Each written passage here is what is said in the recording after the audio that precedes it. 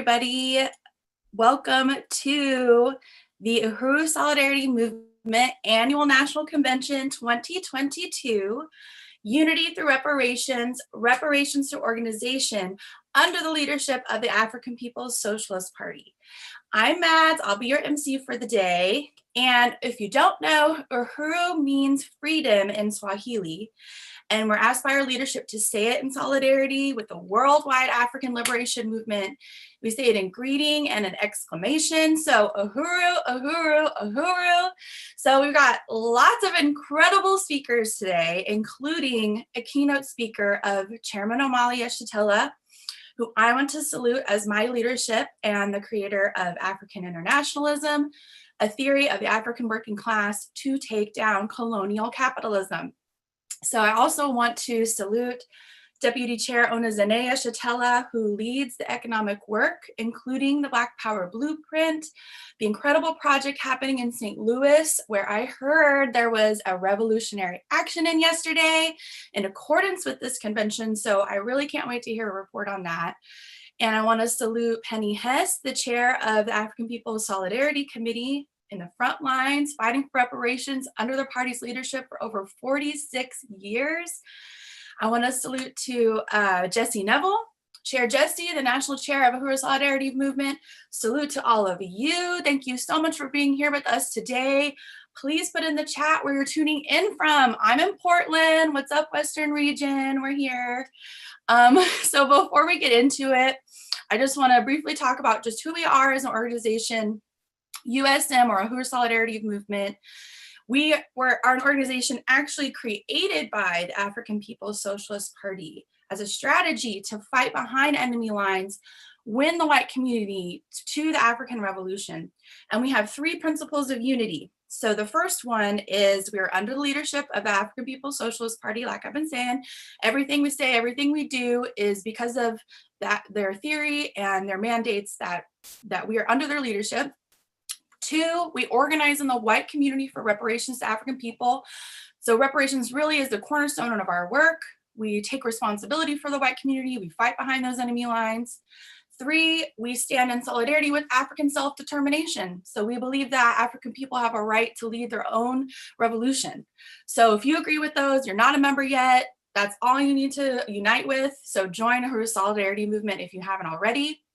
And we also have a fundraising goal for our whole convention of a total of $25,000. So go ahead, put in your donation, put in pay reparations. It's uhurusolidarity.org/pay-reparations, or you can go to uhurusolidarity.org and click that pay reparations button. If you have any questions throughout today, we have a Q&A that will be happening at different points of the program. So if anything comes up, just go ahead and put it in the chat box or online. If you're watching on Facebook, share on Facebook, by the way. Go on Facebook if you're not already and share it, and send it to all your friends and put it all in those groups that you're a part of. And just a heads up for the presenters, Hallie and Allie are going to be timekeeping today, so watch for their messages in the chat on Zoom about your timekeeping during your presentation. So you can find the program today at uhurusolidarity.org/program. We've got people tuning in already from St. Louis, of course, Portland, Oakland, St. Petersburg, Florida. So keep telling us, San Diego. So keep putting in the chat where you're from. I'm sure we're gonna get people from all over the world. So before we get started, I'm gonna bring up Chair Jesse to give us a little report on the action yesterday at the ARC in St. Louis. Uhuru. Uhuru Mads, thank you so much. Let's give a round of applause for our comrade Mads, emceeing today live from Portland. And I want to join in saluting the leadership of the African People's Socialist Party, Chairman Omali Yeshitela and Deputy Chair Onozene Yeshitela, who we're extremely honored to have with us today, as well as Chairwoman Penny Hess, who we're going to be hearing from in just a few minutes. And I wanted to give a quick report back to everybody who wasn't able to be with us yesterday for the kickoff of the Uhuru Solidarity Movement's National Convention. We had a historic and powerful reparations rally at the Gateway Arch here in St. Louis, Missouri. The Gateway Arch is a notorious monument to the genocide of the indigenous people and the colonial enslavement and oppression and exploitation of African people. And it is across the street from the old courthouse where Dred and Harriet Scott petitioned for their freedom from enslavement in a landmark case that went to the US Supreme Court, which eventually infamously ruled that African people in this country have no rights that the white man is bound to respect. And this photograph right here, this beautiful and just poetic photograph capturing what took place yesterday. We want to give a shout out to Richard Riley, who took this photograph. He really captured the spirit and the essence of this demonstration. And this is a statue of Dred and Harriet Scott looking out at towards the horizon, where you see this symbol of colonialism, and then the American flag, another symbol of colonialism, and then right underneath it, our 20-foot wide banner proclaiming reparations now. So I cannot think of a more clear and just vivid portrayal of colonialism than what we're looking, and resistance to colonialism than what we see in this photo. So we really salute Richard. This is President Columbé, who gave a powerful presentation.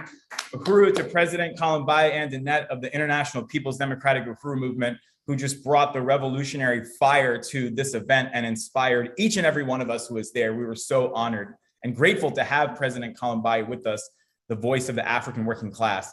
And this is the old courthouse. You can see from behind our banners and our comrades who were out there standing with us.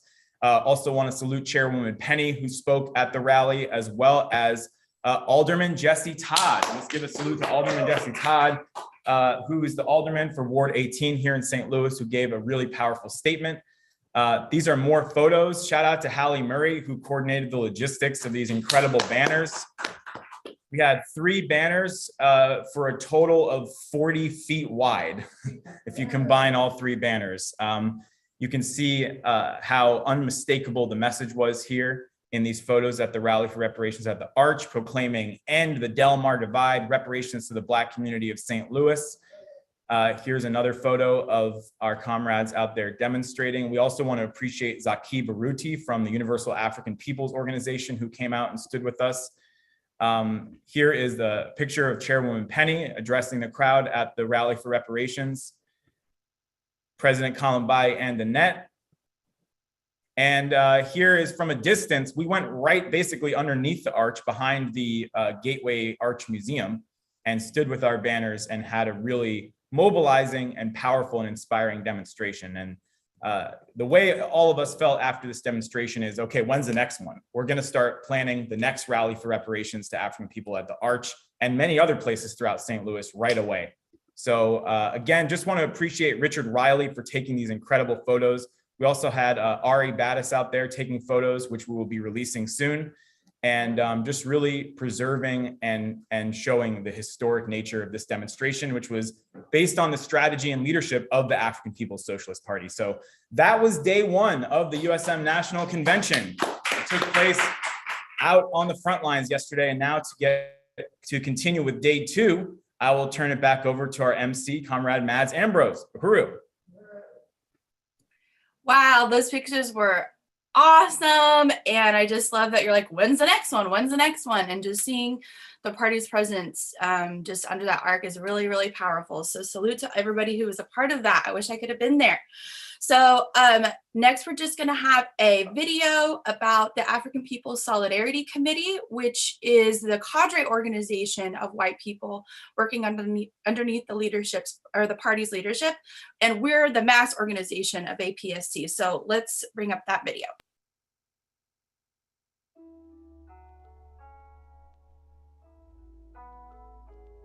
For the past 50 years, the African People's Socialist Party has fought relentlessly to solve all the problems left by the US government's defeat of the Black Revolution of the 1960s.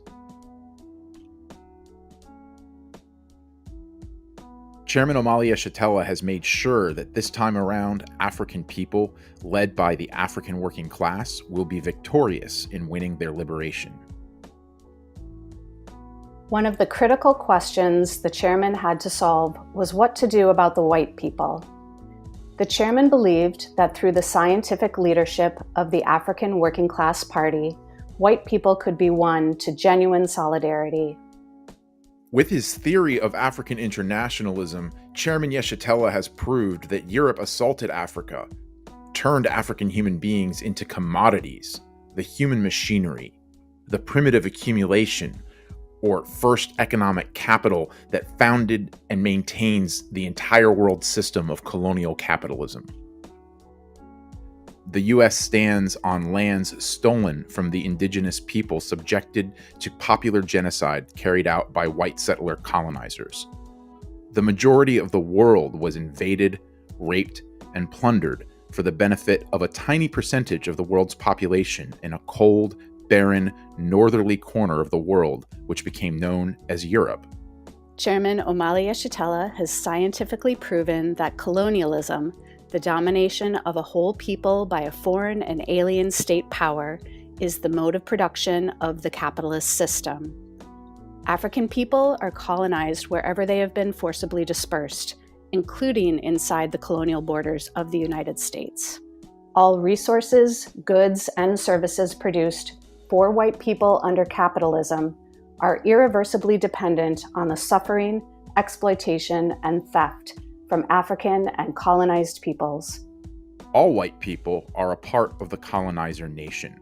The true working class of the world is made up of African and colonized workers. All white people who want to rectify our relationship to African people must be under the leadership of the African anti-colonial revolution. The African People's Socialist Party created the African People's Solidarity Committee in 1976 to extend the African Revolution behind enemy lines. Among those present at the founding conference was Penny Hess, who later became the chair of APSC and who has led the work to build white solidarity with African liberation under the leadership of the party for the past 46 years. In the early days, most APSC members came to the organization new to political life. Many of us still identified with all the opportunist white movements that had gained prominence off the demise of the Black Revolution. The party struggled relentlessly to win APSC to a principled stand of unity and reparations under its leadership. In the late 70s, the party moved its headquarters to the Oakland Bay Area. The party called the liberal, resource-rich Bay Area the party's mountain, a rear base for the African Revolution. The party assigned APSC to build political and material solidarity for the party-led campaign to free Desi Woods, smash colonial violence, and for the founding of the African National Prison Organization. This led APSC to create important solidarity institutions. In 1979, we built the Walk Against Genocide fundraiser through massive door-to-door campaigns and outreach in Oakland and Berkeley. The Walk Against Genocide became an annual tradition, later known as the March for Reparations, which we still hold today. We began fundraising by selling food at street fairs such as the San Francisco Gay Pride event and other fairs in 1979. In 1980, we built a holiday pie campaign, which became the early manifestation of Uhuru Foods and Pies, now under the leadership of Black Star Industries and the Office of Deputy Chair Onezene Yeshitela. While there was some good work taken on by APSC in the early years, the unity with the leadership of the party was tenuous. In 1981, the party was forced to disband APSC after we tried to take control of a party printing institution that we rebranded as a women-owned business. APSC began to even question its existence under the party's leadership. The party seized direct oversight over the Solidarity movement. That same year, the party held its first Congress, where the chairman began to define white opportunism on the pedestal of African colonialism. In 1982, the party launched the historic First Tribunal on Reparations to African People held in Brooklyn, New York. The tribunal was part of the strategy to make reparations a popular mass demand of the African working class. By 1984, the party was fully immersed in struggles in the name of the African working class in Oakland, California. This is the year that the party held the Oakland Summer Project and got 30,000 signatures putting Measure O, the Community Control of Housing Initiative, on the Oakland ballot. The unity of APSC with the leadership of the party was forged in the crucible of the Oakland years. In 1985, struggle erupted inside of APSC. The question of the party's leadership over the white people and our responsibility to raise reparations came to a head. The party won this struggle within APSC to abandon a charity stance in which we saw ourselves as a parallel organization. We united to become African internationalists, ready to go out into the white population and win reparations to African people, as mandated by the party. The basis of our work would be material solidarity. Reparations would be our main focus. Ever since, our mantra has been white reparations to African people, understanding that all white people are part of the colonizer nation. In 1987, APSC played a leading role in opening the party-led Uhuru Bakery Cafe and building Uhuru Foods and Pies and Uhuru Furniture, party institutions today. In 1990, APSC was asked to send organizers to Philadelphia, where the party was building after the city's terrorist bombing of the Move Collective, murdering 11 African children, women, and men. In 1991, the party launched what would become the International People's Democratic Uhuru Movement and assigned APSC forces to build in Chicago. APSC members were also sent to St. Petersburg, Florida, the party's national headquarters, where in 1996, the party led the Battle of St. Petersburg, the massive African uprising following the police murder of 18-year-old Tyron Lewis. In 2010, the party held its 5th Congress, and Deputy Chair Onezene Yeshitela was assigned to lead over all of the party's institutions. All economic work, previously coordinated by APSC, was brought under the office of the Deputy Chair. With her brilliant vision, these institutions have thrived and developed as part of the African working class power to govern. Many APSC members continue to have the honor of working in Uhuru Foods and Pies and the Uhuru Furniture stores under the direct leadership of Deputy Chair. In 2014, Chairman Omali Yeshitela came to St. Louis in the wake of the uprising following the police murder of Mike Brown and began building the party and the International People's Democratic Uhuru Movement. In 2017, Deputy Chair Onezene Yeshitela came to St. Louis and began brilliantly building the Black Power Blueprint with properties on West Florissant Avenue on the north side. In 2017, the party ran candidates for office in St. Petersburg, Florida, including a member of APSC with the platform of Unity Through Reparations. Today, the headquarters of the African People's Socialist Party is at the Uhuru House, 4101 West Florissant in St. Louis. APSC's national headquarters is located in a party-owned building at 2654 Gravois in the white community. APSC and the Uhuru Solidarity Movement are now located in 130 cities throughout the U.S. and continue to raise an ever-growing amount of resources based on winning white people to unity through reparations. There is so much more to say about the history of the African People's Solidarity Committee and its significance as a tool of the African Revolution. This is the first time ever that white people have had the opportunity for the redemption of our colonial legacy. We can now join humanity under the leadership of the African working class. Chairman Omali Yeshitela has summed up that the theory of primitive accumulation, combined with our struggles to resolve the contradictions within the Solidarity movement, have led the African People's Socialist Party to understand that the structured relationship between the party and APSC is exactly correct. We salute Chairman Omali Yeshitela, Deputy Chair Onezene Yeshitela, and the powerful leadership of the Vanguard Party of the African working class for giving white people the opportunity to join humanity and rectify our relationship to African people. We salute the African People's Solidarity Committee Chairwoman Penny Hess for her decades of unwavering unity with the anti-colonial African Revolution that sets the example for all white people who want to stand on the right side of history. The African Revolution is our revolution.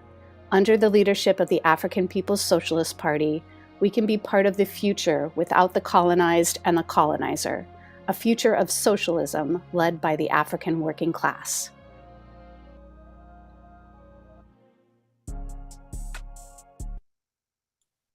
Wow, that was an incredible video. And just seeing the history and the richness of this movement and even the struggles that were laid out, like the party doesn't shy away from struggle, and just seeing how far that we've come and how much more there is to do. So I'm just so honored to be a part of this movement. I also wanted to just shout out that we do have people tuning in from Spokane, Washington, Japan, Corvallis, Oregon, Minneapolis, Gainesville, Florida, New York City, Largo, Florida. So we're all over the place. This is very, very exciting. Next, I'm going to bring up Vice Chair Amanda Carlozzi to go over the Robert's Rules of Order and how that will play into the program today. Uhuru, thank you, Mads, for that introduction. Again, my name is Amanda, and I am so excited to present to you the modified Robert's Rules of Order that we'll be using for this convention. We're going to be voting for our main resolution, which we will be presenting soon, as well as voting in the National Steering Committee of USM. So if we can bring up my simple PowerPoint, just the one screen. Thank you. So this is the modified version of Robert's Rules of Order that we will be using, and it goes as follows. A resolution is going to be presented. The chairperson, after presenting the resolution, will say, "Do we have a motion to adopt?" A member in the room will say, "Motion to adopt." The chairperson will say, "Do we have a second?" Another member will say, "Second." This is announcing to everybody that we have, read the main resolution, and we are now going to go into the next stage where we are going to be either discussing the resolution and discussing any possible clarifications or possible changes, or we can call the question, which is where we will take a vote. So after we second a motion to adopt, the chairperson will say the floor is open for discussion, or we can call the question. So then another member will say discussion ensues, or somebody will go straight to call the question, and we will have a second for that as well. After we have a second for the calling of the question, we're going to ask if all are in favor to please vote yes, and if all are any opposed, vote no. And the way we will be doing this today, you should see in your chat on any platform that you are viewing on, the vote to adopt Robert's Rules of Order, because we will be voting these modified rules in. Make sure that the convention agrees with these modified rules first. So we can go through this. Robert's Rules of Order in this modified form is the main resolution. Do we have a motion to adopt? Anyone in the room motion to adopt, or in the comments? We have a motion to adopt. Thank you, Len. Do we have a second? Second. Thank you, Chairwoman Penny. Now we can go to discussion, or we can call the question.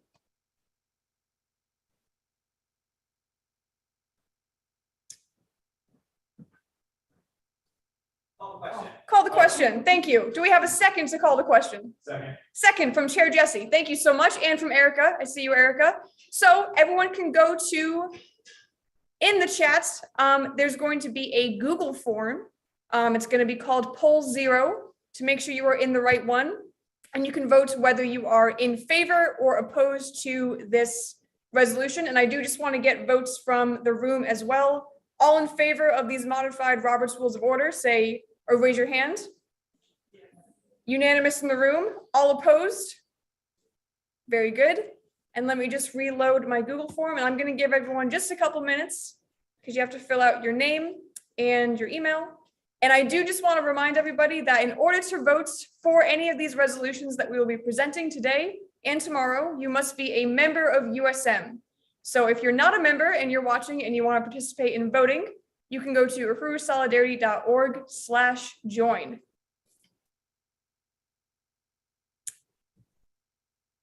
Just a couple, maybe one more minute here, maybe at, 10:29 and 30 seconds. We can continue.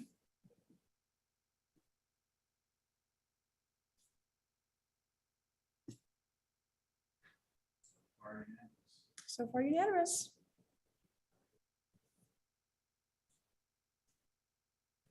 Okay.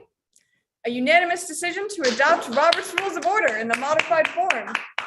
All right. Thank you so much. Great. Thank you, Amanda. Great to figure stuff of that out while we're still doing virtual stuff. All right. So next I want to bring up Chairwoman Penny Hess, Chairwoman of the African People's Solidarity Committee, author of Overturning the Culture of Violence, a book you must read if you haven't yet, and the first white person to take a principled stand for reparations under the party's leadership since 1976, when she answered that call from the chairman to the white community and was at that very first meeting. Welcome, Penny Hess.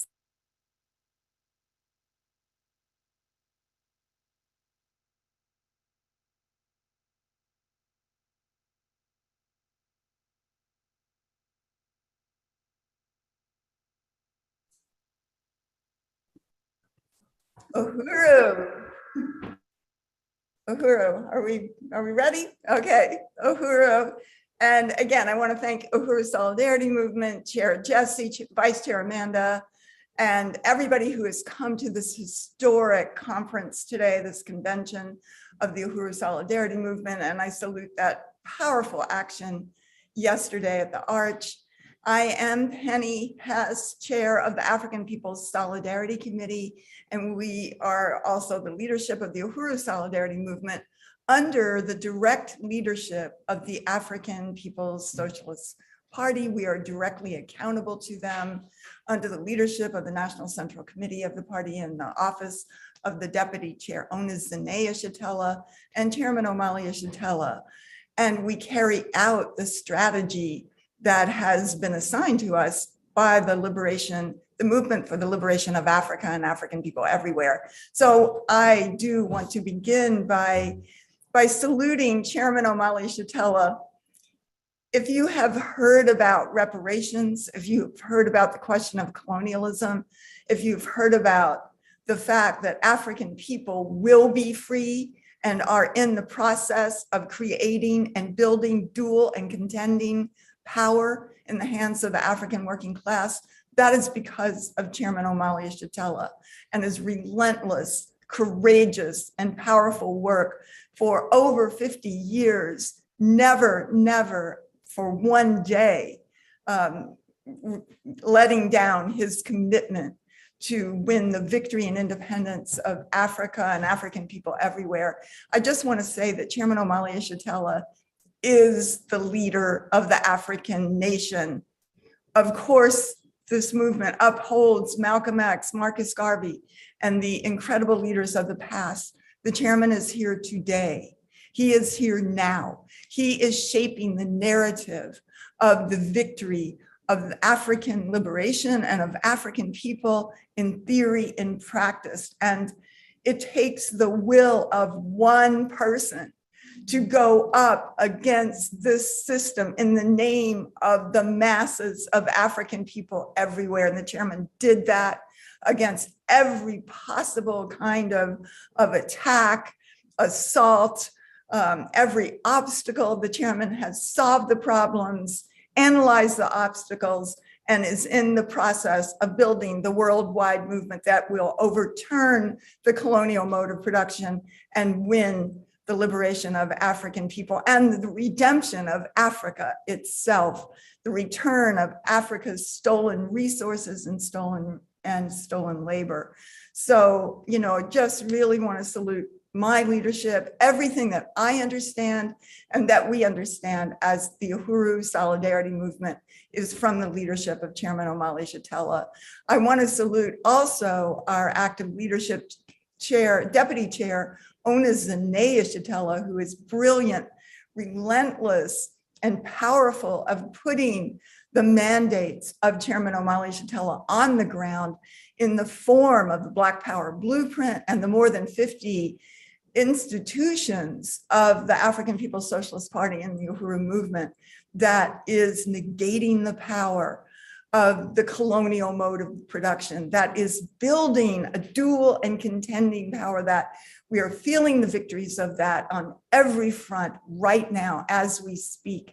Again, the party is winning. I want to salute the Secretary General, Louise Kinshasa, born in Congo, living in Europe and Britain, fighting for the liberation of Africa and African people all around the world. Director Tafari Mugeri, who is on the ground in Gauteng province, South Africa, or occupied Azania. I want to salute President Columbé and what an incredible picture of her from yesterday. Leader of the International People's Democratic Uhuru movement, Director Akile Ainai, the incredible director of the party's agitprop, President Yejide, who is the president of the African National Women's Organization, Dr. Aisha Fields of APDEP, and all members of the party's National Central Committee. And I want to say to everyone that this is an incredible moment of history that we are experiencing right now. There is something very profound happening in the world. Chairman Omali Yeshitela has summed it up, the uneasy equilibrium between the past and the future. And it is truly a great honor as part of the colonizer nation to be able to be part of this under the leadership of the party. And for everyone who is here today, you know, many of us know, but I always have to say it, this is not about a current trending issue. This is not about showing up or fighting racism or anything like this. This is not a feel-good process in that way, although it does feel good to be able to recognize our relationship in a principled way through reparations to African people and the colonized people of the earth. And what we are called on today is to understand this question of reparations. And in order to do that, in order to understand climate change or the war in Ukraine or anything else, we have to understand what Chairman Omali Yeshitela has termed the colonial mode of production. This is the key. And I want to talk about that today, what that means for us as white people and how we can internalize that and what it is that we have to take on when we do. So, you know, to understand, first of all, the African People's Socialist Party has always fought against colonialism from its very inception in 1972 and before that, when the chairman was the leader of JOMO, the Junta of Militant Organizations in St. Petersburg, Florida, and all throughout the South, that the fight was against colonialism, not racism. And the chairman has recently, in his political report to the plenary, the party's plenary of 2022 of this year, he has put out a whole chapter that it's just exhilaratingly profound because it gives us so much and so many tools to be able to understand the world and our place in it. And to begin with, we have to know, what does colonialism mean? And it means that this is the system where a foreign and alien state power and people, the colonizers, dominate through violence another people for profit, for economic benefit for the colonizer nation. I mean, just to really think about that and to analyze in your brain all the words, you know, in those sentences, it means that colonialism is subjecting another people to violence, to anything that arbitrarily that the colonizer wants to do to them, to degradation, to reducing human beings to things, to a subhuman status, to work machines, something to kill or rape or try to rob people of their humanity, and that it turns the colonized into, as Chairman Omali Yeshitela says, the objects of history, the third person, the people without the name. And that violence is the innate part of colonialism. And that the system that we live in is built on the enslavement of African people, on the assault on Africa, on the kidnapping of African human beings, turning them into commodities for sale, the trafficking of African human beings, the forced labor, the forced production of children and babies for the benefit of the profit for the colonizer, for rape, for plunder, for theft, the assault on Africa, the assault on the Americas, genocide, and every corner of the globe. And Chairman Omali Yeshitela has written, the material and human resources of Africa have gone to satisfy the requirements of life for Europeans at the expense of Africa and Africans. The process of Africans producing and reproducing life has not been primarily for Africa and Africans. It has been primarily for Europe and the white world at the expense of African people. And that is so profound. You know, just to think about that. We talked about Harriet Scott and Dred Scott and that statue, and you know, that's there, and that the US ruling that African people had no rights that a white person had to respect in any way, that were not human beings under the law, because this is colonialism. And this is still true today. But we do know, we understand that the colonized, the oppressed peoples always resist. They fight back fiercely, and they fight back in every kind of way. The colonizers, therefore, you know, have to use violence to subdue the oppressed, and they do. And it's called counterinsurgency.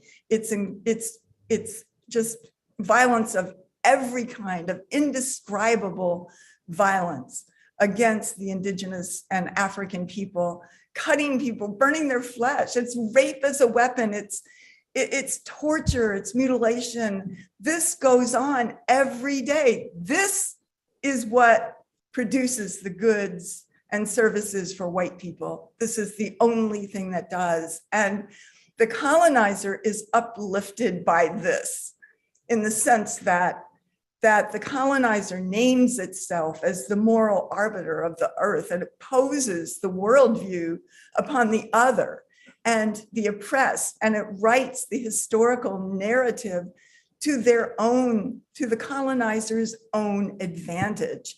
Colonialism means that there is a pedestal upon which all white people sit.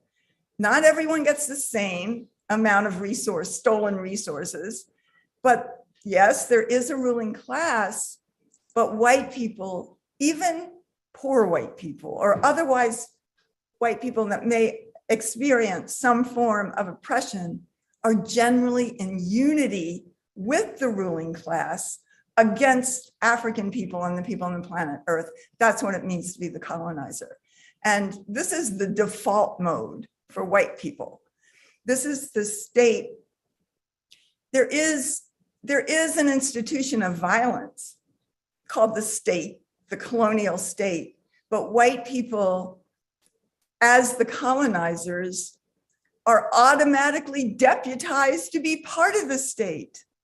You know, we can look at the white terrorism and murder and slaughter that was carried out by white people against African people since what, hundreds of years, that are called lynchings. And that no white person was ever prosecuted for murder. And there were at least 10,000 of these public displays of violence, mutilation, and terror against African people and slaughter. And that I think it was only last week, the anti-lynching law passed, only as a symbolic thing, because today it is generally, you know, the state that lynches African people, and that it is through the struggle for liberation of African people that has gone on in the last 40 years that has forced this to even, you know, come to a vote today. And that we're talking about that the fact, this understanding of the mode of production. And the mode of production includes the means of production, or how goods and services are produced in a society. So the means of production means, how are things produced? Are they produced by hand? Are they produced in a factory? Is it hunter-gatherers? Is it farmers? Or are they produced by and through stolen resources and stolen labor? The mode of production also includes what's called the relations of production. The chairman has explained that to us, and it is, those are terms of Marx and Lenin, or Marx and Engels in particular. And relations of production is more like, well, are goods produced just for one family, for the whole society? Who owns the means of production? Is it the workers or a billionaire boss? So when Chairman Omali Yeshitela explains to us that colonialism is the mode of production for this society, it means there is nothing that we could have without colonialism, without the suffering and blood of other people. That this land, the stolen land of the US, is literally soaked in the blood of African and indigenous people, both past and present. And Chairman Omali Yeshitela tells us, and history corroborates it, that what took white people out of feudalism was the European assault on Africa, stealing African gold, and very soon kidnapping African human beings to this hemisphere in forced labor and violence and genocide. And that this created the Industrial Revolution and capitalism. So then white people set out in direct colonialism just to rape Africa of the natural resources that were desperately needed by Europeans. And white people, the colonizer, needed land, went to the Americas, Africa, Australia, India, fanned out throughout the globe, and just murdered and slaughtered people everywhere we went. We stole people's culture and science and genius, and then just slaughtered them. All over the world, we conquered, pillaged, raped, and we had to keep our fix going. Colonialism couldn't stop. Colonialism had to be all over the earth, and then there was neocolonialism, and just drenched in the violence of the people on the planet Earth. And we do this in the name of God and goodness and beauty and truth and civilization, the moral high ground, character, all the lies and bullshit we tell ourselves and the world when we are united with the system of colonialism. So colonialism as the mode of production means how society is built, and it means how we are, what kind of people we are. That is, everything about us is colonialism. Colonialism means you have something at the expense of others, our ideas and values, the superstructure of the society, the schools, the ideas, the culture, everything that we think is so clever is at the expense or stolen from somebody else. Everything is profit-driven and competitive: healthcare, sports, housing, food, the air. And that this is a call today to see the world scientifically as it really is. Colonialism is not racism, or as Chairman Omali Yeshitela points out, not even institutional racism. It means reparations are not charity or a cash payment or something to make ourselves feel good. Reparations are the return of the stolen resources, a revolutionary demand, the redistribution of the wealth of the world.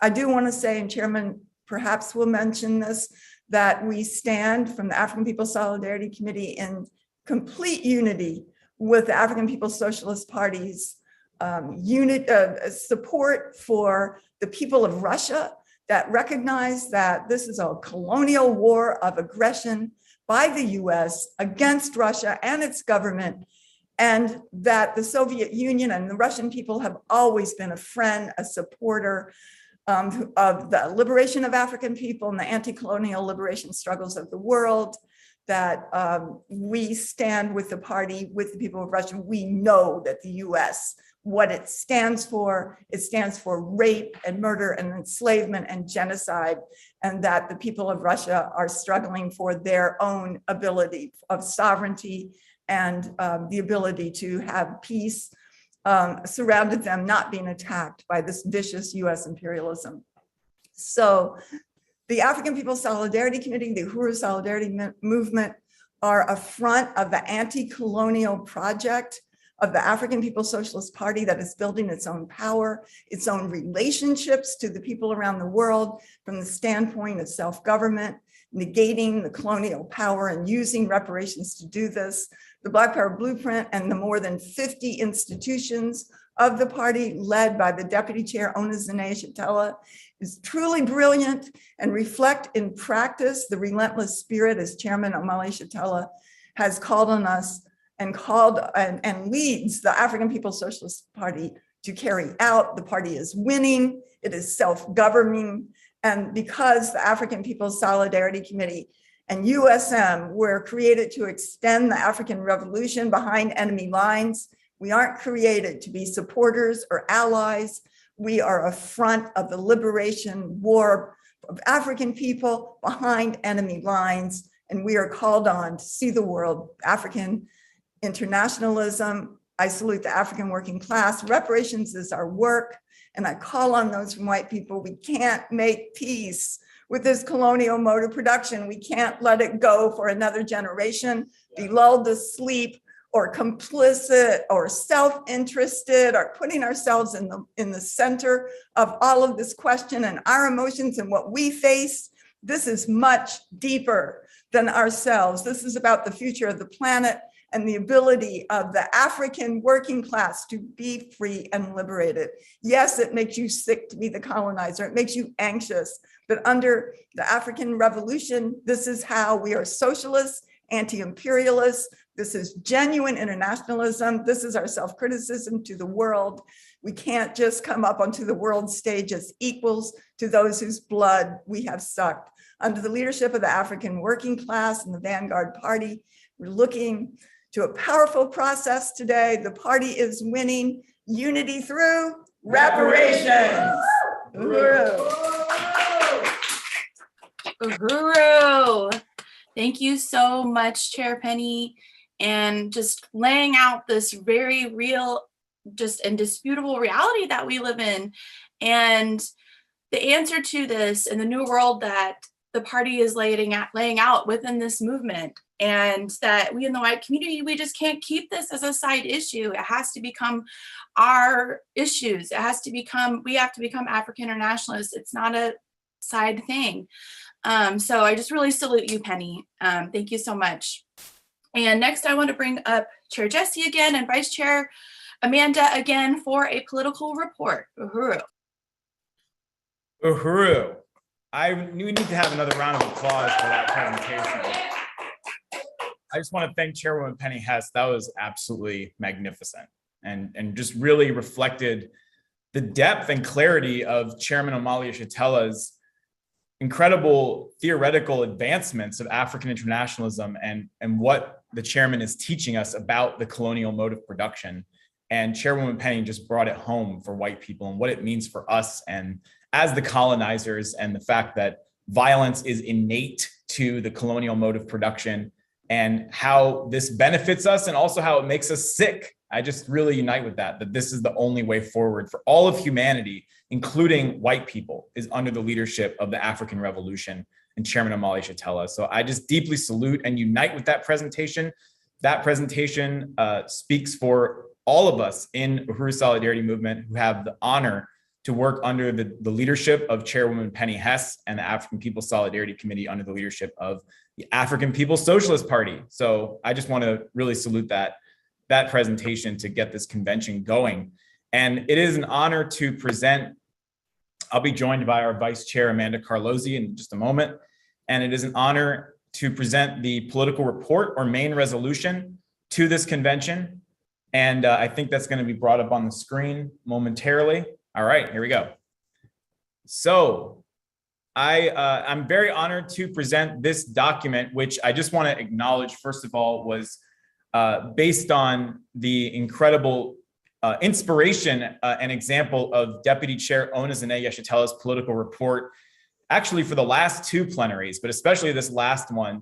Deputy Chair put together an amazing political report that inspired us to do our report in this style this time around. And also want to salute and acknowledge Chairwoman Penny Hess's leadership in the creation of this report, and also the regional pre-convention conferences that we held leading up to this convention, where this report was presented and discussed and honed to what will be presented to our general membership and our leadership today for a vote to adopt. So that's why we presented Robert's Rules of Order earlier, because we're going to put that in practice. So we can turn the page here. Oh, okay. I think we can turn off the little page flipping sound if we can, or we're gonna leave it on.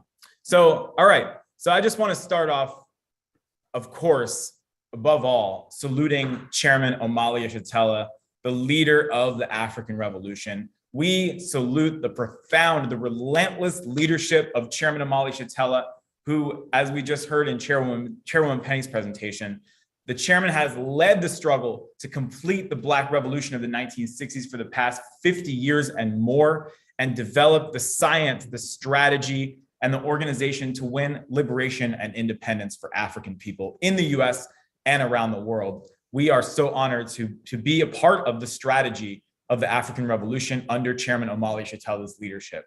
We also give our deepest salute to Deputy Chair Ona Zene-Yeshitela, the brilliant leadership of Deputy Chair, the visionary architect of the Black Power Blueprint, who leads all of the party's economic work to build the foundation of the independent, anti-colonial African working class economy. We salute Deputy Chair's leadership, and it is an incredible honor to work under the leadership of Deputy Chair Ona Zene-Yeshitela. And I want to salute again the African People's Solidarity Committee and APSC Chairwoman Penny Hess. We salute Chairwoman Penny Hess, who's been on the front lines organizing for reparations to African people under the party's leadership since the founding of APSC in 1976. And that is no small thing. Penny Hess is the chair of APSC, which is the cadre formation of white solidarity with the African Revolution that created USM as its mass front. And I want to salute the APSC Office of Reparations and Economic Development, in particular, the ORED director, Kitty Riley, and the members of ORED who work directly under the leadership of Deputy Chair Ona Zene-Yeshitela in the party institutions and programs, because ORED brings profound leadership to USM's work to win material solidarity from the white community with the African People's Socialist Party's anti-colonial self-determination and economic development programs. And I want to salute my comrades on the Uhuru Solidarity Movement National Steering Committee, including our Vice Chair and National Treasurer, Amanda Carlozzi, who's going to be joining us in a few minutes, our Reparations Legacy Coordinator, and many other job titles that are not on here, Comrade Len Demmer, Peru, our magnificent USM Membership Chair out in Oakland, Ali Ayello, Peru, the coordinator of the Birthday Fundraisers Campaign, Monica Quixote, Uhuru Monica. Our USM National Secretary, Sarah Ritterspa, Uhuru. And our social media coordinator, Jackson Hollingsworth, Uhuru. And it is truly an honor to work with these comrades. Each of them brings so much enthusiasm and unity and leadership and initiative and creativity and boldness to everything they do to build the mass movement for white reparations to African people. And we will be hearing from almost all of them throughout these 2 days of the USM convention. So I will go ahead and go through this document here. Again, this is the political report to the National Convention of USM, the main resolution. And it begins. A new page in history was written when the African People's Socialist Party blazed the path for white people to become a part of the strategy of the African Revolution. More than 4 decades ago, in 1976, Chairman Omali Yeshitela created the African People's Solidarity Committee. The party formed APSC as the vehicle through which white people could be organized in a principled relationship of solidarity with the African working class-led struggle for socialism and national liberation.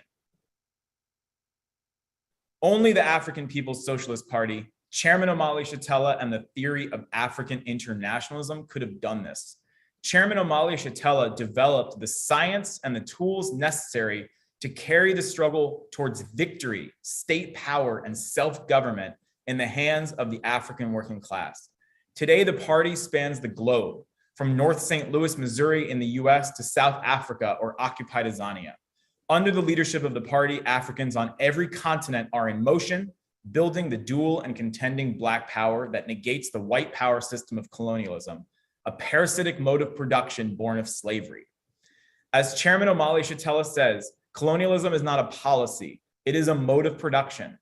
The colonial mode of production, which Chairwoman Penny just elaborated on so eloquently, enriches, feeds, and benefits white people at the expense of starving, looting, and exploiting African people. All of the wealth available to us as white people, the production of all goods and services, and even our ideas and self-identity require the colonial domination and forcible resource extraction from African, indigenous, and colonized peoples.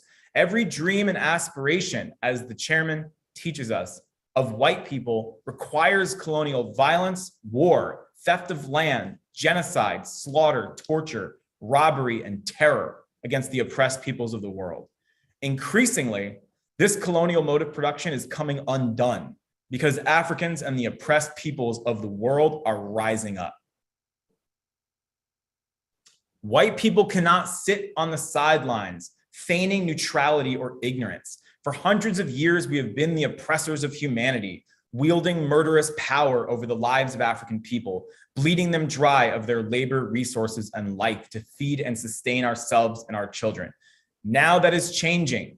Africans are dismantling the colonial mode of production through the struggle for real economic and political power in their own hands, the power of self-government. When Africans are free, then all human beings can prosper, not just the few at the expense of the majority. Through USM, we can enter into a new structural relationship with the rest of the world's peoples. We can see what the future will look like because the party is building it here and now. The party has gone beyond protest, building institutions of an actual liberated economy that contends with and negates profit-driven colonial capitalism. In the organized and accountable stand of unity through reparations, we can rectify our historically cruel, violent relationship to African people. Through joining and building USM under the leadership of the party, white people can make the genuine self-criticism for the legacy of rape, conquest, and slaughter we have perpetrated against African people. We can and must abandon the white opportunism and the arrogance of the colonizer in which we presume that we know what is best for African people. Reparations is more than just a moral obligation. It is the return of the stolen wealth and resources that rightfully belong to African people in the first place. The relationship between the party and APSC and USM turns the world right side up. The African Revolution is the revolution. It is our revolution. The party's vision and goals are clear: to liberate Africa and the globally dispersed African nation living under colonial oppression, and to reclaim Africa's resources and land for the benefit of African people themselves. The party has given us clear assignments in their revolutionary strategy.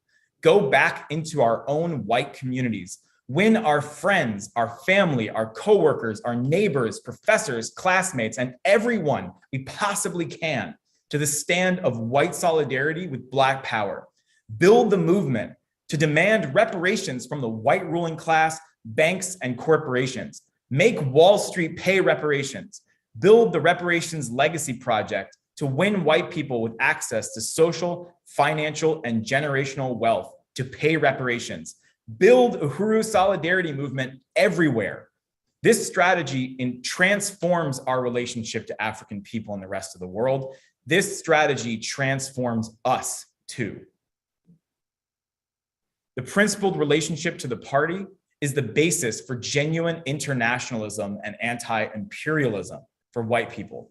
Through our strategic role in the African Revolution, we become united in a genuine stand of international solidarity with all struggling and exploited peoples from the Gaza Strip to Venezuela to Iran to Korea, Afghanistan, Syria, Iraq, and the whole world. As the chairman says, the road to socialism is painted black. In this relationship to the African Revolution, we become a part of the unstoppable momentum towards the achievement of real socialism under the leadership of the colonized. Real socialism can only occur under the leadership of African workers on whose backs the entire colonial capitalist system rests. Under African internationalist socialism, the African working class will control the means of production, creating a world economy not based on profit, but on meeting the needs and interests of the people. The 50 relentless years of the African People's Socialist Party have brought about the exuberant rise of African workers taking power in a movement exploding with revolutionary culture and optimism. Humanity is breaking free from the death grip of colonial capitalism. The African Revolution is alive and winning. The time is now for white people to join this glorious revolutionary project of building the future. This is why we must build the Uhuru Solidarity Movement to new heights this year through the implementation of our mandates and goals for 2022. This is why our slogan is unity through reparations, reparations through organization. Uhuru. To continue with this report, I'm going to turn it over to our comrade Vice Chair, Amanda Carlozzi. Uhuru. Uhuru. Thank you, Jesse. Really want to appreciate the beginning of that presentation, and I want to echo the salutes to our leadership of the African People's Socialist Party, Chairman Omali Yeshitela, Deputy Chair Onezine Yeshitela, as well as the profound leadership from Chairwoman of APSC, Penny Hess, without whose leadership any of these victories that I am about to present on would not have been possible. So salute to the African People's Socialist Party. And on page 17, we go into reparations to the Black Power Blueprint. The Uhuru Solidarity Movement wins reparations to African people through building material solidarity from the white community with African self-determination and economic development programs of the Uhuru movement, including the Black Power Blueprint in North St. Louis, Missouri, led by Deputy Chair Onezine Yeshitela. In 2021, USM was honored to participate in the funding campaign led by the Office of Deputy Chair to raise the resources needed to launch the installation of the Black Power Blueprint's community basketball courts on 4368 College Ave. Hundreds of donors, many of you here today, contributed to the $140,000 needed for this dynamic project. So I just want to salute that as well.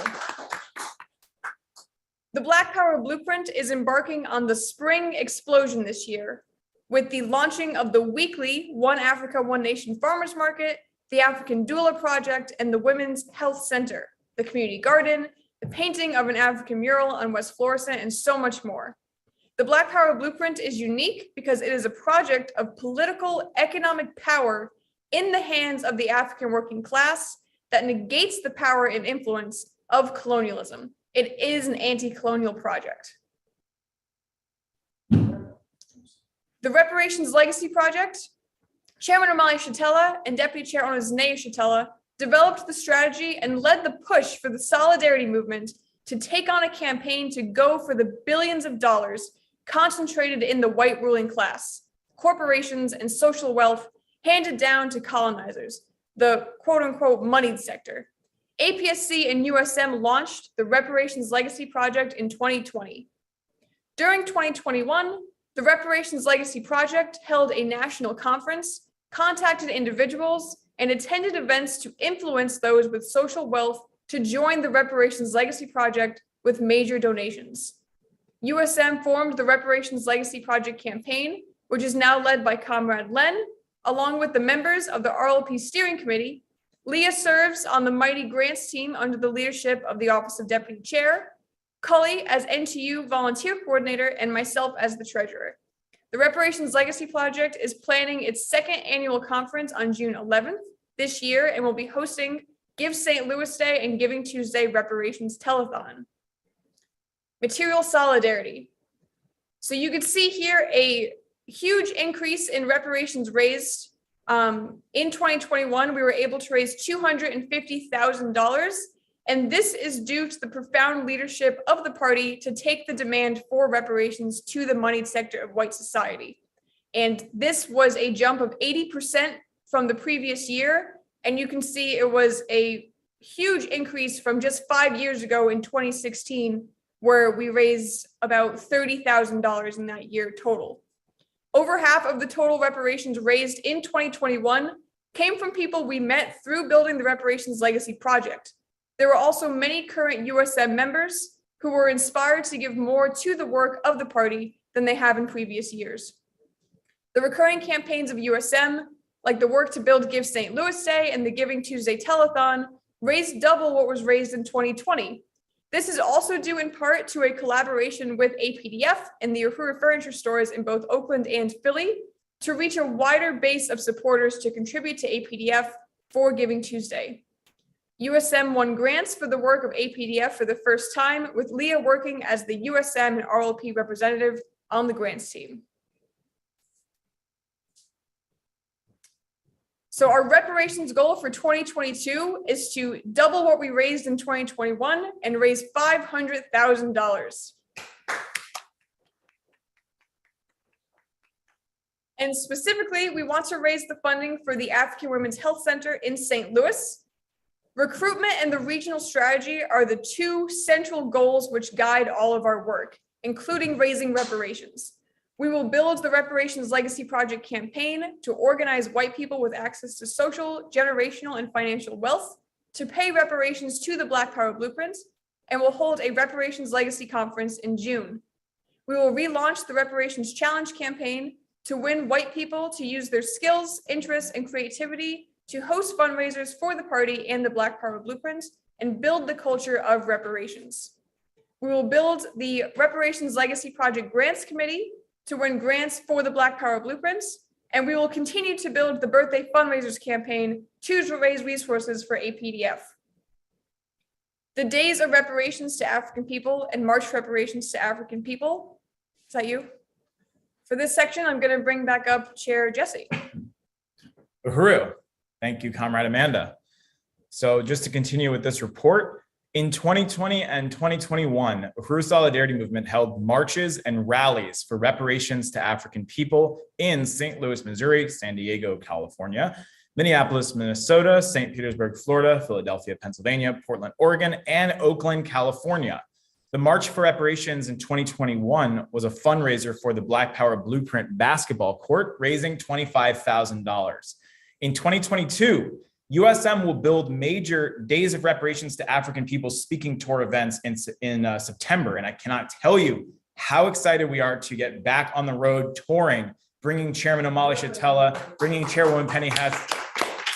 So start thinking about building a Day of Reparations in your city, because we're going to be starting to make this happen and make our meetings and our plans of action very, very soon.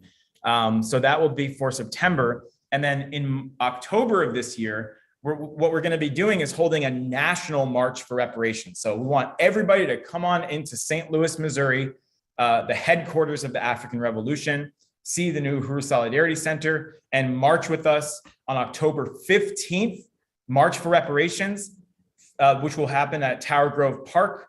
And we already have a pavilion rented where we're going to have a rally. And also the next day will be an all-day reparations conference. And I already see Mads is planning to come from Portland. So we want everybody to come through the March for Reparations to African People National March and Conference in October 15th and 16th. And here are some snapshots from our marches for reparations last year in St. Louis, in Oakland, and in Philadelphia. Recruitment and the regional strategy are the foundation. These are the most important general campaigns of the party as laid out by Chairman Omali Shatella in his political report to the 2022 plenary. So we have serious goals to make recruitment and building the regional strategy the center of our work in 2022. We can't do anything without the people. So bringing the people into this organization is number one. Our goal is to expand USM's membership by 5,000 people by the end of 2023.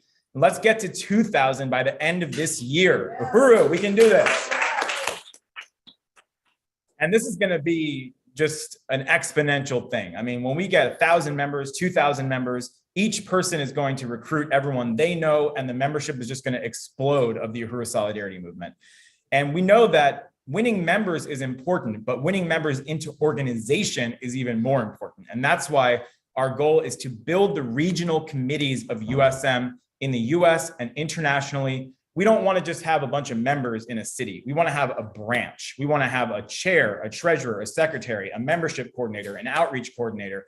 We want to have actual roles filled out. We want to have an official branch of USM in at least 10 cities by the end of 2022, including right here in St. Louis, including in Oakland, Portland, Minneapolis, St. Pete, Florida, Boston, Philadelphia, San Diego, Chicago, Spokane, and whatever city you're in that you felt should have been on that list. We want to add it to that list. So branch building, organization, recruitment is number one this year. And we also have a goal to build the Uhuru Solidarity Movement in Europe. We do have members and supporters throughout Europe, including in France and the UK, but we want to build organization amongst the colonizer population throughout Europe, as well as in South Africa and anywhere else where we have dispersed ourselves as colonial settlers. We want to win all white people everywhere to join in solidarity with the African Revolution. So that's something we're going to be talking more about. And also to mobilize and build for the political economic hubs of the party in every region, including building the Buy Black Power campaign of the Office of Deputy Chair in the regions, and the Uhuru Planet Reparations Apparel Institution, which we're going to be seeing more about in just a bit. Building the Uhuru NTU Volunteer Brigade. We are committed to build the Uhuru NTU Volunteer Brigade as a key component of our recruitment strategy this year, winning the masses of white people to volunteer with USM on outreach tables, door-to-door, postering, flyering, as well as recruiting skilled professionals into national work, such as graphic design, social media marketing, video editing, and more. And we actually have a whole workshop about this tomorrow. This is a program developed by the Office of Deputy Chair, and Stephanie Midler of the African People's Solidarity Committee has also played a big role under Deputy Chair's leadership. And she's actually going to be presenting tomorrow on what this program is all about and what it looks like at its best and how we can implement that and start to make that happen here in USM. And one of the main ways we want to do this is through what's called scorched earth, where we want to plaster every city we're in with posters about reparations, about colonialism, about ending the genocide against African people and calling on white people to join and take a stand. And we want to have outreach tables. We want to knock on doors. The key to building USM in this year is to be with the people, reach the masses of white people through scorched earth outreach, tabling, door-to-door drops, postering on a massive scale. We want 30, 40, 50 people packing the Solidarity Center for an overview and then send out van loads of people throughout the city to knock on doors all throughout St. Louis. And we want this to happen in your city too. So this is the key to how we're going to build the Uhuru Solidarity Movement in this year, and also on college campuses and in our neighborhoods and communities. And here's some examples of our wonderful comrades on campuses. Actually, this is Amanda at SLU and Johan and Jamie, two of our most just incredible organizers out there in St. Pete at USF. So the National Convention, I'm turning it over to you. Okay, turn it back over to Comrade Amanda. Uhuru. Uhuru. So in 2022, USM built our national convention, which you are all attending right now, through implementing our USM Constitution, which calls for regional pre-convention conferences, which I'm sure many of you were participating in those as well. This brings together our members in the regions to elect regional delegates and adopt resolutions. These conferences were very successful in mobilizing, and in 2023, we're going to hold statewide conferences and regional conventions at least 3 months prior to the National Convention. The National Convention is the highest meeting body of the Uhuru Solidarity Movement, where members and delegates convene for presentations from our leadership, the African People's Socialist Party, and the African People's Solidarity Committee, and adopt resolutions on the way forward. Make Wall Street pay reparations. In 2020 and 2021, USM coordinated the Make Wall Street Pay Reparations campaign, targeting US and European banks, corporations, and ruling elites with the revolutionary demand for reparations to African people. In 2022, USM will relaunch the Make Wall Street Pay Reparations campaign with bold actions, a propaganda campaign, and a day of action for reparations targeting Federal Reserve banks throughout the US. And these are some photos of our previous actions, which were very powerful in different cities, I believe. Boston is one, Philly, and St. Louis. Give St. Louis Day and Giving Tuesday. Like we said earlier, USM collaborated with Uhuru Furniture and Collectibles and APDF on the Giving Tuesday campaign in 2021, raising over $60,000 for the basketball court and holding a 24-hour reparations telethon, which is our third one so far. The telethon featured Chairman Omali Yeshitela, Deputy Chair Onasne Yeshitela, Charles and Inez Barron, and many, many other really powerful speakers.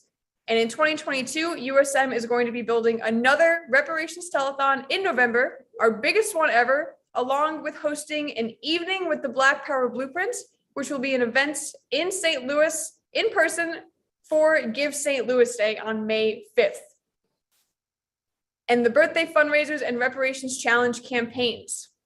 For the past 3 years, Uhuru Solidarity Movement has had the honor of coordinating the campaign of Birthdays for Reparations as a fundraiser for the African People's Education and Defense Fund, and over these years has raised a total of over $65,000 for APDF.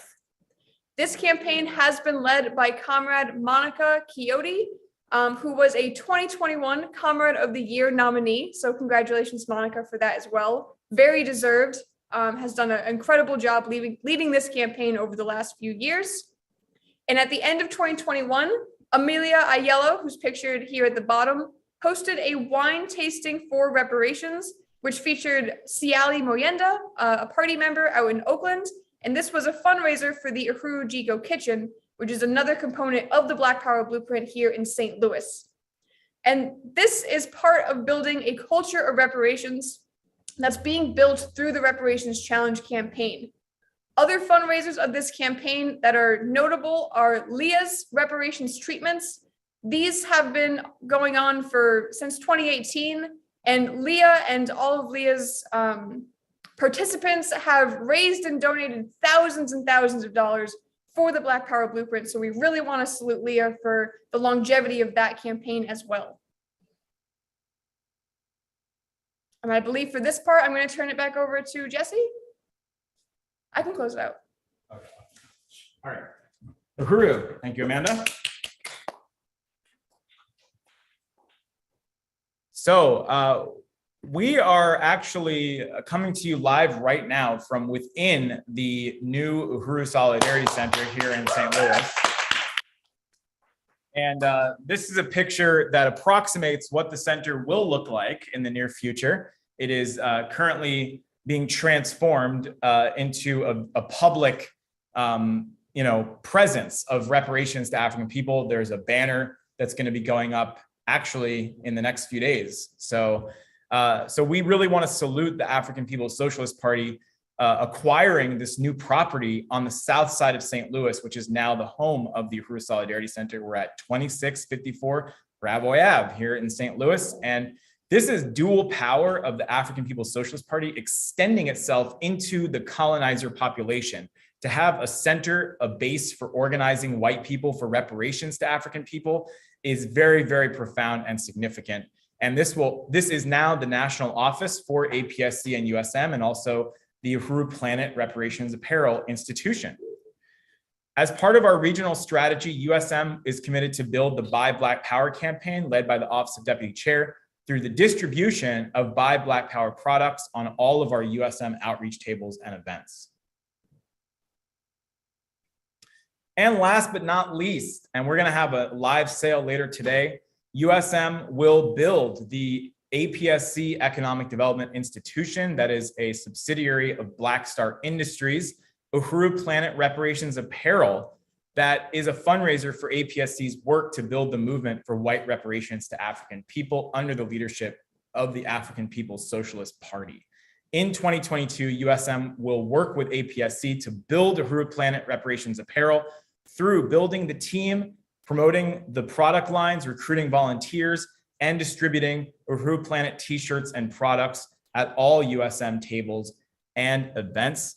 Uhuru Planet sells revolutionary apparel promoting the line of African internationalism and unity through reparations. So that brings us to the end of our political report, Unity Through Reparations. Uhuru. Uhuru, great report. Just hearing about what we've done, what we're going to do, makes me think about how many organizations I was a part of before I met the movement and thinking about where they're at now, and they don't even exist anymore, and that's because of the leadership of the party, the relentless 50 years of the chairman, so I'm so excited about the Solidarity Center too, and just, it's not just going to be an office in a store, but it's a strategy. And that's the thing, is every single thing that we're talking about, even in the reports and the marches and everything that we do, is a strategy to overturn colonial capitalism underneath the leadership of the party. So very exciting stuff. Okay, next, we have the honor to bring up Zanlile and Pico, who has an original song.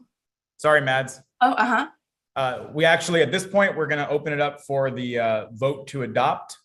Okay, cool. So we're going to use our Robert's Rules of Order here. So, so we want to see if there is a, thank you. A motion to adopt. If we have a motion to adopt the political report. Motion to adopt. We have a motion. Second. All right, so now it is open for discussion unless somebody wants to call the question to vote. And if you have any discussion, you can either put it in the chat, or if you're in the room here, you can just let us know. And at any point, there can be a call to call the question to actually take a vote.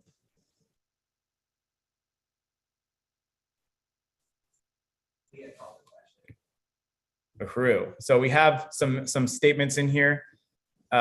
We had Mads saying that they're going to be at the march in October. Virginia Wilson saying this is a powerful presentation on the political report for USM. So much progress. Looking forward to the coming growth of USM. Comrade Maureen saying salute to that powerful political report.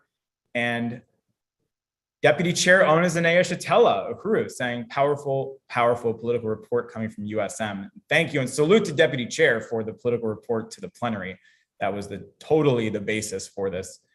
And then here we go. A most profound report and a statement from Chairman Amalia Shatella saying powerful presentation of practical struggle to realize real political gains in the struggle against colonial capitalism. Uhuru Chairman. Salute the leadership of Chairman Amalia Shatella. And it looks like we have Leah Fifield calling the question. Do we have a second? We have a second from Chairwoman Penny. So now we were taking a vote. I believe there's going to be a poll sent out that's happening right now. And you can vote all those in favor of adopting the main resolution or political report to the National Convention. Can say yes on the poll, and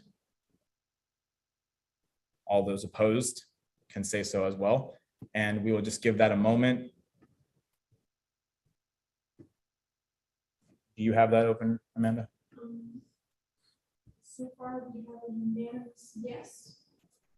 All right. Do we have a quorum? Do we have a majority enough to call it? Uhuru, okay. You can put it in the chat, or everyone can do it. Oh, okay, well, okay, so we've had people putting it in the chat as well. Okay, great. Okay, perfect. There we go.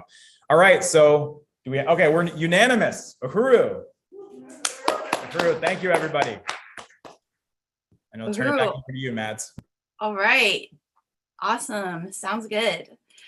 All right, let's bring up next a song called Vanguard Up, an original song with Zanlile and Pico. Uhuru.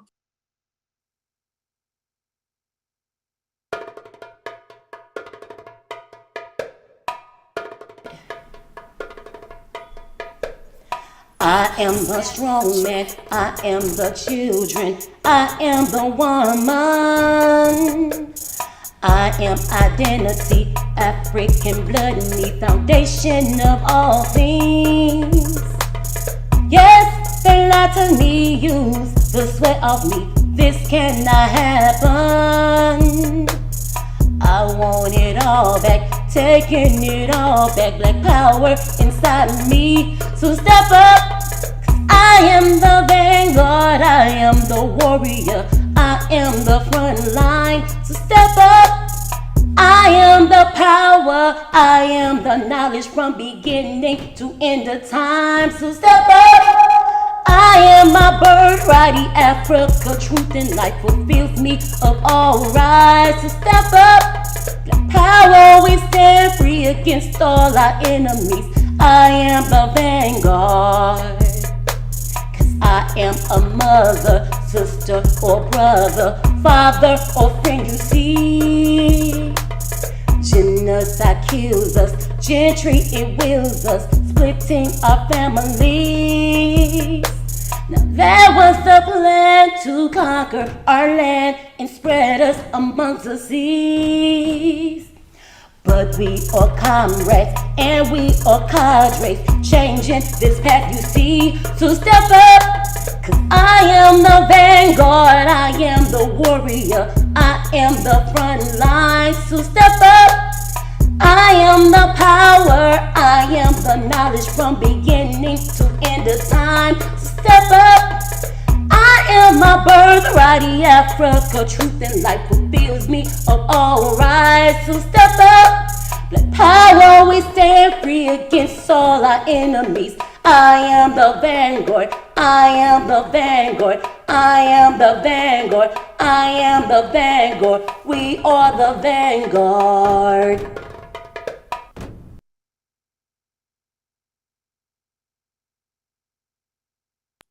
Uhuru. Wow, amazing song. I haven't heard that before. Just salute to Zanlile for writing that incredible song, and just the powerfulness was beaming through my screen. So amazing way to really open up and move on next to our keynote speaker for today, who is the founder and leader of the Uhuru movement, leader of the African nation, chairman of the African People's Socialist Party, leading the struggle for 50 years, uniting African people worldwide, the leader who created the Solidarity Movement and popularized the demand for reparations as a household word. Just a quick reminder, if you have any questions throughout the presentation, put them in the chat, put them in the Q&A box. And it's my honor to bring up Chairman Omali Eshitela. Uhuru. Uhuru, Comrade Mads, I'd like to express my appreciation to you, to Comrades Jesse and Penny, and all of the leadership of USM and African People's Solidarity Committee. This is an extremely important convention that we are engaged in today. And it's a critical moment in history filled with peril and promise. And I think that everybody has a sense of that promise because of the success of the work that we engaged in, much of which was revealed in the political report that was just given to us. Peril because of what we see occurring in the world.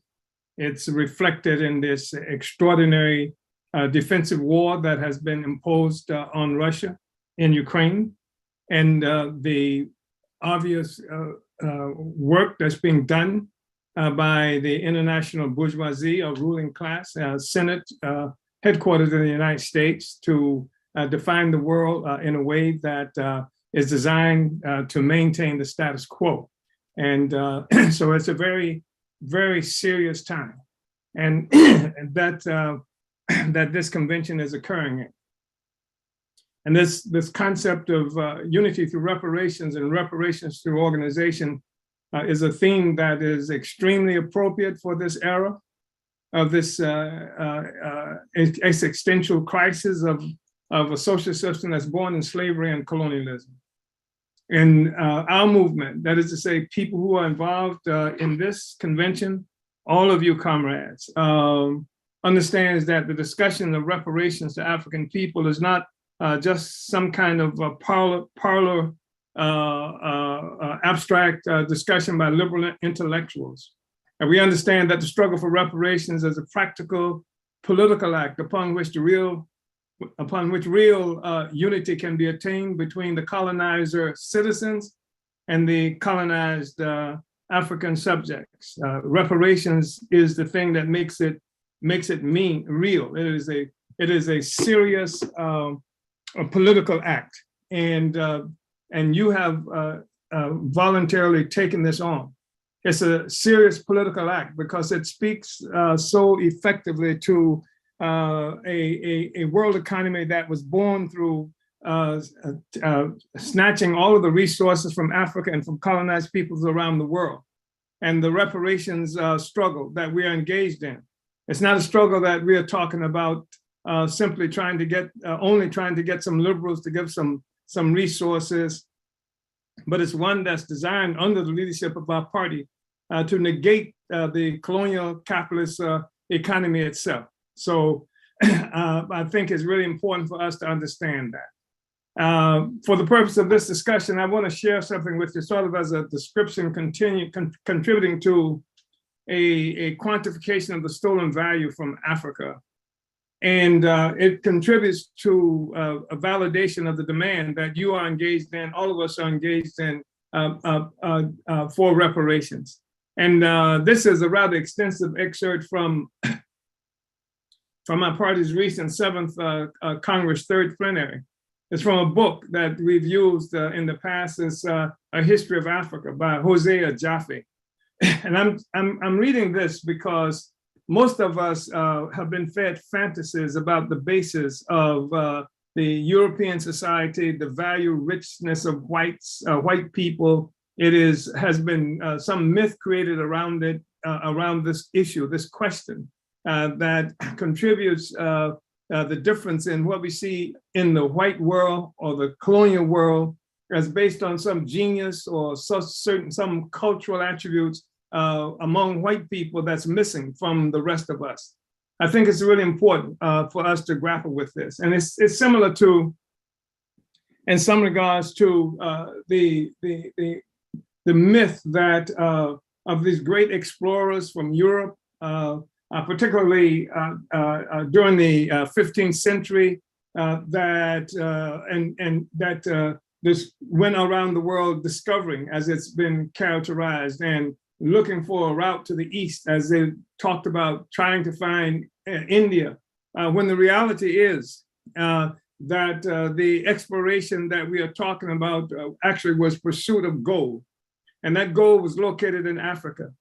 And in 1300 and something, an African traveled from Mali to all the way to Egypt, and he had an entourage of something like 60,000 people traveling 3,000 miles. His name was Mansa Musa, and he built mosques and gave away tremendous amounts of gold throughout this entire journey. And it is something that as Europeans heard about this, and especially coming in the wake of the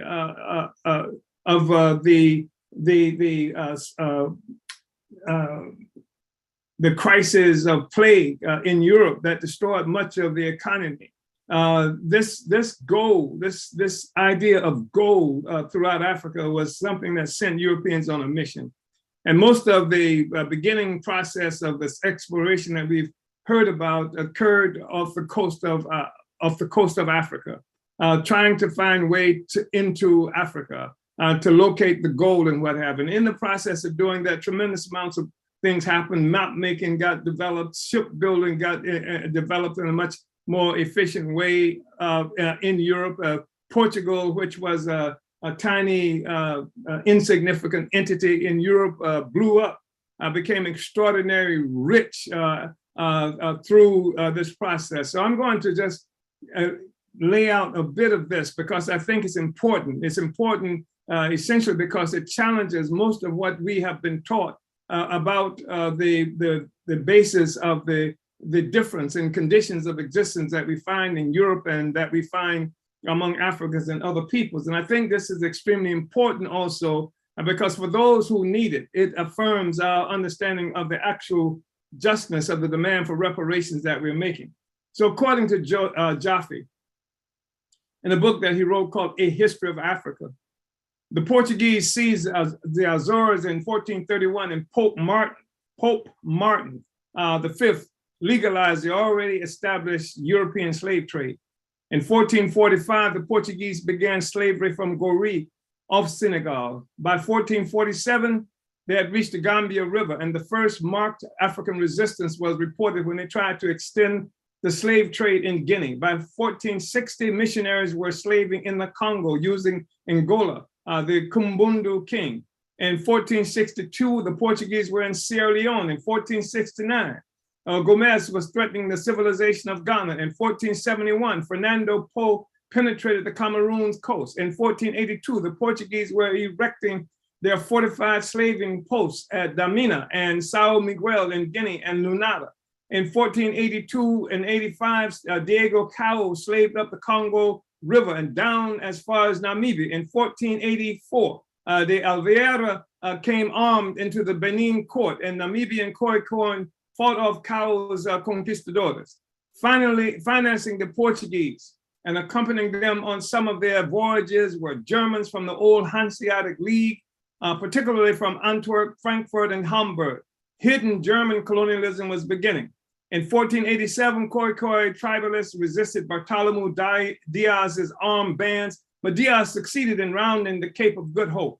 In 1488, the Portuguese missionary Du Covilhã tried to undermine the feudal regime of Iskander in Ethiopia. By 1490, Arguin was shipping 1,000 slaves a year to Portugal and its fortress town of Damina. A plantation economy was started in Santiago, Cape Verde.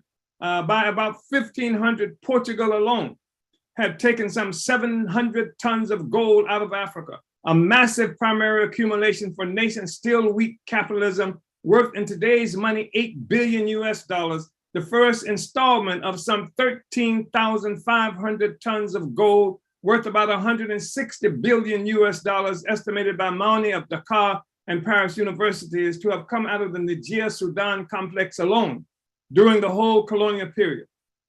By 1490, Sao Tome was a slave port, and slaving and sugar plantations worked by slave labor had reached Benin itself, where the king was corrupted by missionaries. In the same year, the missionaries were baptizing those chiefs who collaborated, while Wolof and other peoples were opposing armed resistance to the slavers. The capture of Grenada, the last Arab stronghold by Spain, by Spanish mercantile feudalism in 1492, paved the way for an even more rapid escalation of European colonialism in Africa. By 1500, Vasco da Gama began the Portuguese destruction of the civilization of Zanje, and to a lesser degree of Muno Matapa. And from then on, all three types of African despotism began to oppose mass resistance to the Europeans. So by 1850, Lisbon was already exporting African slaves to the Spanish slave owners in the West Indies, and Portugal had surrounded almost the whole of Africa with its armies of slavers. In 1493, Pope Alexander VI had divided the world into Spanish and Portuguese spheres of interest, in effect pronouncing for the first time that Europe was to rule the world. The 15th century then saw the multiplication of the primary accumulation of European capitalism, and Africa played the most important part of the process as the principal arena of European colonialism, the very genesis and foundation of the capitalist system. From the turn of the 16th century, the Americas and Asia were added to this foundation, and out of this totality arose capitalism and modern Europe itself. Before capitalist colonialism, there was no Europe, only a collection of feudal, mercantile, and tribal towns, farms, villages, discrete states, and kingdoms vying and warring with each other, just as in Africa, but on a different property basis, that of private property in the land. Europe then was neither a concept nor a reality. At most, a vague idea that Arabs, but not Europeans, had long ago of someplace northwest of Greece. As long as Europe remained isolated from the world, there was no Europe. When it became connected with and depended on first Africa, then the Americas, and finally Asia, it began to become a reality and an idea. Only when Portuguese, Spanish, French, Italian, Dutch, English, German, Danish, and Swedish confronted and clashed with Africa, America, and Asia did the need arise for them to consider themselves as a set, a whole, different from, hostile to, and eventually superior to Africans, Aboriginal Americans, and Asians. Colonialism gave them a common interest. This common interest, slaving, plantations, the world market, looting, precious metals, spices, and territory, markets and source of wealth, and sources of wealth was also the source of their conflict among themselves. From 1500 on, they had already started to quarrel and fight over the colonial booty.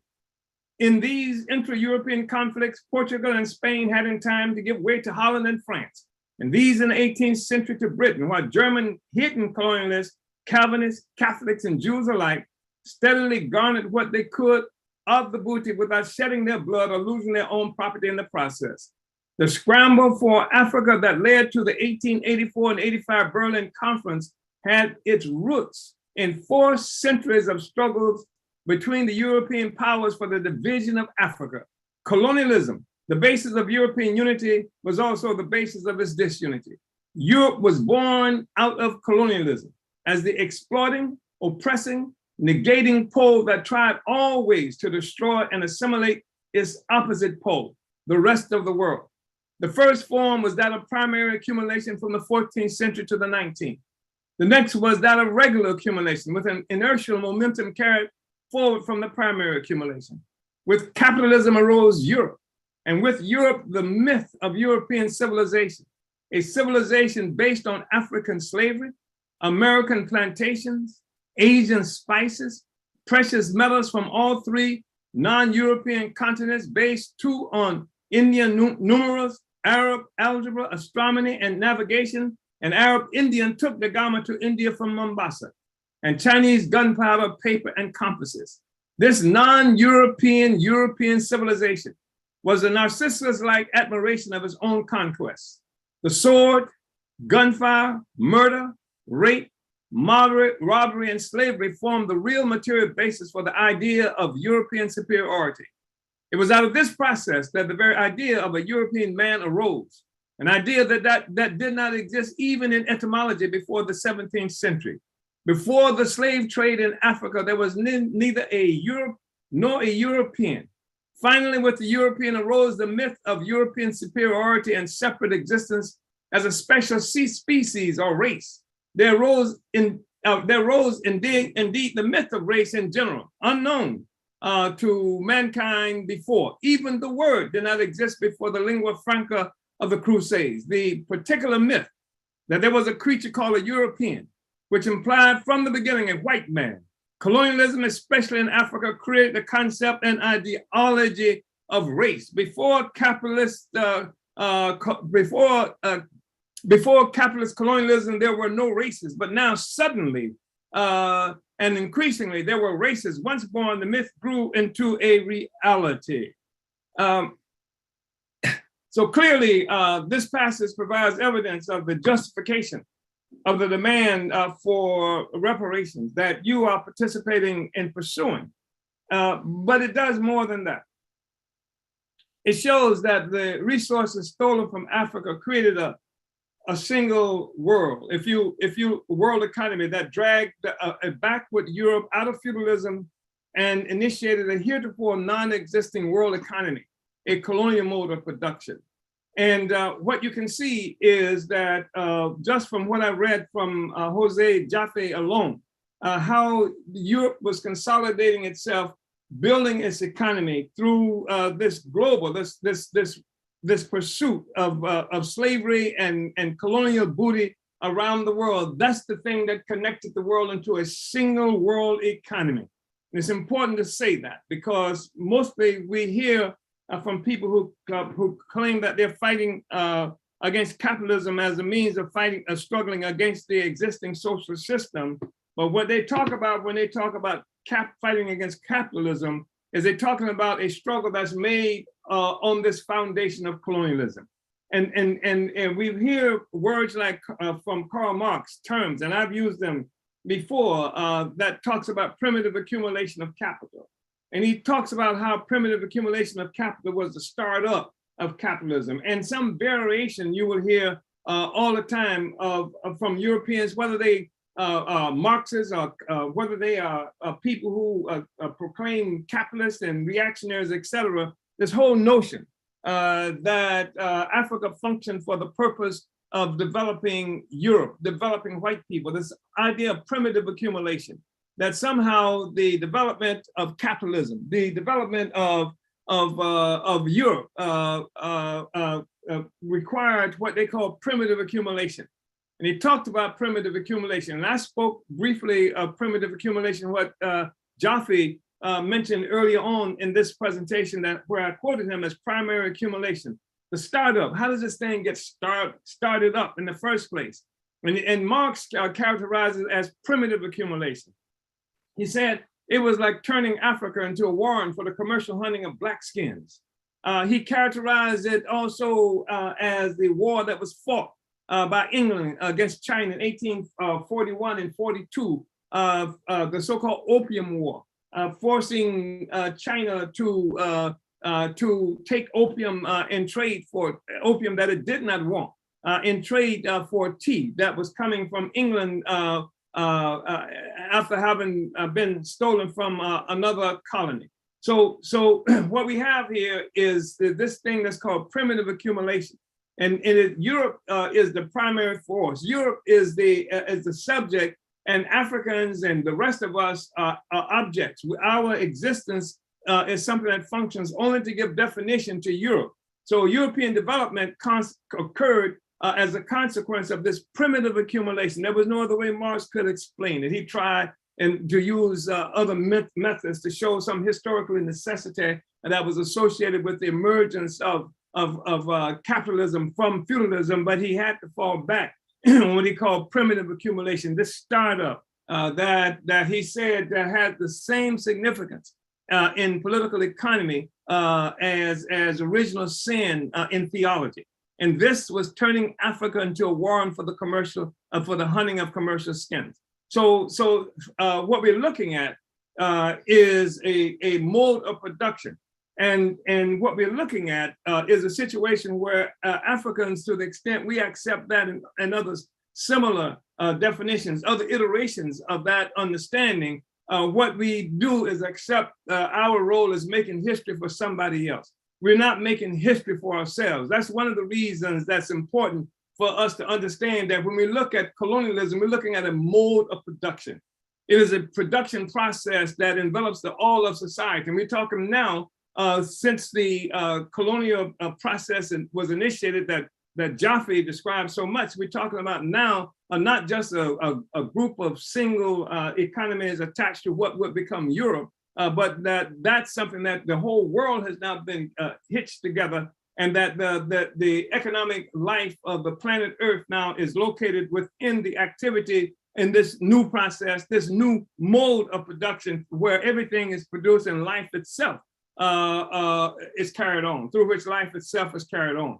All of the ideas, all of the institutions, the legal institutions, all of that is comes from that process, that's the superstructure of an economic process that's born through on a base of stealing value from Africa and other colonized peoples around the world, locked now into a single world economy, a single process that dominates everybody. And that says something too about gain, about the problem most of whom we see, much of what we see coming from some people who are talking about fighting for communism, fighting for Marxism, fighting for socialism.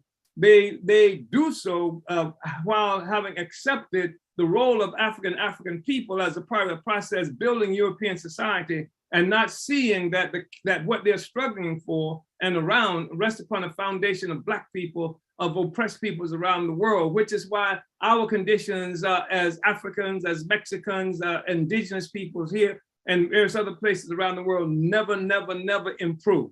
And they can't improve using this mode of thought. And so you have to understand that colonialism is a mode of production, that all production occurs there, and that a real desire to end this oppression and exploitation of everybody in the world requires the destruction of colonialism as a mode of production.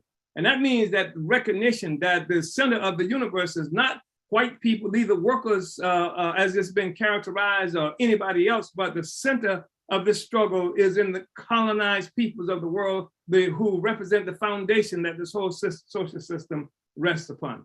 And I think that I wanted to go through all of that because I think it's important to give some kind of context to struggles, things that's happening in the world today.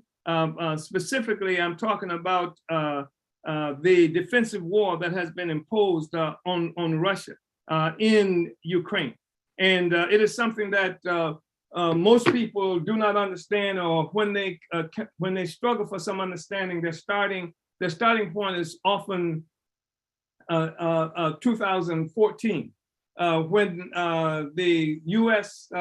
In particular and other forces engineered the coup that overthrew the government of Ukraine.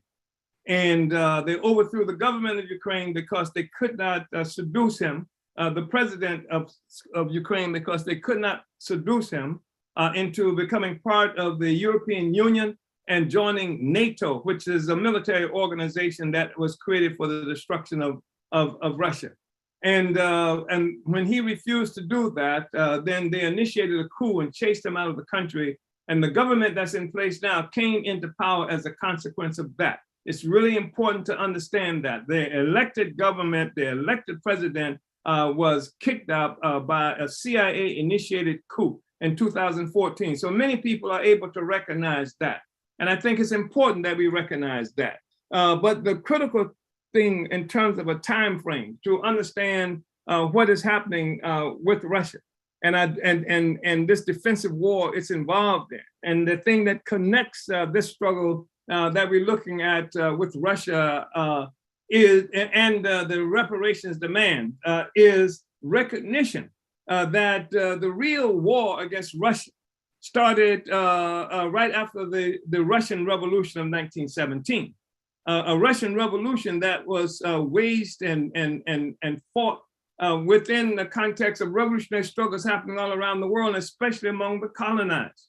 It was during a time of that Garvey movement.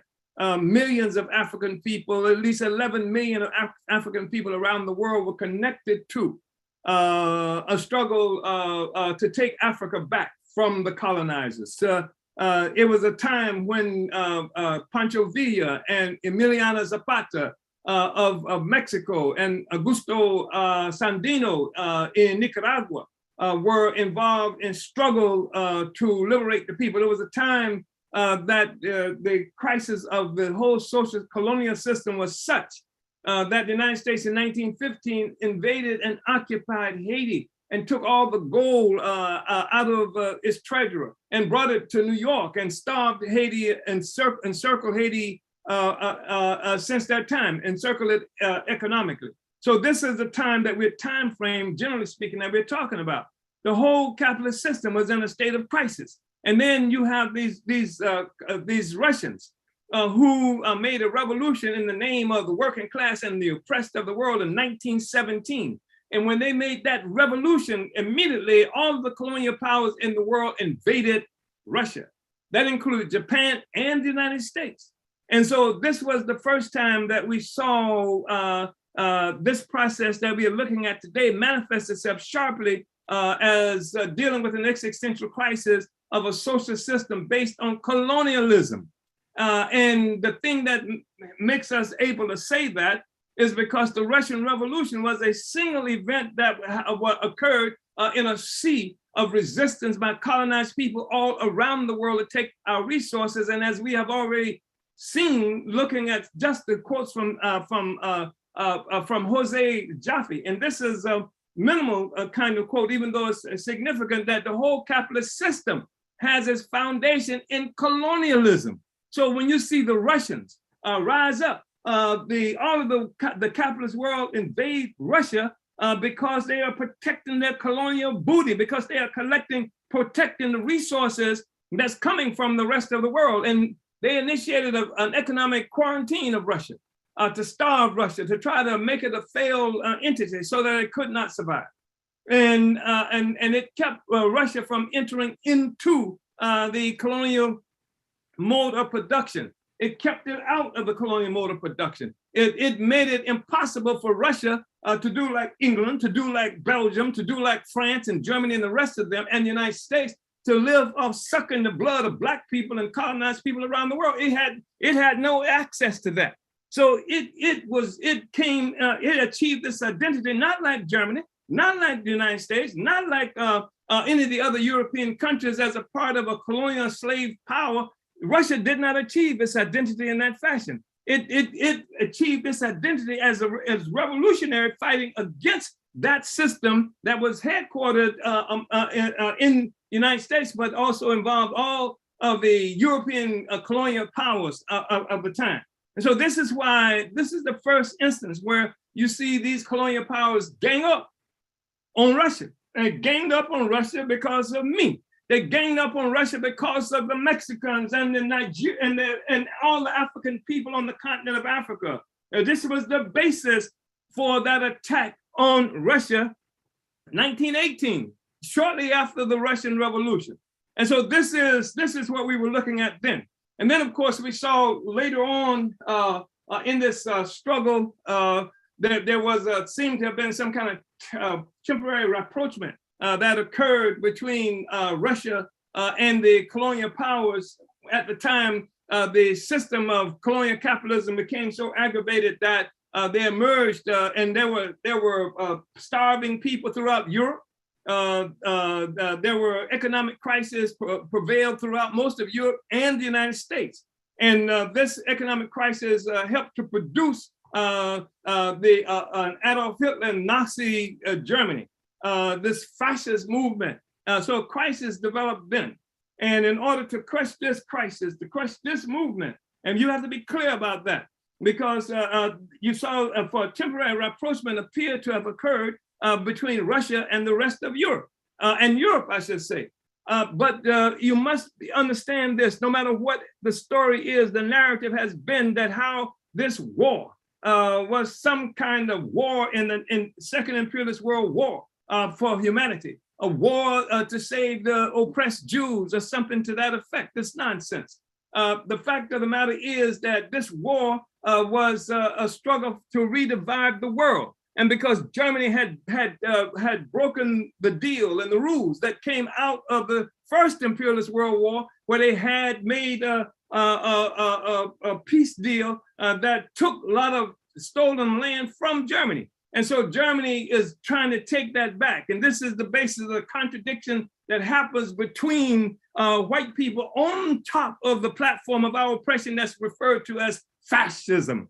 And so fascism, you got these two sectors of the colonizers, German colonizers and European colonizers of France and Belgium and the United States are contending with each other about who's gonna get what part of the world. And they did come out of there with some kind of deals that placed Germany in a different place, took territories from Germany, and from that war, they created institutions like the United Nations, which was to be this organization that would, of all the colonial powers, that would allow them to peacefully govern and rule the world without having to fight each other in order to redivide the world anymore. You remember, I mentioned that 1884 and 85 early on, there was a struggle that had initiated over who was going to get what parts of Africa. That was the basis for the Berlin Conference, where white people, European colonizers, sat around a table in Berlin, Germany, carved up Africa and took different portions of it for themselves. All of this, of course, is having an obviously negative impact on Africa. And then, of course, the existence of this entity that we now call the United States, sitting on stolen land of the indigenous people, where most of the indigenous people are not even recognized, not even spoken to. They're living in these concentration camps, euphemistically referred to as Indian reservations. That's colonialism. That's the fundamental contradiction that the world has been involved in certainly since the 14th century. And this is the world, this is the colonial mode of production that we're looking at and having to deal with. So in 1940s, after the close of this war, where Russia lost from 25 to 50 million people and actually destroyed the Hitler's army because of the way the United States and others fought that war, and the United States went into the war late in the game, but they moved in a fashion that would isolate Russia so that Russia would bear the brunt of the fight against Hitler. So at the same time, what you saw happening with that, the United Nations came into existence again, so white people wouldn't have to fight to redivide the world anymore. You had a situation where, and that's why the United Nations has talked so much about peace. It is for peace among the colonizers. But they've caused certainly wreak havoc around the world, this United Nations that they're talking about, just a European white power. And then we saw in 1949, this is where they created this organization called the NATO, the North Atlantic Treaty Organization. That it was created specifically for the purpose of being able to contain and crush Russia. That's the basis for its existence. So you see all these people, all these so-called Western leaders who are talking about NATO and all these countries agreeing to attack Russia. That's what they were founded for. That's what they were founded before there was even any idea that anything would happen with this Ukraine that was at the time a part of Russia. They were founded in order to destroy Russia. So that's something that should really be understood. And so, and this is what we talk about when we look at things that's happening in the world. Again, 1918, all these powers invade Russia because Russia was ideologically committed to the destruction of the social system that was based on slavery and based on extraction of wealth from the working peoples of the world.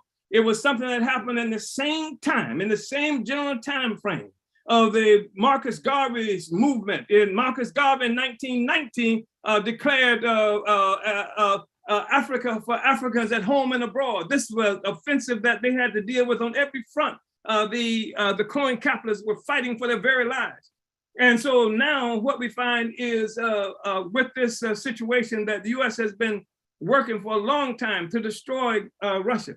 This is not the first time, nor even was 1918 the last time before now. We saw earlier on, the US, along with Saudi Arabia, had agreed to pump oil, so much petroleum that it reduced the value of oil around the world. And this was an actual attack on Russia, on Nicaragua, and Iran, three countries that were the United States found itself struggling against and who also were dependent, their economy was dependent on petroleum. And so that was one form of economic struggle that they initiated against Russia at that time, not that many years ago. So now we have a situation where because in the United States in particular, this contributes to it. It's not necessarily the basis for it, but it contributes to it. This is called wagging the dog. Where the United States, first of all, it gets its butt kicked in Afghanistan, where it has been killing and starving people. In an attack Afghanistan in the 1980s, it created the jihadists. In 1980s, the modern jihadist movement was created by the United States government under James Earl Carter, the nice white president. They created that, and they created for the purpose of, again, destroying Russia, and for creating a base on Russia's closer to Russian border that contributes to encirclement of Russia. This is the basis for that. And you need to be able to know that in order to understand what it is that you are involved in now in terms of this struggle, because it is a struggle against a social system that in fact is experiencing an element of terror itself right now because of how this system is fracturing. And we saw the fracturing inside the United States, where you got the country settlers, colonizers fighting among themselves. They're attacking the capital with an attempted coup. We see them creating all kinds of restrictions on the ability of African people to vote. There's a whole movement that has emerged that even threatens a possible coup in 2024, depending on what the outcome of that election is. That's part of what they have to deal with. The U.S. Population is split, divided in so many different ways. You have that. You have before this thing with Russia and Ukraine, you saw all kinds of countries suspecting the inability of the United States to protect their interests and looking for other deals. You even had Germany with the gas pipeline, and Russia now in a process where it's going to be feeding much of Europe in terms of energy requirements and things like that.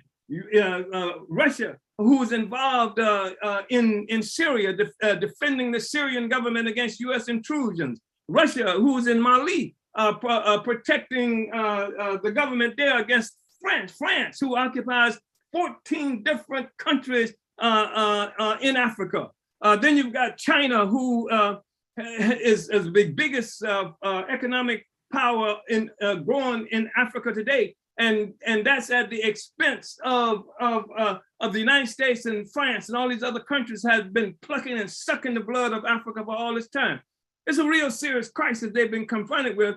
But when they picked this fight against Russia, when the United States picked this fight against Russia, after December's, you had Joe Biden declare that the big contest in the world, not communism versus capitalism, but was what they characterized as some kind of authoritarianism versus democracy. And the United States was the democracy. The United States that was born on stolen indigenous land. The United States that was built off enslaved African labor. The United States that's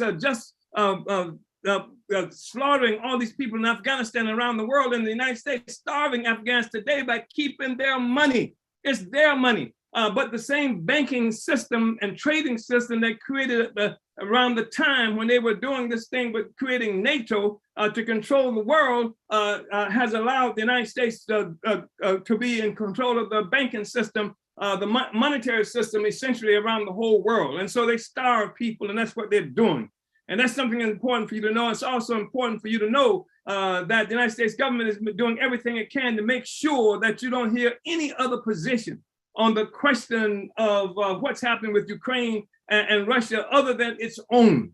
And so, you know, the Facebook, the same Facebook that kicks us off, the same Facebook that engages in absolute banning and shadow banning and things like that for things they don't want us to hear. The same Facebook that they declared was responsible for feeding fake news when there were stories being told about what was on Facebook about the oppression of Africans and Mexicans and other people like this. This Facebook, the same Facebook, Zuckerberg's Facebook, Zuckerberg, who attended 2020, 2021, and 2022 conferences that in Germany, where these rulers get together annually, and they survey the world and declare where the world is going to be going as a consequence of what that. And this Facebook that is participating in the issue and struggle against the concept of Westlessness. This is the crisis that this social system has been experiencing. So it's thinking representatives. I mean, there are more than 100 heads of state, bankers and influencers like Zuckerberg, who is a corporate owner himself. They get together and decide how the world is going to look, where it's going to go. And they were concerned, and they were saying they were concerned about the concept of Westlessness, and the West, of course, is the white colonial powers of the world. And they were seeing how the West was losing effectiveness, et cetera. This is what contributed to how they moved on Russia, and how they're moving on Russia today.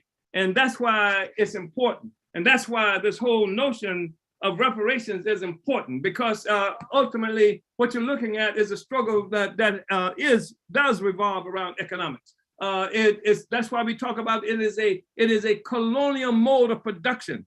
It is a mode of production that requires the suffocation, the subjugation, the oppression, the murder and brutality of Africans and Venezuelans and people, other peoples around the world, Iran, etc. It's a mode of production that requires that for its success. And so that's what we're looking at. And so when you see this resistance, people are trying to take back their resources. This is the thing that creates the crisis of the social system. Even the contest that Russia and China engaged the United States in terms of a greater share of this resources of themselves. This is the part of creating this crisis that we are dealing with today. And so I just think it's really important for us to understand that. And it's a time of peril, but it's a time of promise also. And that's why when we say that what we are dealing with is unity through reparations and reparations through organization, it's not going to be given to us.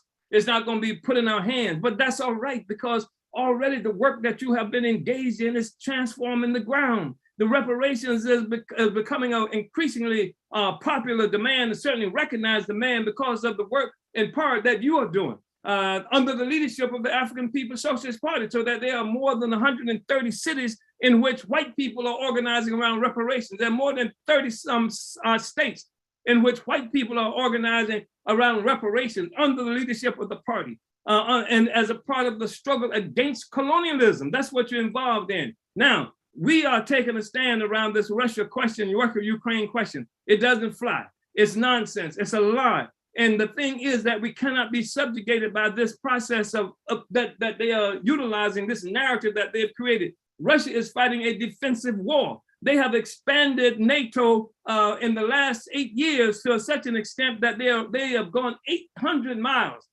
toward the border of Russia. They have killed in the last 8 years something like 14,000 ethnic Russians in Ukraine. They are making this war. Their objective is to destroy Russia, and certainly to get rid of the existing leadership of Russia, who they could not push around like they had some of the recent characters who were leading Russia. So we are in this, and there's no way we cannot be in it. We can't accept Facebook, or we haven't accepted it even when they were banning us without this situation. But we are calling on you to recognize that. We are going to be supporting efforts to even protest and demonstrate at Facebook itself, to move toward capturing our own capacity to be able to communicate outside of Facebook. And so we want you to unite with us to this extent. This reparation work you're doing is critical. And we can anticipate just the politics that the party is involved in, especially as things are heating up now, especially since the struggle is moving from just behind the computer and actually going into the trenches, that there will be more assaults being made against our movement. We see it happen in different places even now, especially where much of our economic development work is happening, like in St. Louis. So you're gonna have to fight for that, protect that. And one way you fight for it is to push the demand for reparations, to organize for reparations, to keep this political issue before the whole world, and to break out of this quarantine, information quarantine, because how in the hell could America get away with talking about oppression by Russians or anybody else when they are sitting here on the exploitation of indigenous people, the murder and brutality of African people, and African people being killed by police every day? That's not viable. So I just wanted to say that this is part of what I wanted to say. And the attack on Russia is an attempt to protect the past. And so it's an attack that, again, that started 105 years ago with the Russian Revolution, and that the Russian Revolution itself was occurring at a time where much of the world was involved in struggle against colonialism, and the U.S. colonial system was fighting for its very life. And this is what you're involved in. So it's more than just a question of some academic discussions about reparations and do Black people deserve reparations and who should get it and what they should do with it, and this kind of nonsense. You have united with the party. And when united with the party, you have united with the process to overturn a social system that brutally oppresses and exploits the vast majority of the people of the world. And also it's something that occurs among the colonizer nation itself, sitting on this pedestal of our oppression. So you have this opportunity to push this struggle and win the struggle in the trenches, win this idea in the trenches, win white people to this. And as you open up their brains around the question of African people and reparations, you give them an ability to see beyond the lies that's being told to them about the Russia and Ukraine questions. So we say, again, unity through reparations, reparations through organization, and Uhuru, comrades, vanguard up. Uhuru, round of applause for the chairman. Uhuru, you know, just really appreciate your call and connection of why it is we raise reparations in the Uhuru Solidarity Movement. You know, this is history. We need to remember to have the knowledge and perspective of the African working class and know and how, you know, you as chairman, as the author of African Internationalism, can really apply it to every instance around the world, including this conflict between Russia and Ukraine, Facebook, counterinsurgency, you know, that we know that the US is the bully of the world, and we know that because of what has happened, you know, like I just so appreciate materialism in the theory of the African working class. You know, it's not idealism, and we see colonialism everywhere. You know, once you get this theory in your focus, you can't see anything else. And so, and that's, you know, because of our leadership, the African People's Socialist Party, the chairman, and studying African internationalism. So I just so appreciate you, chairman. And I just want to read a few of the comments that have been coming through, and a couple of, you know, if you still have questions, please continue to put them in the chat, and we'll get them answered by the chairman himself, you know. So, so I just want to read some comments.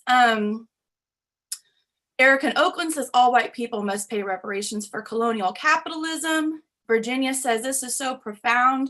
African internationalism makes sense of this world. Uhuru, salute Chairman Omali Yeshitela. Uhuru Ubuntu on Facebook says the colonized are rising up. We've had enough. And I just want to read this comment from Kuman in Japan. Says the liberation of African people through education. The biggest delight for human being is learning. I would like to contribute to your party with my article on the birth of linguistic human in South Africa, and then linked their article. So I just wondered if, you know, the chairman or if you have a comment on just that, about the birth of linguistic human and just the origin, you know, about the origin of humanity in South Africa. Well, I mean, I guess there's some value in that, just based on the fact that the slander that's imposed on Africa and African people that suggests that, you know, we were invented by people like mythological forces like Tarzan or something else like that. Africa has been central to the development of human civilization. Human life itself has its origin in Africa. So I'm sure that there's, you know, something significant in what this comrade is talking about. Uhuru. And Imco from Imco, I hope I'm pronouncing that right, says gold drives the colonist mad. Black Hills, California Gold Rush, the conquistadors, etc. And then also added that just a reminder that the chairman is invited to the Turtle Island Unity Conference, March 27th, 1 to 3 p.m. Pacific via Zoom. So a little reminder there. Any comment you want to make towards that? Yeah. Well, I mean, he just quoted a kind of famous indigenous leader who talked about how, you know, gold, you know, drove, you know, this white people mad. But what he's looking at, here's, you know, we get fed pablum, it's fantasies that support the notion of the superiority of white people. You know, the Indians sold Manhattan for you know, $24 in beads and things like that, which would have been an actual practical impossibility because the indigenous people didn't have private property that somebody could sell like that. So, I mean, it's false on its very face. But this whole notion of implied almost everything superiority to white people. That's what we're looking at, and this notion that Europeans left Europe. There was I forgot the British guy, the so-called poet, who talked about the burden, the white man's burden, that somehow white people were traveling to Africa and all these other places to spread civilization and Christianity, and that was a motivating force. And the fact is, it was starvation and poverty, and it was theft. It was looting expeditions. That's what it was. In every instance, that's what it was. There was nothing pure or good about it. And all of us have paid a price for it and continue to pay a price for it. And that is where this social system was born. This social system did not come out of some factory in England. It was not born through this whole so-called industrial revolution. Industrial revolution was born through the social system. The industrial revolution that they talk about came about as a consequence of the gold and resources that they were still stealing. And as the Comrade mentioned, in the Americas, that was a factor as well. So this accumulation of wealth at our expense, there's murder, and sometimes it's even called trade. This is the basis for this social system, and that's what we're talking about now. You can't explain it any other way. Uhuru.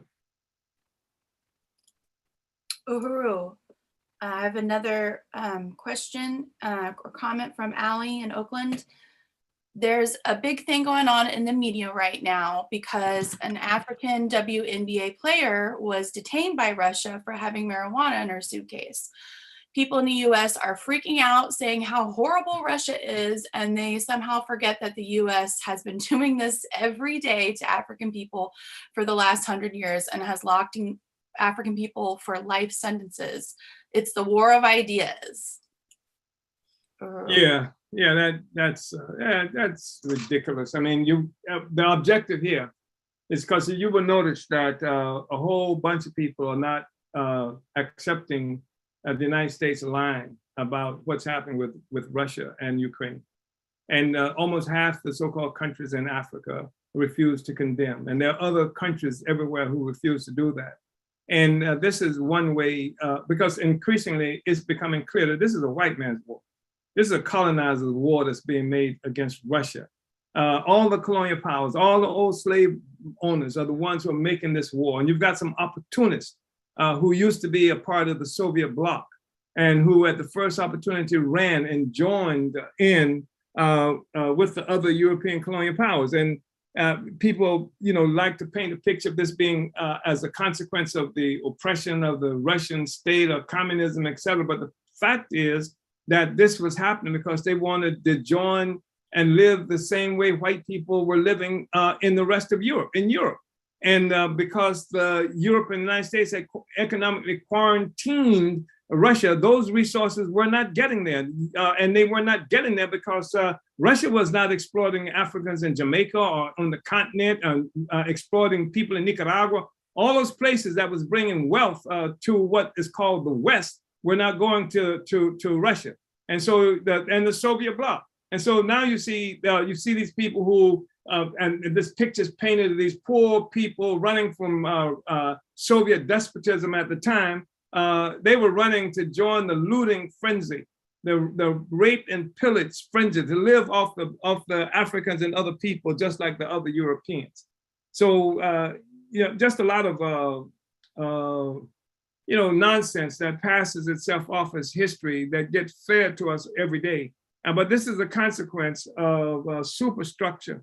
That is to say, a system of ideas, legal institutions, even culture, having its basis in an economic base. An economic base, how this society achieves its living is through expropriating value from colonized peoples around the world. And it gives birth to, and it gives birth to and is reinforced by these stories, these fantasies.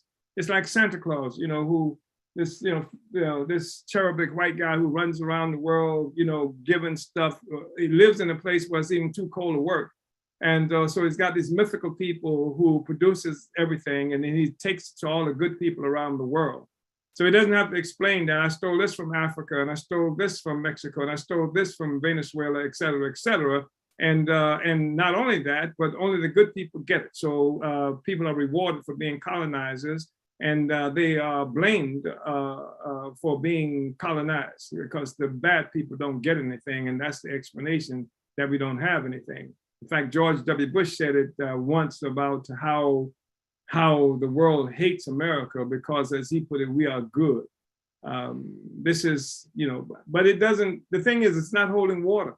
And people, what is increasingly clear to those who have access to the information is that much of the world is refusing to unite with this narrative about the poor Ukraine and the Russians. I've seen it before. I've seen them claim that when they wanted to attack Iraq, that somehow the Iraqis had gone into Kuwait and they had taken the baby out the incubator and thrown the incubator out to kill the baby. I saw that when I just saw the poor Ukrainian woman who and the hospital that was bombed, and poor her. And you will never see a hospital bombed in Sierra Leone, Africa, because there are none. There are none. And there are none because of the colonial mode of production. Uhuru. Uhuru, thank you for that, Chairman. And then I have one last question from Chessie in Portland, a question about regional colonization of the Black movement in Portland. It has been violent. Can we pay reparations to local Black leaders and organizations that were colonized over the last 2 years of marching and charity rather than solidarity? Small scale question, if too small, Chairman Uhuru. I don't think it's too small. I think it touches on a lot of confusion that people have around this question of reparations. I was in a coffee shop in St. Louis, and somebody wanted to told me I didn't have to pay for my meal because it was reparations. And let me pay for this. This is not reparations. You got it wrong. Reparations is to pay the damage, to repair the damage, and damage was done to a whole people, and that's what we were talking about. That it's a whole colonial mode of production, and so that's why the reparations work that we do contributes to the development of economic independence, independent economic institutions that can contend with the colonial institutions that occupy our communities. That's the important thing for us, and that we think should be recognized. That, just to give somebody some resources, I mean, I'm not telling you not to do it, but it doesn't serve anything. If you really want it to do what has to be done, then you contribute to the economic development of African people, because that's what's happened to us. That we've been attacked by a white power system that's fed white people around the world, including in Portland. And the way out of this is for us to be able to reacquire capacity for being able to produce life for ourselves. And these projects that we've got gives everybody an opportunity to do that. So that's my suggestion of what you should do. Don't be confused. It's not a small question, it's a big question. Make the resources go to economic development that comes at the expense of the colonizer system itself. Fight against the whole system. That's what I'm asking you to do. And that's where you should join USM, Uhuru Solidarity Movement, because it's fighting against the whole system. And you can do work there in Portland or wherever, but you will be involved in the struggle against the whole system. Because ultimately the question is, to what end? And USM, Uhuru Solidarity Movement, and African People Solidarity Committee answers that question, to what end? Uhuru, Chairman, thank you so much for answering all these questions. We have more questions coming in, but because of time, we're going to have to break for lunch. We have a lot to digest the theory and what the chairman has been talking about, and get some food and break. And we'll be back at 1:15 p.m. Central with a lot more. So we will be back then. Uhuru comrades, unity through reparations.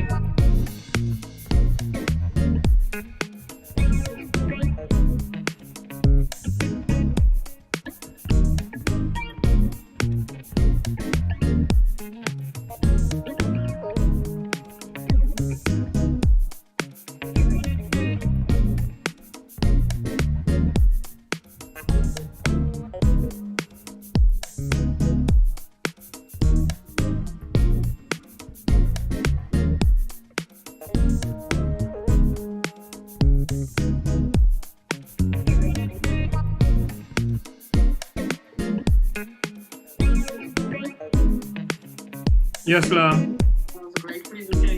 Oh, you thought so? What?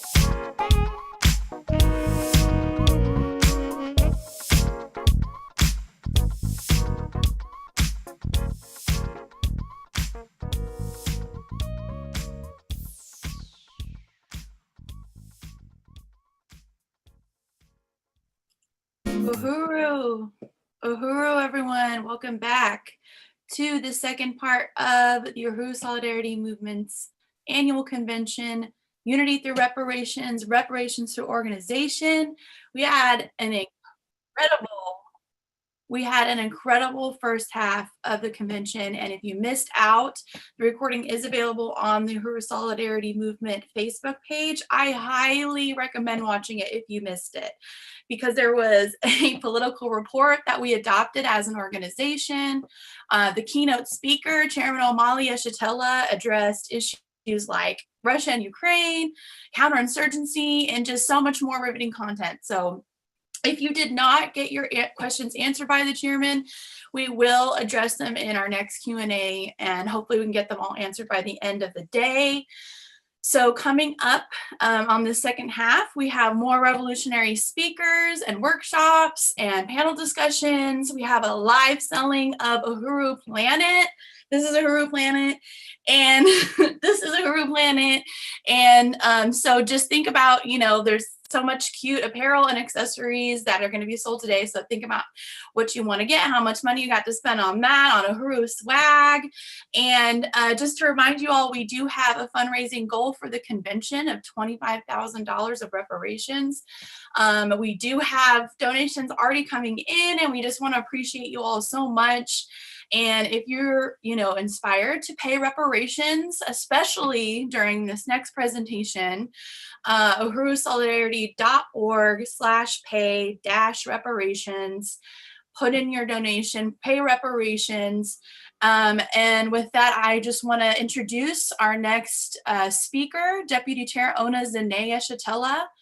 And she is the deputy chair of the African People's Socialist Party and the president of the African People's Education and Defense Fund and the vice president of Black Star Industries. She heads up over 50 economic institutions of the Uhuru movement, with the understanding that the political and the economic are one, that without self-sustaining economic foundation, there would be no justice for African people. So it's my honor to please welcome Deputy Chair Ona Zene-Yeshitela. Uhuru.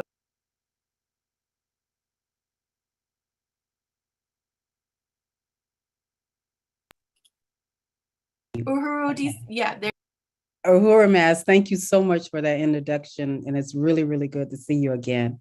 And I just really want to appreciate being invited to the Uhuru Solidarity Movement National Conference. Next slide, entitled Unity Through Reparations, Reparations Through Organization. First, I want to say that the title of my workshop is a title that is taken from our 2022 plenary. Our economic work is revolutionary work. I want to recognize my leadership, Chairman Omali Yeshitela, who is for over 50 years has dedicated his life to overturning the social system so Africa and African people can be free in his lifetime, and whose leadership continue to test the time. I would like to also recognize the leadership of the African People's Socialist Party National Central Committee members. And I also want to give a big uhuru to Chairwoman Penny Hess, who is the first white woman to go into the white community and challenge white people to stand on the right side of African and indigenous people around the world. I want to salute the leadership of Comrade President Jesse Neville, who continues to fight on every front in white communities all over the world. And finally, I want to give a big uhuru to all the USM members, all the people who are joining this historic 2022 convention entitled Unity Through Reparations, Reparations Through Organization.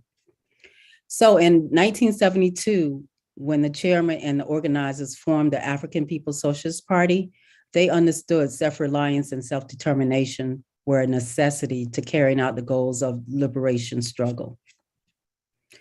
As we celebrate the party's relentless 50-year anniversary, 50 years of leadership towards African redemption, we salute the more than 50 thriving party institutions and programs for economic development that are part of the overall strategy for African liberation and redemption, as the chairman explains, and I quote, There are people out there making basketball courts, setting up kitchens and who are selling this and that, but they are not part of the mission that we are a part of that defines us.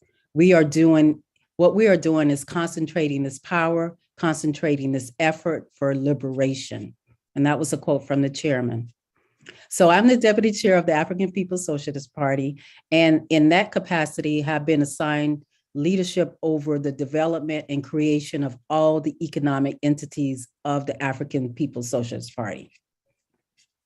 One of the most dynamic and very strategic project that we have been working on the past 5 years, coming June 16, has been the Black Power Blueprint, which is located in St. Louis, Missouri. The Black Power Blueprint is the project of the African People's Education and Defense Fund and Black Star Industries. The mission of Black Star Industries, also known as BSI, is building economic development and commerce for and between African people worldwide. BSI is about African people coming together for Africans, meeting the needs of our people everywhere for prosperity, decent housing, health, and the ability to follow our aspiration to contribute to the development and well-being of our people and our society. Black Star Industries is the 21st century Garveyism.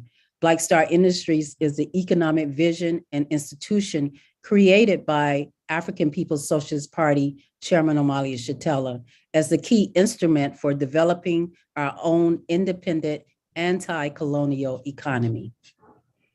Marcus Garvey built the UNIA, the United Negro Improvement Association, that boosted millions of members around the world in the 1920s. With the slogans of Africans for African, those at home and those abroad, the UNIA created the visionary Black Star Line, a steamship line along with hundreds of African-owned businesses, including laundries and radio studios. Chairman Omali Yeshitela has developed and carried on Garvey's legacy by creating a theory of African internationalism and building many large, successful, self-reliant economic institutions. Like Garvey's institutions, these institutions are about self-determination and building a foundation for an independent Africa and Africa economy. A long-standing goal for the party and the office of the deputy chair was to produce what we have in our community where the APSP is located. This is part of the overall goal for self-government and building dual and contending power. St. Louis projects conned as the Black Power Blueprint has almost all the elements of every organization and institution in our movement. The party landed full force in the city of St. Louis in 2014, following the resistance of the African community to the police murder of Michael Brown, and immediately built organization. We positioned the international office of the International People's Democratic Uhuru Movement in St. Louis. In 2017, I arrived to locate a building for the Uhuru House.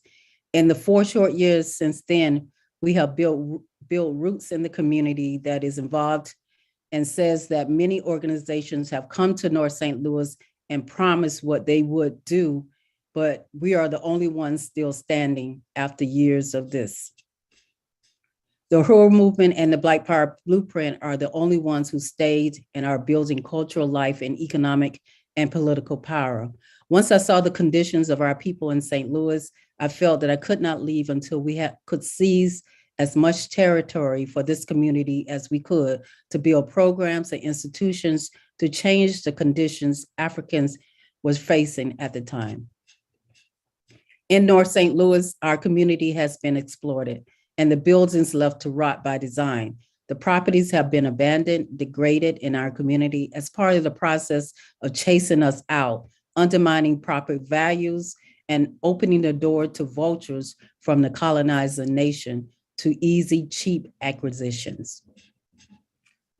The Black Power Blueprint is about the people. It's not just another campaign. The party has planted the red, black, and green flag on the top hills in the center of the heart of imperialism. So let's take a look. We are embarking on the spring explosion for 2022. And no, again, I'm not talking about the latest fashions in the fashions of the week. We were kicking off the 22 explosion with the Black Power Blueprint, with out the gate, the One Africa, One Nation marketplace. In June 2021, the USDA funded the One Africa, One Nation Farmers Market monthly markets that were from May 2021 to October 2021. We are going from weekly markets to monthly markets starting April 2nd for the spring explosion. This would involve everybody in the party who works in St. Louis and the region to continue to make this a successful project. So I just really want to salute the One Africa, One Nation Farmers Market in St. Louis. APDF and the Black Power Blueprint has harnessed access to food, and we are providing opportunity for economic commerce by and for African people worldwide. So we have new leadership for the One Africa, One Nation Farmers Market. First of all, the market manager is now President Columbé. We have Fofi as the market assistant. We have Erica as the market volunteer coordinator. And we also have Dexter as the market graphic designer. We went to the people. We won farmers and African growers and developed all the system. West Florissant and Alice Avenue is now a center of joy, African culture, and economic power. Go to oneafricamarket.com and sign up to become a vendor and support this amazing institution. Next, we have the One Africa, One Nation mural project. We have created a beautiful destination location as part of the Black Power Gary Woods Community Garden. Now the mural will be installed as part of the spring explosion in June 2022. The mural will be 32 feet wide by 12 feet high, which is about 380 feet square feet. As we reported, we had 4 incredible artists, but when it came down to it, we chose the talented Jamie, the artist from Birmingham, Alabama. Check out some of Jamie's work. We are asking everyone to come out to witness this transformation in our neighborhood that will be happening right in front of our eyes. Jamie is encouraging everyone to come out and see how they can put their imprint on this amazing mural for the world to see. We have our first markup of the mural the second week of April. Moving on to the African Independence Workforce Housing, we have completed the renovations.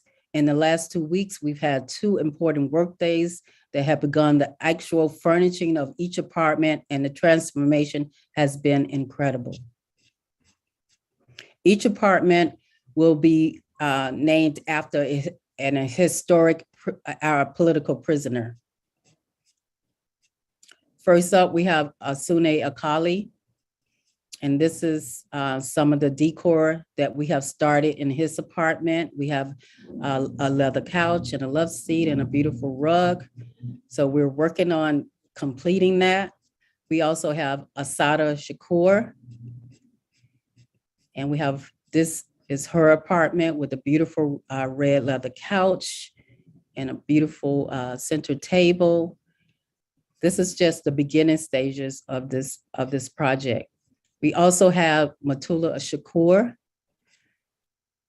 And these are, I want to say that these are 4 one-bedroom apartments. Each would have 2 beds in them.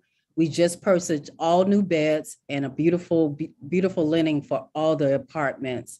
So this is part of Matula Shakur apartment. And finally, we have Desi X Wood apartment, which is in the beautiful golds and blues and creams. And then next up is 2 beds that is in that apartment. Like I said, these are just the beginning stage of our furnishing. We wanted to get all the couches in so we could set the tone for what would be needed for each apartment. Next slide. So our furniture store, Uhuru Furniture and Collectibles, and our moving company, Uhuru on the Move, said, how can we help? On the second week of April, our furniture store in Philadelphia will be driving down to St. Louis to bring a truckload of wood furniture. Next slide. On top of that, within Uhuru Furniture, we have our own African line of furniture called Enzo, African Designs at Home and Abroad. They will begin bringing some of these beautiful African design items to the African Independent Workforce Program housing. These are beautiful hand-designed pieces that will be represented in each apartment. Beautiful African pillows, coffee tables, dining room sets, desks, and so much more. This will complete each apartment, and we cannot wait to see the finished look. Finally, APDF is planning the apartment naming and dedication ceremony. This ceremony will be dedicating African Independence Workforce Program housing to Richard Mafundi Late, a courageous African freedom fighter, and the 4 political prisoners that I just mentioned. Next slide. The spring explosion do not stop there. Next up, we will be our community basketball court. The lots have been purchased, building demolished and cleared. The community basketball court is only 2 blocks from the Uhuru Community Center. There are only 1 in 4 St. Louis parks that actually have a basketball court. In fact, the city of St. Louis removed courts in the 4 parks in predominantly white communities, reinforcing the city racial divide. But we say not anymore. We have so much support from our own institution. Uhuru Furniture and Collectible Stores participated with the Uhuru Solidarity Movement in our most successful Giving Tuesday campaign ever to raise resources for the Black Power Blueprint Community Basketball Court in St. Louis. UFC Philly won donation and hosted a segment of the 24-hour telethon. UFC produced a video to reach out to other people who love basketball to donate to this incredible project. So we want to go ahead and play that video.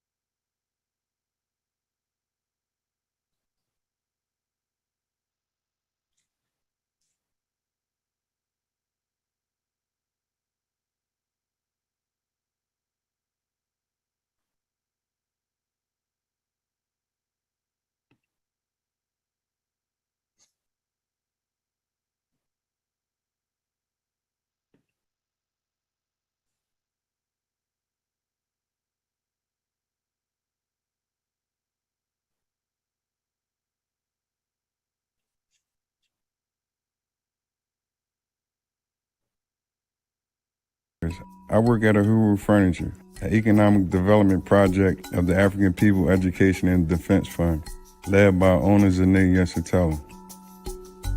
Basketball, to me personally, like coming up, that was just a way of life.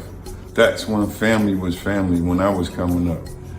Kept me out of trouble. I just was looking forward to it, and it excited me, and I was good. And I was getting recruited by all the top schools of the country, and I signed with Florida State 1990-91. I played on national TV. Myers gets one. Myers says, hey, who said I can't handle this pressure? Derek Myers, JC All-American, that's out in front of the big guy. A community center basketball court, that's what children need. They need like some type of stability, especially in a devastating area as St. Louis itself. This will be much more than a basketball court. It will be a program to develop and uplift the Black community. APDF has already purchased the property and demolished a condemned building on the site. This will be a basketball program for kids and adults with lighting, running water, bleachers, a fence around it, and organized training and games. If you love basketball like I do, please make a donation today. I'll donate $100 and Uhuru. Uhuru. So I really want to thank Bub for that video. And next slide. So we are ready to break ground on April 11th, comrades. Come summer, we would have the Black Power Blueprint Community Control Basketball Court.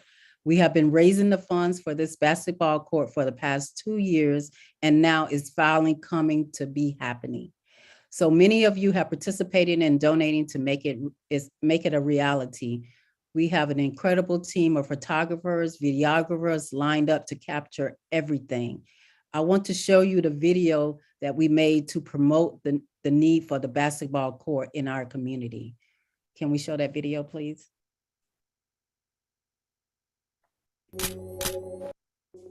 Right here in St. Louis, the conditions of the north side is horrific.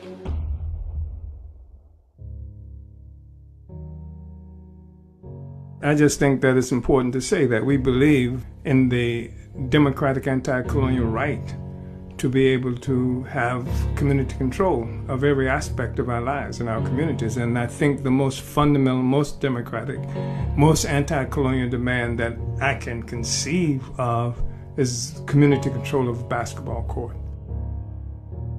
The basketball court is so important. Number one, because the community has no recreation. So along with this lack of grocery stores and economic activity, there is no kind of cultural activity and programs for children to participate in. We need a basketball court. We need to have things in our community. Black people need to be empowered of their own life. We want Black community control of a basketball court, a simple democratic anti-colonial demand. This is not just about building a basketball court, it's rebuilding a community. Donate today to build a community-controlled basketball court in North St. Louis. Who will step up and make the slam dunk? blackpowerblueprint.org. You're single. Uhuru, thank you. So we got an email from Nick Davis, the amazing video editor for the basketball video that you just saw. So he submitted this video to the Anthem Awards for social justice films, and it was accepted. The winners were announced on February 15th of this year. Not only was it accepted, but out of all the submissions of the videos, we were at the top finalists for the best community engagement, which we already won, in our eyes. They weeded out a lot of submissions to get the finalists, with nearly 2,500 submissions from 36 countries around the world and 10,000 reviews from their academy. I'm proud to announce that we won second place on the community engagement for not-for-profits. I want to salute everyone for their hard work in this campaign and raising the money for the basketball court. My hope is that this recognition will open some new doors for the funding for the Black Power Blueprint future endeavors. The funding of the basketball court was real, and we just really took it on, and I just really want to salute all the people who donated to it. Next slide. So one of the things that they wanted us to do was to do a speech, but the speech could only contain 5 words. So Jessica, can you roll that video to say what our 5 words were?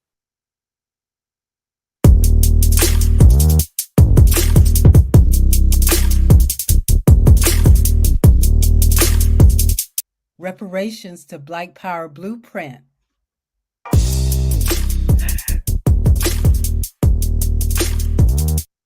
So those were our 5 words: Black Power Blueprint reparations.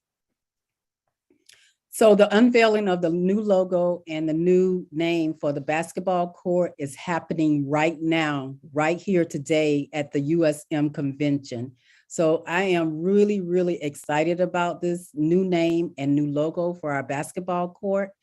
So I want to go ahead and unveil the new name. Next slide. So you see it first, the unveiling of the name and logo for the community basketball court. Black Power Vanguards is our new name. And our new logo is a basketball with the beret with the red star Black Power Vanguards. So I really want to, and the next slide is what our court is going to look like with the logo in the center. So we're going to have the red on the outer lines, and then at the keys, we're going to have red, and the whole court is going to be green. And right in the center is going to be Black Power Vanguards. So that is our new name for our basketball court going forward. So I really want to thank our very own Chairman Amalia Shatella for his vision for this design. And I also want to recognize Rich Peter Hedra for making this our vision a reality. And if you're not familiar with Rich, if you look at all the logos, mostly all the logos from our movement, Rich were responsible for designing them. So I just really want to appreciate and acknowledge Rich for his work. Next slide. So let's show this new name and logo one more time, Jesse.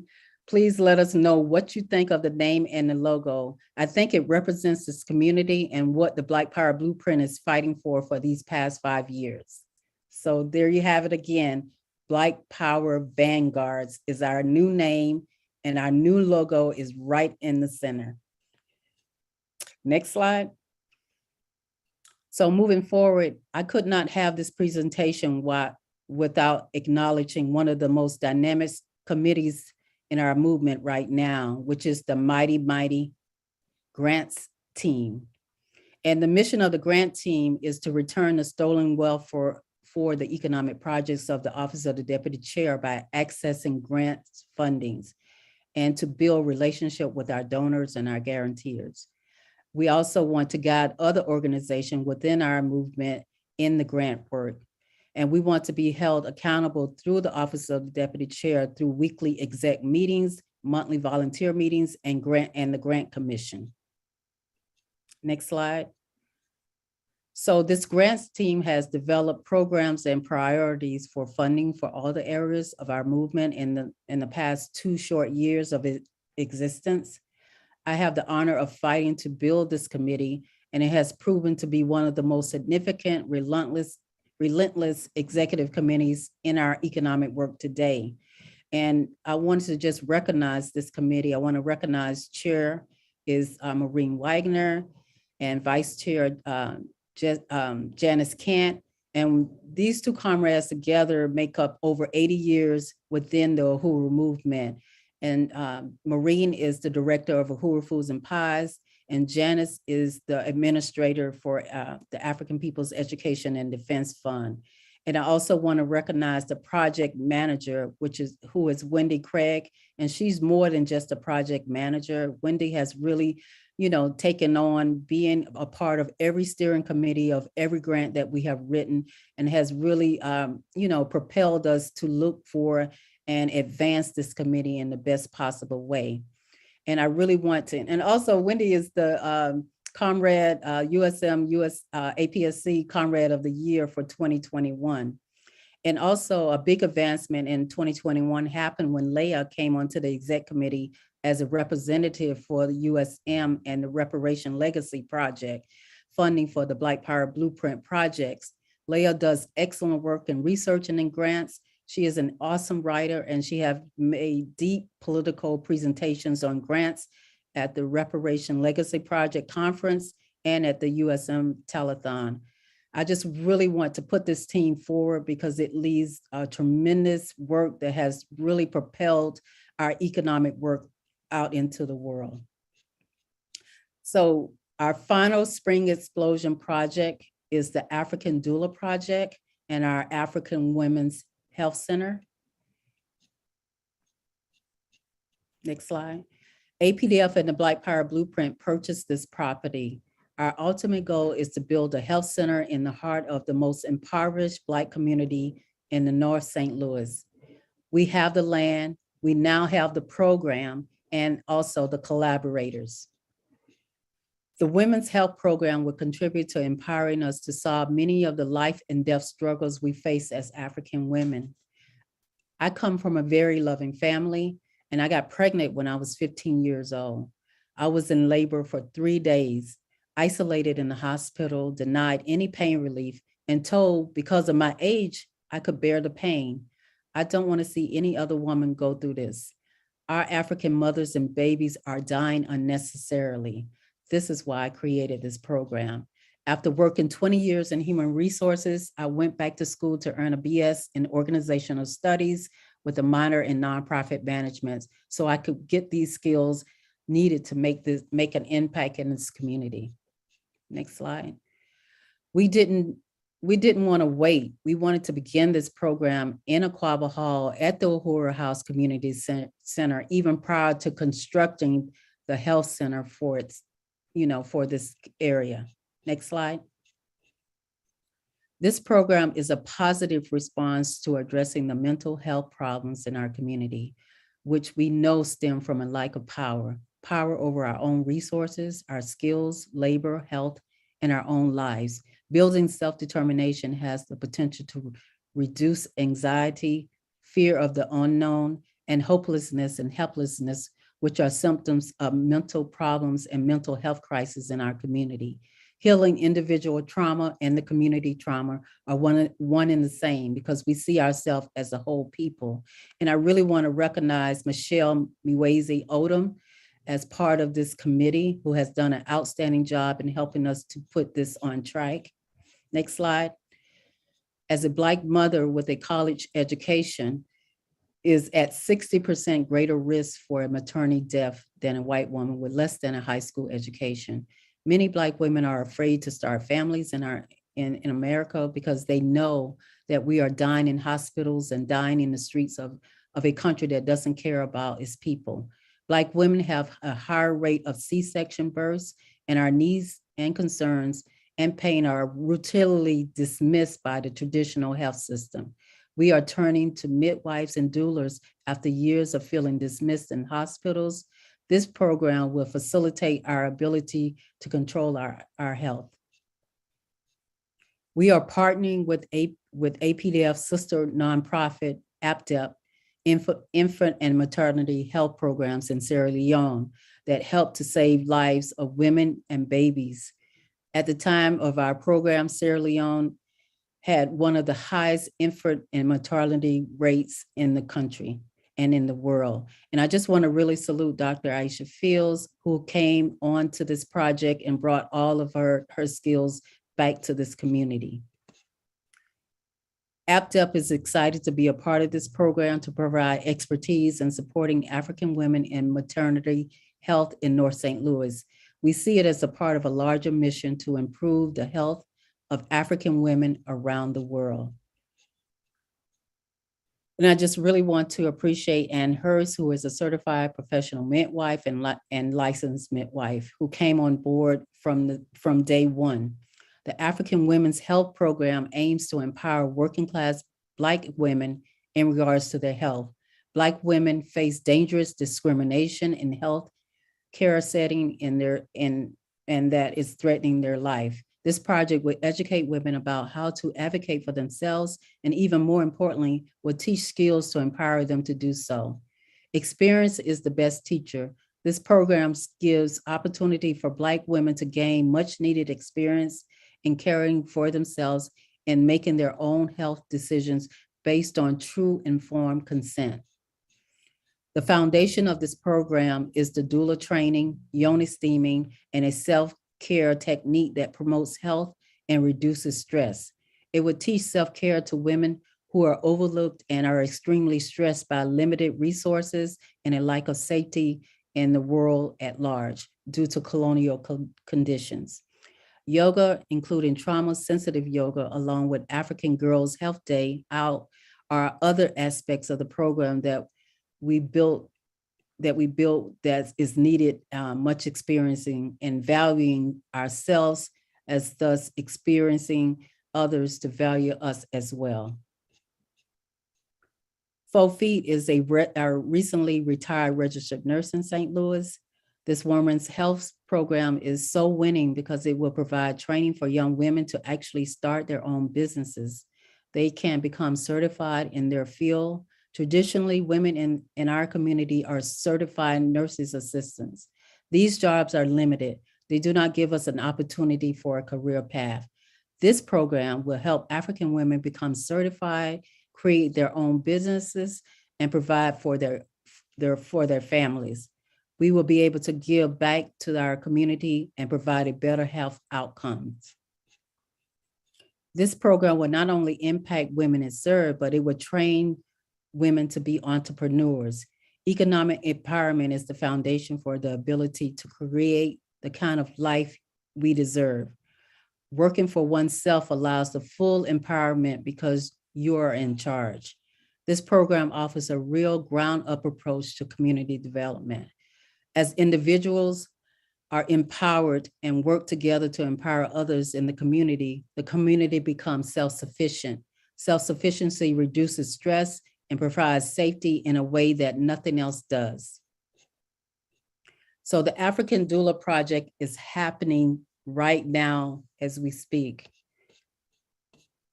We have brought Zanlile Impiko in as the African Doula Project Coordinator. She joined this project on March 10th and has been coordinating and participating in the doula training. And she's also going to be one of the students for this program. Next slide. So on Tuesday, March 22nd, this Tuesday coming up, we'll have our first African Doula orientation from 6 to 8 p.m. And then we'll have another one on Saturday, March 26th at 10 a.m. to 12. All 20 women would go through the training by Jamal Birthing Village right here in St. Louis, Missouri on April 22nd through the 25th. Upon completion of the training, they will be required to pass a comprehensive exam where they have to score 80% or higher. And they also have to attend 2 live births with clients that they acquire in order to receive a full spectrum doula certification. Next slide. So these are the names of all the 20 women that we have recruited to go through this class. All the African women are ranging from the ages of 21 years to 53 years old.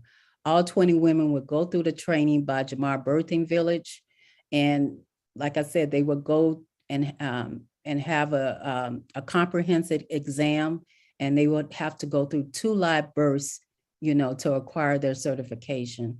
So, and within, the next 6 months, they should be certified as African doulas. Next slide. So I wanted to go ahead and show the video that we created from the African People's Education and Defense Fund and the Black Power Blueprint.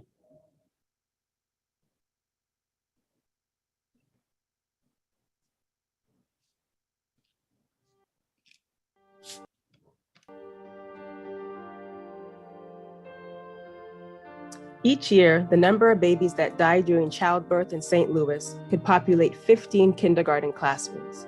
Imagine all that potential lost. Each neighbor, family member, or friend who loses a baby faces enormous emotional suffering. The Black community in St. Louis suffers from an infant mortality rate 3.3 times that of white people. A 2019 study found that Black women in St. Louis County were nearly twice as likely to die while pregnant or after giving birth compared to white women. In a city that is home to some of the best medical care in the country, African women often lack access to prenatal and postnatal care. We recognize these grave disparities to be a symptom of an unjust system in which our power and self-determination has been taken from us. But with the Black Power Blueprint, we are fighting to take back our power over our own communities and resources, including the futures of our children. We are embarking on Phase 5 of the Black Power Blueprint, a Black-led wellness education center to empower Black women and girls in caring for our physical, mental, and emotional wellness. The vision is to provide health and self-care programs that reinforce our traditional African culture and invest in the future of our community, with doula and childbirth educator certification programs, along with opportunities for employment and entrepreneurship. The African Women's Health Program is specifically designed to alleviate the trauma women and children face in our communities due to lack of healthcare and ability to control our healthcare choices. Traditionally, the Black community values collective prosperity. a value we trace back to Africa. The African Women's Health Program addresses the mental and physical health of Black girls and women by providing prenatal, birthing, and postnatal care, trauma-informed yoga, an annual African Girls' Day event, a medicinal herb treatment program, and more. Following the murder of Mike Brown in 2014, the Uhuru movement created the Black Power Blueprint in North St. Louis to go beyond protest and provide solutions to the deep poverty, racial trauma, poor health, unemployment, and lack of housing and healthy food our community experiences. The Black Power Blueprint is a comprehensive neighborhood revitalization project that is transforming North St. Louis through renovation, self-sustaining economic development, and political power by and for the Black community. We have long recognized that our community has the capacity to solve our own problems through self-reliance projects driven by the needs of the community rather than having solutions imposed on us. We create programs that empower the people from the ground up to create lasting change. The African Women's Health Center will be a much-needed respite for our community. It will empower us in taking charge of our health and well-being. Support this innovative and empowering program. Donate today. Uhuru, next slide, please. So, like we said, that we wanted to build this health center right in the heart of St. Louis. So to build it from the ground up, it's going to take $420,000 total estimated projected. So far, we've raised $96,591. We want to thank all the generous donors who have contributed thus far and give a shout out to one of our anonymous reparation legacy donors who made a significant donation in January that brought us to the 96,591 donated. So right now we only need, next slide, 323,409 to make this a reality. Next slide. So we have purchased the lot and created the rendering of what that site would look like. And this is just a rendering of that. Next slide. We've also included a layout of the first draft of the floor plan that was developed by MT Design Architecture. And this is part of it. Next slide. You know, it's going to be a 2-story building that's going to have, you know, a conference room, a main lobby. We're going to have an office and a support room. We're going to have the, you know, build the rooms for the yoga and the yoni steaming and for the doula process on the 2nd floor. Next slide. So the name of the center is going to be called Uhuru Kalia, and Kalia means to nurture. So the whole name is Freedom to Nurture. Uhuru Kalia Health Center is what it's going to be called. And I really want to thank Miezi Odom for coming up with the name of the center. So we are just really, really excited about building this community African Women's Health Center, and we really want you to be involved in this process. So next slide. So today at this USM National Convention, we're calling on white people to take a stand in solidarity with Black Power with the goal to create a new economy that fulfills our vision of freedom for Africans and oppressed people everywhere. We say reparations now. Next slide. At this US National Convention, we will call on you to contribute generously to building the African Women's Health Center in St. Louis, a project and program that can be reproduced in African communities everywhere we live. We have shown you today and the past 50 plus years how the Uhuru movement and the African People's Socialist Party go beyond protests, moving towards the capture of real power in the hands of the African working class community, and how by funding these programs and paying reparations into this movement, you can take part in repairing the damage, returning the stolen wealth, and funding the struggle for the total liberation of African and African people inside the US and around the world. So this is the end of my presentation, and I just really want to appreciate USM for inviting me to speak and participate in this historic convention. Uhuru. Uhuru, Deputy Chair Onizane, just really want to appreciate you. And just to see this progress report and just thank you for, giving us tours of the apartments and showing these beautiful, videos and the growth that the Black Power Blueprint has. And it's been too long since I've been to St. Louis. It's been a couple years now. And I know it's going to look completely different than when I was there. And, I used to be a doula. So I remember that being one of my first, something's wrong with the system, the medical system. And I didn't know that it was connected to the genocide of African people until I met the movement. So just to see this theory in action, to see that African women and African people have to lead us out of this system, and just these institutions radiate that. So it's so great to see this. And thank you so much. You're welcome. With that, we're going to move to raising more reparations. And for that section, I want to bring up Len Demmer, Leah Fifield, and Mark Anderson of Uhuru Solidarity Movement. So yeah, let's raise these reparations, which I put in the comments, junk change to what is owed to African people. So Uhuru.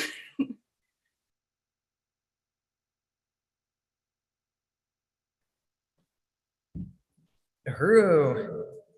Oh, we got to meet the thing. All right.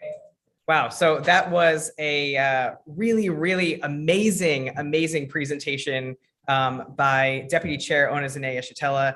And I just want to introduce myself. My name is Len Demmer. I am currently located in St. Louis. I just moved here from Philadelphia. I am the chair of the St. Louis USM branch here that will soon be a branch. And I am also the coordinator of the Reparations Legacy Project.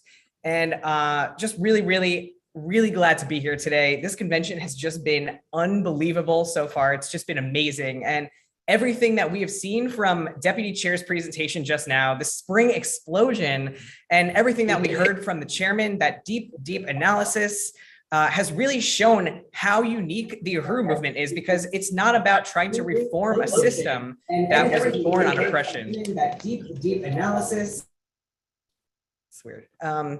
Okay, so, but this struggle, is for the struggle of the African working class for political and economic power, which negates the white power of the colonizer. And African people are trying to take back power over their own lives, resources, and destinies by creating these African self-determination programs that are directly contending with the colonial mode of production, dueling contending power, as the chairman says. And so this is the part of the program when you all can start making reparations a reality. So start thinking about ways and how much you might be able to contribute to this program today. We must fund this African Women's Health Center as a collective stand of reparations from everyone who is here today for the USM National Convention. And we can really do this today. We will be asking you to go to uhurusolidarity.org/pay-reparations.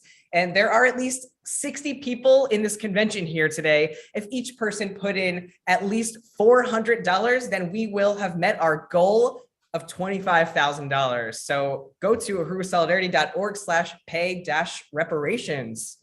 Next slide. So I just want to start off by saluting Chairman Omali Yeshitela and Deputy Chair Onizane Yeshitela. None of us would be here today in this convention and taking the stand of reparations if it wasn't for our leadership, Chairman Omali Yeshitela. And it was the chairman who gave us the science of African internationalism and has also given us a place in this revolution for African liberation. And that is to win reparations from our white communities to fund the independent anti-colonial African economy. And we also really want to appreciate the genius and visionary behind the Black Power Blueprint and all of the party's economic institutions, Deputy Chair Onizane Yeshitela, for her profound leadership and commitment. Deputy Chair has brought both her and the chairman's political reports to life, which you can see right here in St. Louis, in North St. Louis, and from coast to coast and internationally. And as a token of our appreciation, you will be receiving this awesome African revolutionary wall clock, this Che Guevara glass, and this revolutionary pin of the chairman. as well as this I Support Reparations to African People bumper sticker. Uhuru, next slide. We also want to truly appreciate the African People's Solidarity Committee Chairwoman Penny Hess, who under the leadership of the African People's Socialist Party has been tirelessly leading the solidarity movement for over 4.5 decades. And her commitment to the fight for reparations to the African working class has never wavered. And we also want to appreciate Chair Jesse Neville, who has led USM under the leadership of the party for 8 years, and his leadership continuously mobilizes all of our forces to follow in his footsteps and to be the best revolutionaries that we can be. So both of you will be receiving this African Revolutionary wall clock, the Che glass, this historical pin of the chairman, and the I Support Reparations bumper sticker. And I just want to say that Chairwoman Penny and Chair Jesse really both exemplify what it is to be a white person in unity with the struggle for African liberation in the chairman's lifetime. And they really just set the bar so high for us. Really, really salute them. Next slide, please.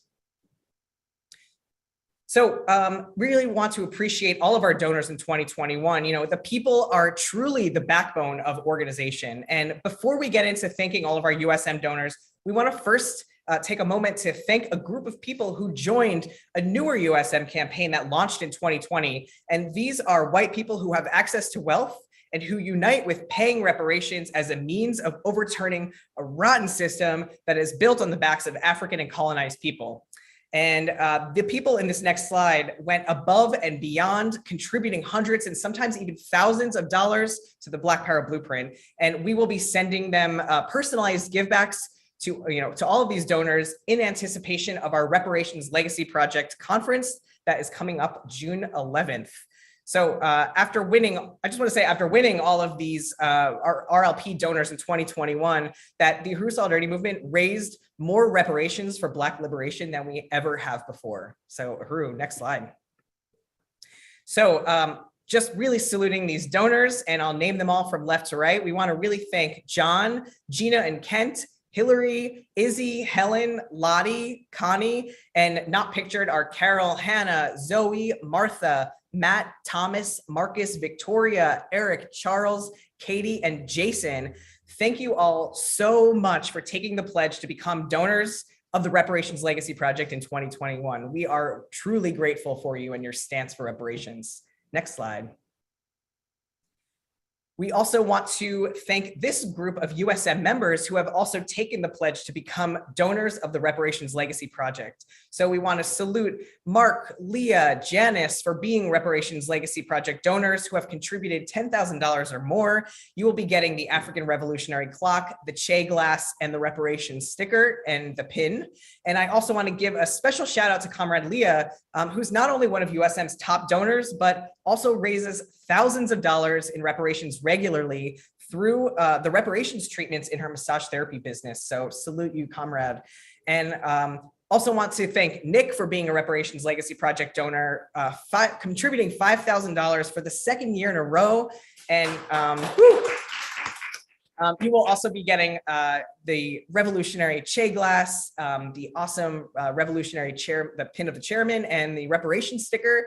And also just salute to Comrade Laura for being a reparations advocate, contributing at least $1,000 this year. We really salute you in all of your work of the movement.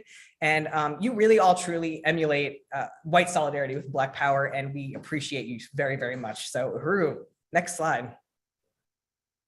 So we also want to salute Angelica of the Green Party. We really, really appreciate you, Angelica. You are in St. Louis. You've become a really strong force in the solidarity work. You've been paying reparations, volunteering, and connecting us with grant opportunities. So we really, really salute you, Comrade. Uhuru. Whew. Next slide. And so we want to thank now all of our Harriet Tubman and Ella Baker sustainers. So we want to thank Harriet Tubman level sustainers, John, Amanda, and Janet. Uhuru. And we also want to thank all of our Ella Baker level sustainers. That's Wendy, Mary, Ron, Darian, and Rashada. Uhuru. You will all be receiving this amazing revolutionary pin and the reparations bumper sticker. Next slide. And I just want to thank all of our sustainers and members. You know, it's just a special thanks to everybody who has contributed in 2021. We really, really appreciate you.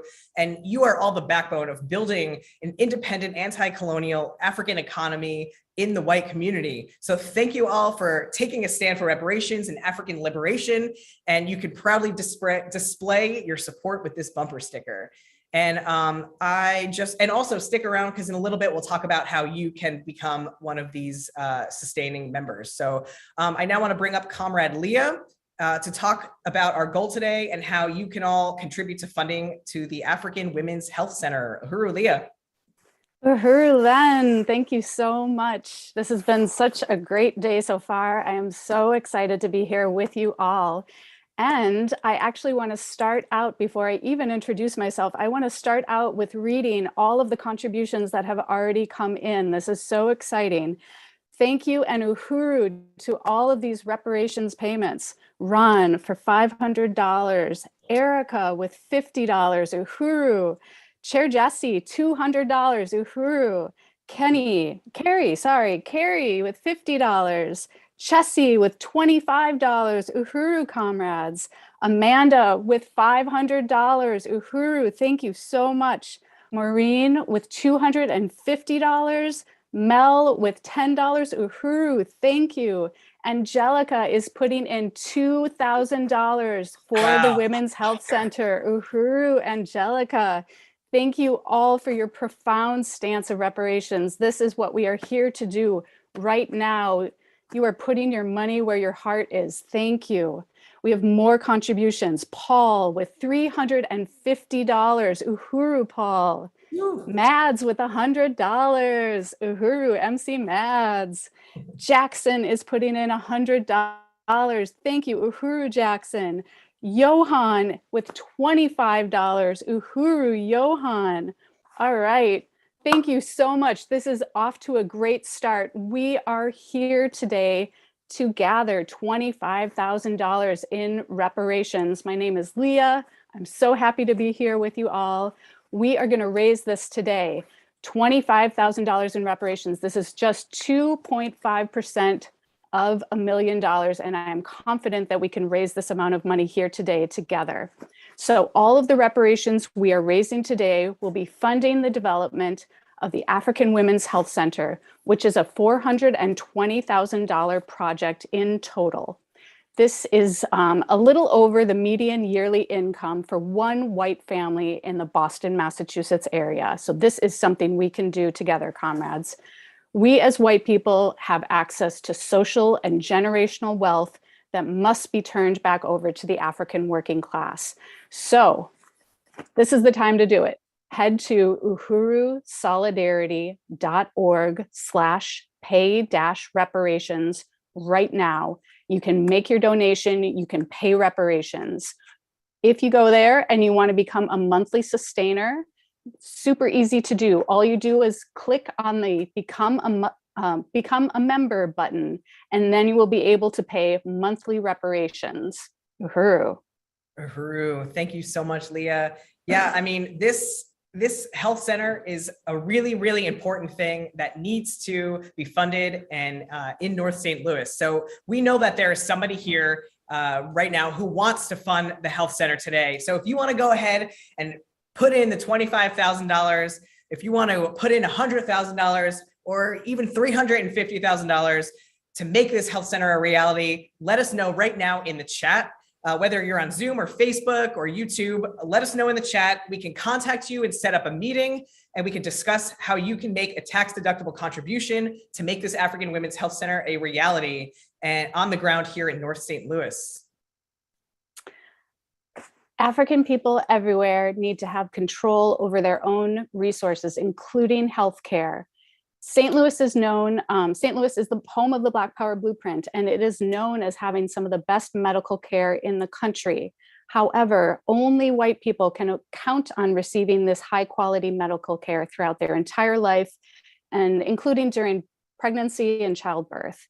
African women, on the other hand, don't have access to the same high quality healthcare, and this results in higher rates of birth complications and birth-related mortality, at least 2 times higher than white people.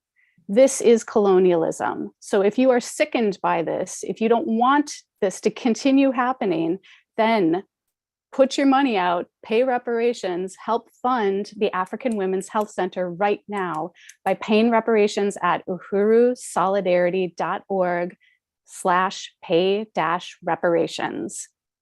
Uhuru. And I just want to say that if you do want to make a large contribution and you want to remain anonymous, you can also email info@uhurusolidarity.org. Next, oh, you got the next slide up. Great. So yes, uhurusolidarity.org/pay-reparations is where you want to go right now to contribute reparations.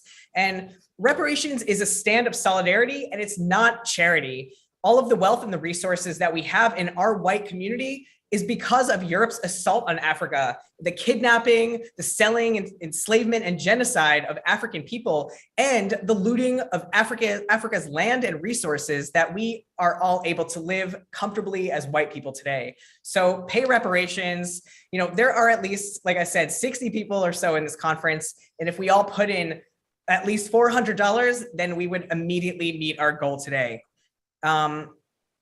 All right, so I want to turn it over to Leah to say a couple things. All right, Uhuru. And I do just want to give an update before I move on all of the pledges that are coming in and all of the payments. Comrade Nick, today $500 and an additional $5,000 pledge from Nick. Uhuru, Nick. Yes. So total so far, we have raised $9,660. We are getting there. Let's just keep going with this. Really good momentum. We have 15,340 left to go. We can do this. So we also had Chairwoman Penny with a $2,000 reparations payment. Uhuru, Chairwoman Penny. All right. Erica with $100. Uhuru, Erica. Okay, that brings us up to 11,760 raised so far. So we just have 13,240 left. Uhuru, this is great. We can keep doing this. Let's keep going. So I just want to talk a little bit about why I feel like it's so important for us to really make a commitment to paying reparations to the African Women's Health Center and to the Black Power Blueprint and to these anti-colonial institutions. Birth is really supposed to be one of the most joyous times in a parent's life. However, for African people who live under colonial conditions, pregnancy and childbirth can be a harrowing, painful, and even tragic experience. And the dialectic here is that our access to high quality healthcare in the white community is predicated on the lack of access to healthcare by African and colonized peoples.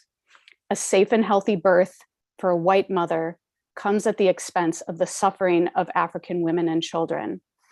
Nothing in our world escapes the contradiction of colonialism, including pregnancy and childbirth. And I heard Chairman Omali Yeshitela state something recently that really spoke to me, that we cannot leave these colonial contradictions intact to be solved by the next generation, and that it's really irresponsible for us to do so.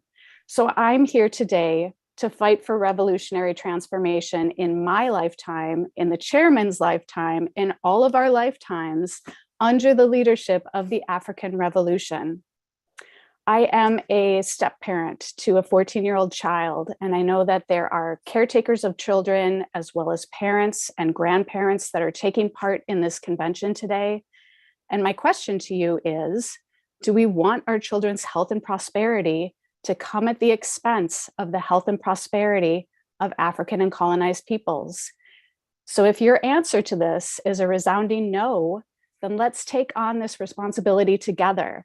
Let's answer the call of the party by taking the concrete step of paying reparations to fund this beautiful visionary African Women's Health Center. So go to uhurusolidarity.org/pay-reparations and pay reparations right now.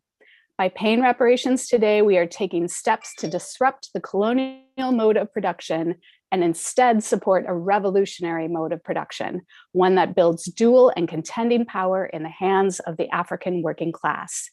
This is a mode of production that I am so proud to support, and that's why I want to make my reparations payment today in the form of a matching fund of $1,000.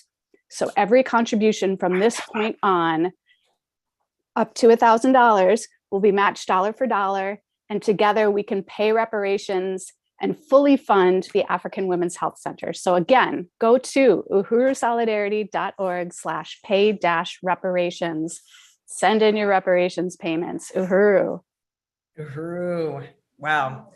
Wow, Leah, thank you so much for sharing that. Yeah, it's just such a powerful statement and just a really, really incredible, powerful stance that you take. And as white people, even having a happy marriage or buying a house or going to college, all of the dreams and aspirations and all the things that we're told are part of the, quote unquote, American dream require the misery of African and colonized people. And there is really only one way to get rid of this relationship, and that is by returning the power back to the hands of the African working class in the form of self-determination projects.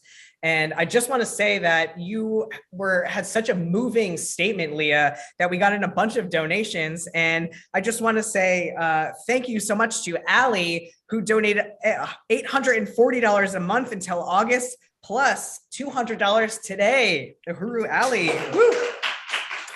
And I also want to salute Janice for contributing $5,000 today. Wow, amazing. Also, so that means we, also Diane raised, who contributed $100, Uhuru Diane. And director of ORED Kitty, $200, Uhuru Kitty. Wow, that's amazing, Uhuru. So looks like oh my gosh, and Lottie, $5,000 for the health center. Oh my God, Uhuru. Wow, that's amazing. So, I think we went over our goal, but our goal is to keep it going. We have to fund this health center. It's very, very important that we, return these resources. This has really been an amazing thing so far. So next up, we are going to bring on a longtime member and supporter of the African People's Socialist Party, Mark Anderson. And Mark has been modeling the stand of genuine reparations to African people for decades. And we really salute this comrade. And we want to welcome Mark to talk to us a little bit about why he pays reparations to the Black Power Blueprint. So Uhuru, Mark. Uhuru, thank you so much. I always get embarrassed by any sort of recognition, particularly when it's coming from people who I think we all know deserve all that much more recognition than me. But thank you, despite that. So I was thinking about this, and I was thinking, like if I was a lawyer, and I'm not, I would have multiple arguments for making reparations. So I was thinking I'll present a few, two from the mind and one from the heart. So I will dive in on that. So suppose and I think we all accept that we'd all love to make the world a better place. So just rationally, how can we actually achieve that? Well, certainly we can't do that by opting out. I remember like years ago, I was staffing some kind of a Uhuru food booth, and some guy came up with his like ceramic bowl, and he wanted to get his food served in his own bowl so he could save one paper bowl. And I remember thinking at the time, okay, that's fine. You just saved one paper bowl, but seriously, that's not going to change the world. And, I think, honestly, I have a bit of a struggle with anyone who focuses on things like blood diamonds too, because that feeds into this concept that somehow we can like opt out of this worldwide system that we're all participating in, that somehow you can do sort of selective participation in this worldwide capitalist economy and like you get the right diamonds or you get something else. But in fact, everything around us is, the result of this sort of worldwide, colonialist system. We also can't really change the world in a substantive way by doing like individual actions or by donating to organizations that don't actually represent fundamental change. You know, for years, my aunt used to give to this organization that did Greyhound rescue.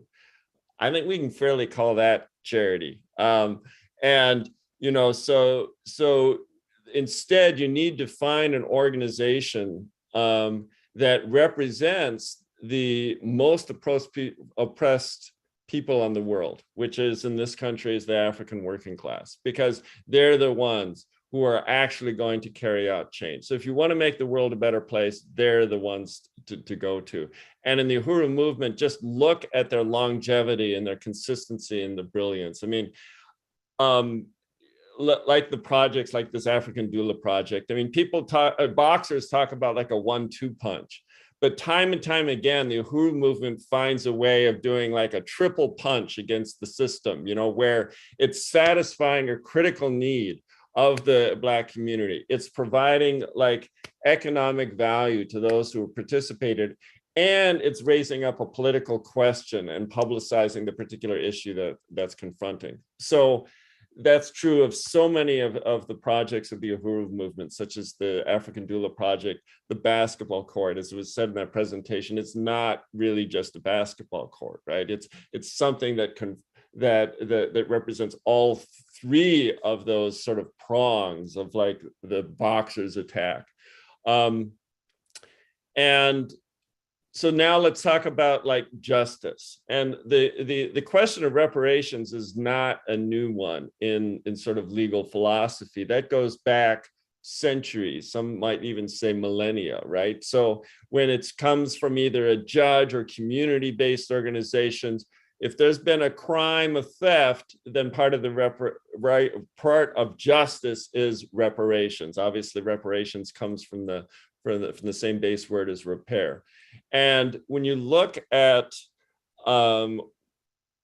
the current state of the world as based on slavery and colonialism, that is the crime of the millennium. So how do we carry out reparations for that crime?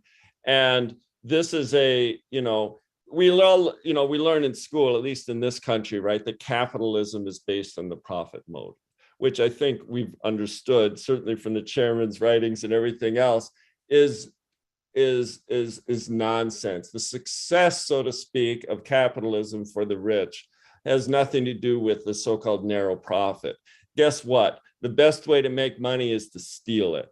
So the success of major capitalist, organizations is based on theft of labor and resources. That was true in the so-called primitive accumulation. It is true now. If you go anywhere in the world outside of Europe as a tourist, guess what? You're surrounded by people for whom the concept of tourism is alien. They do not have control over their lives. They are not voluntarily participating in this economy that they are in. So we have this ongoing theft of labor and resources. And this is a systemic crime. And guess what? The justice for a systemic crime is systemic reparations, which means that it has to go to an organization. So in brief, those are my two arguments from the mind. I also just want to say, just as like an argument from the heart, which again is a personal thing. Everyone comes at this, I think, from a different background, obviously. But at least for me personally, what is it that would give, I think about what is it that would give my life meaning? And other people try to find, maybe successfully find life's meaning through building a family, or maybe from their work or something else like that. But for me, it has to be, do I have a legacy now? And as time moves forward, that's really going to make an impact on the world. And how can I feel connected to the rest of the people on this planet? And that and paying reparations is the way in which I do that. I also wanted to say I will match Leah's matching. So I think she said that at 2:19 Eastern time. That's when the benchmark started. So somebody will have to let me know what that comes to. Uhuru. Uhuru. Wow. Uhuru. That is amazing, Mark. Thank you so much for that really, really profound statement.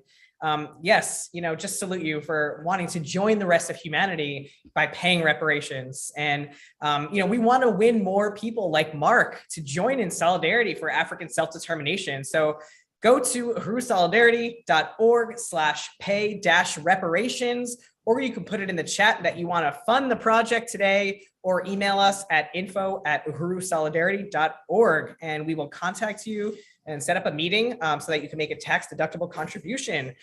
So before we continue on, I just want to shout out some more of our donors. This is amazing. So Lisa at $100, Uhuru Lisa, Bree at $25, Wendy in San Diego contributed $200. And then that was our new total of $28,625.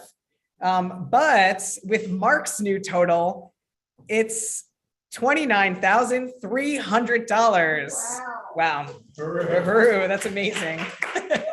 Yeah, so keep those donations coming. Oh, and Chair Jesse Neville has an announcement. Uhuru, comrades, I just want to give a round of applause to this amazing collective stand of reparations to African people that everyone has taken, and express our love and appreciation for all of you who have stepped forward to be a part of history today by contributing reparations towards these momentous projects. And we've raised almost $30,000. And I want to remind you, out of 323,409 that Deputy Chair said is needed. So let's keep it going. And I just wanted to read a statement that came in from Nick Davis, our comrade who made that award-winning beautiful video and who renewed his pledge of $5,000 today. Nick sent in this statement. He said, "I only hope that I can give more by the time the year is through and continue to pay reparations as long as I am earning this capitalistic money owed to African people. Reparations are the best way that I spend that money. It is the right thing for all white people to do." So Uhuru, Nick, we appreciate you and your stand of reparations to African people. Uhuru. Uhuru. Awesome. Thank you so much, Comrade Nick. We really, really appreciate that. So we can move on to the next slide on how to become a member, and I'll turn it over to you, Leah. Uhuru. All right, Uhuru, this has been so mobilizing. Thank you, everyone who has been paying reparations today. So proud to stand in solidarity with you. Today, you can take a powerful stance of solidarity by becoming a member of the Uhuru Solidarity Movement. Go to uhurusolidarity.org/join and become a member. Your membership helps to build a culture of white reparations to African people and materially supports economic development programs of the African People's Socialist Party, like the Black Power Blueprint, like the African Women's Health Center. So go right now. You can do this right now. There doesn't need to be any delay. To uhurusolidarity.org/join and become a member. Here are some of the ways you can become a USM sustainer and member. In honor of our founder and visionary leader, the Chairman Omali Yeshitela membership is our highest sustainer level in USM. Coincidentally, this was our fundraising goal for this convention. You can still become a Chairman Omali Yeshitela level sustainer and just bump up our goal by $25,000. If there is anyone here that wants to become a Chairman Omali Yeshitela sustainer, let us know in the chat. When you become a Chairman Omali Yeshitela sustainer, you will receive this African Revolution wall clock, this Che Guevara glass, this amazing revolutionary pin, and the I Support Reparations to African People bumper sticker to proudly display your support. Next slide. Woo. Thank you, Leah. So also in honor of this African revolutionary, our next sustainer level is Kwame Nkrumah level. And so when you become a Kwame Nkrumah level sustainer, you are fighting to overturn the conditions that African people face daily. That's oppression, that's murder, that's homelessness, poverty, that's food deserts, having no health care, all of those things. $5,000 can go a long way to help build the African Women's Health Center. And just like you heard in Deputy Chair's amazing, amazing presentation, Many Black women are afraid to have kids out of fear of dying or having their baby not survive. And that is absolutely no way to live. And these conditions need to change, and you can be a part of that. So become a Kwame Nkrumah level sustainer today, help change those conditions. uhurusolidarity.org/join. You'll receive this awesome Che glass, the Revolutionary Chairman pin, and the I Support Reparations to African People sticker. Uhuru, next slide.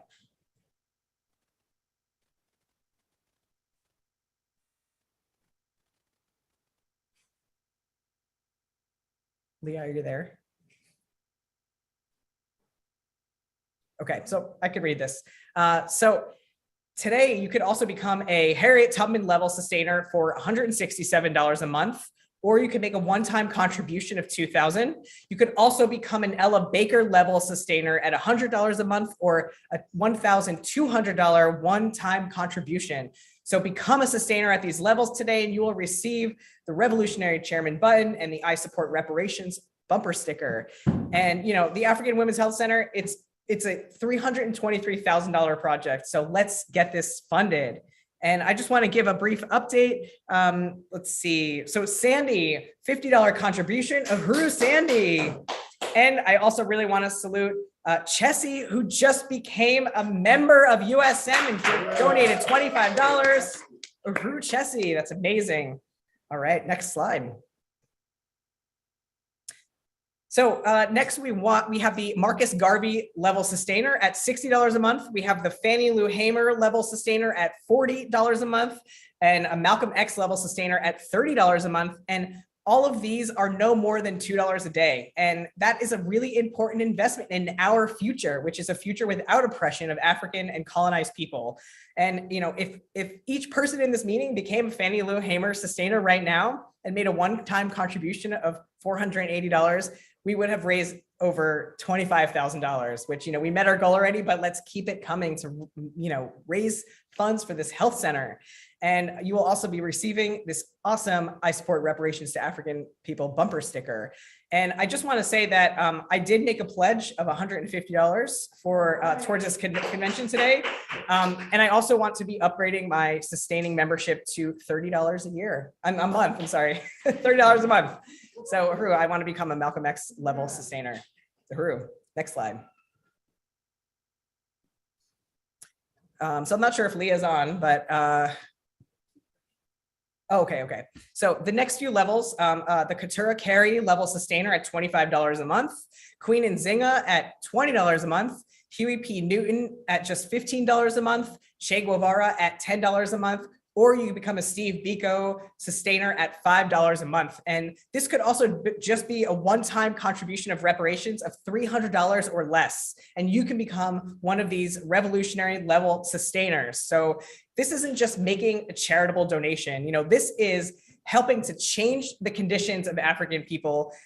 You know, African women in St. Louis need this health center in North St. Louis. You know, African infants are 3.3 times more likely to die before the age of 1 as compared with white infants. And that number in 1 year could fill 15 kindergarten classrooms. That is colonialism. So if you are extremely horrified and angry about that statistic, you need to go and pay reparations now at uhurusolidarity.org/pay-reparations, or become a member by clicking that Become a Member button. Next slide. So I just want to say that even if you're on a budget, you could still become a member and pay reparations for just $25 a year as a general member, or $10 a year if you're a student or on a fixed income. So leave your stance as the colonizer on the pedestal of complacency and take a stand for all oppressed people. Join the rest of humanity and become a sustainer of the Black Power blueprint by joining the Uhuru Solidarity movement and paying reparations. And if you become a member today, you too will be receiving this I Support Reparations to African People bumper sticker that you can put on your car, you can display it on your laptop, or anywhere that you want to show your support for the revolution. Uhuru, next slide. So let's see. Oh, Leah's back. Uhuru, Leah, welcome back. So just want to give an update. Jesse will increase his sustainer membership to $50 a month. Uhuru, Jesse. Woo. And let's see, Deputy Chair will also renew her Che Guevara membership. That is amazing. Uhuru to these awesome comrades. Woo. That's great. And Paula is contributing $50. Uhuru, Paula. Woo. Wow. I don't even know what our total is, but that is pretty amazing. Who is? Oh, Paula's also going to continue her Malcolm X level sustainer at $30 a month. Uhuru, Paula. Awesome. Wow, that's amazing. And yeah, Leah, I don't know if you have anything you wanna jump in and say. Just happy to be back. Sorry about internet failure, and really exciting to hear about all of these reparations payments and donations that are still coming in. Uhuru, everyone. Uhuru, that's awesome. Yeah, I mean, just some other reasons why we need to be paying reparations and, you know, funding anti-colonial projects of the African working class is that, you know, it's some statistics, it's well documented that African newborns are more likely to survive childbirth when cared for by African birth practitioners. And that means doulas, and that means midwives. And some studies show that when African women receive care from African practitioners, that their mortality rate is cut in half. That's, you know, this is a necessity. This is not, you know, doing a favor to the African working class. This is a necessity, and this is the return of power and resources. And yeah, Leah, do you have anything you would like to add to that? Just in terms of like more statistics, African women have a 31% chance of death during pregnancy. So just, you know, laying out why this is so essential that we pay reparations to fund the African Women's Health Center. In addition to that, 36%, I'm going to read this whole statistic over again.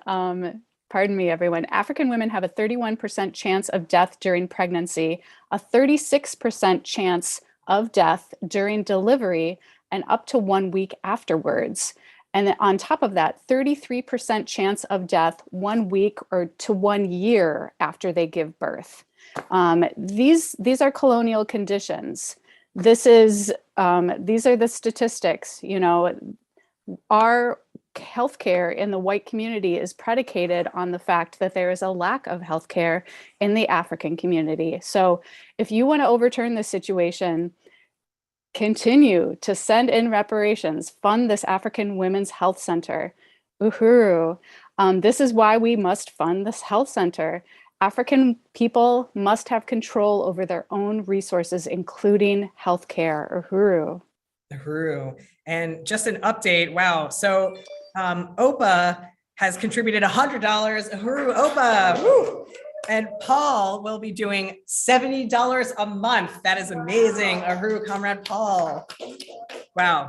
So I don't even know what our total is, but it is definitely over $30,000. That's amazing. And yeah, just keep it coming, because, you know, this is just one project. I mean, it's a very, very important project, but, you know, the whole entire thing, the whole entire African working class needs their resources back. So keep the reparations coming, and let's get this health center funded. And yeah, just keep it going. Uhuru. Oh, okay. So our new total. Oh, sorry. Go ahead, Leah. No, go ahead. Please tell us the total. Our new total is $31,055. Wow. Uhuru. Awesome. Amazing. Wow. I'm almost speechless, to be honest. Yeah. Wow. This is, yeah, a new record for USM conventions. Wow. Yeah. So yeah, don't forget, if you want to become a member, a sustaining member, you can go to uhurusolidarity.org/join. And if you would prefer to send in a check, you can always send a check in and make it payable to Uhuru at P.O. Box 13206, St. Louis, Missouri, 63157.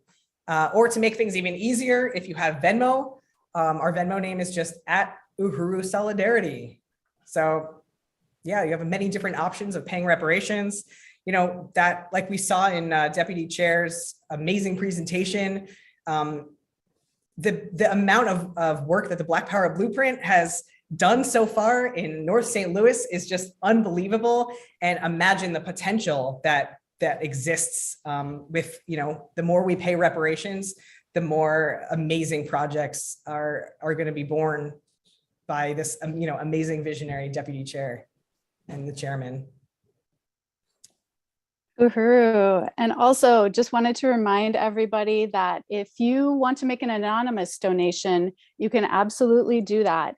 You can email us at info@uhurusolidarity.org and make an anonymous donation or reparations payment in any amount. Feel free to email, feel free to send Venmo, feel free to send a check, feel free to go online right now and continue paying reparations to fund this amazing African Women's Health Center. Uhuru. Uhuru.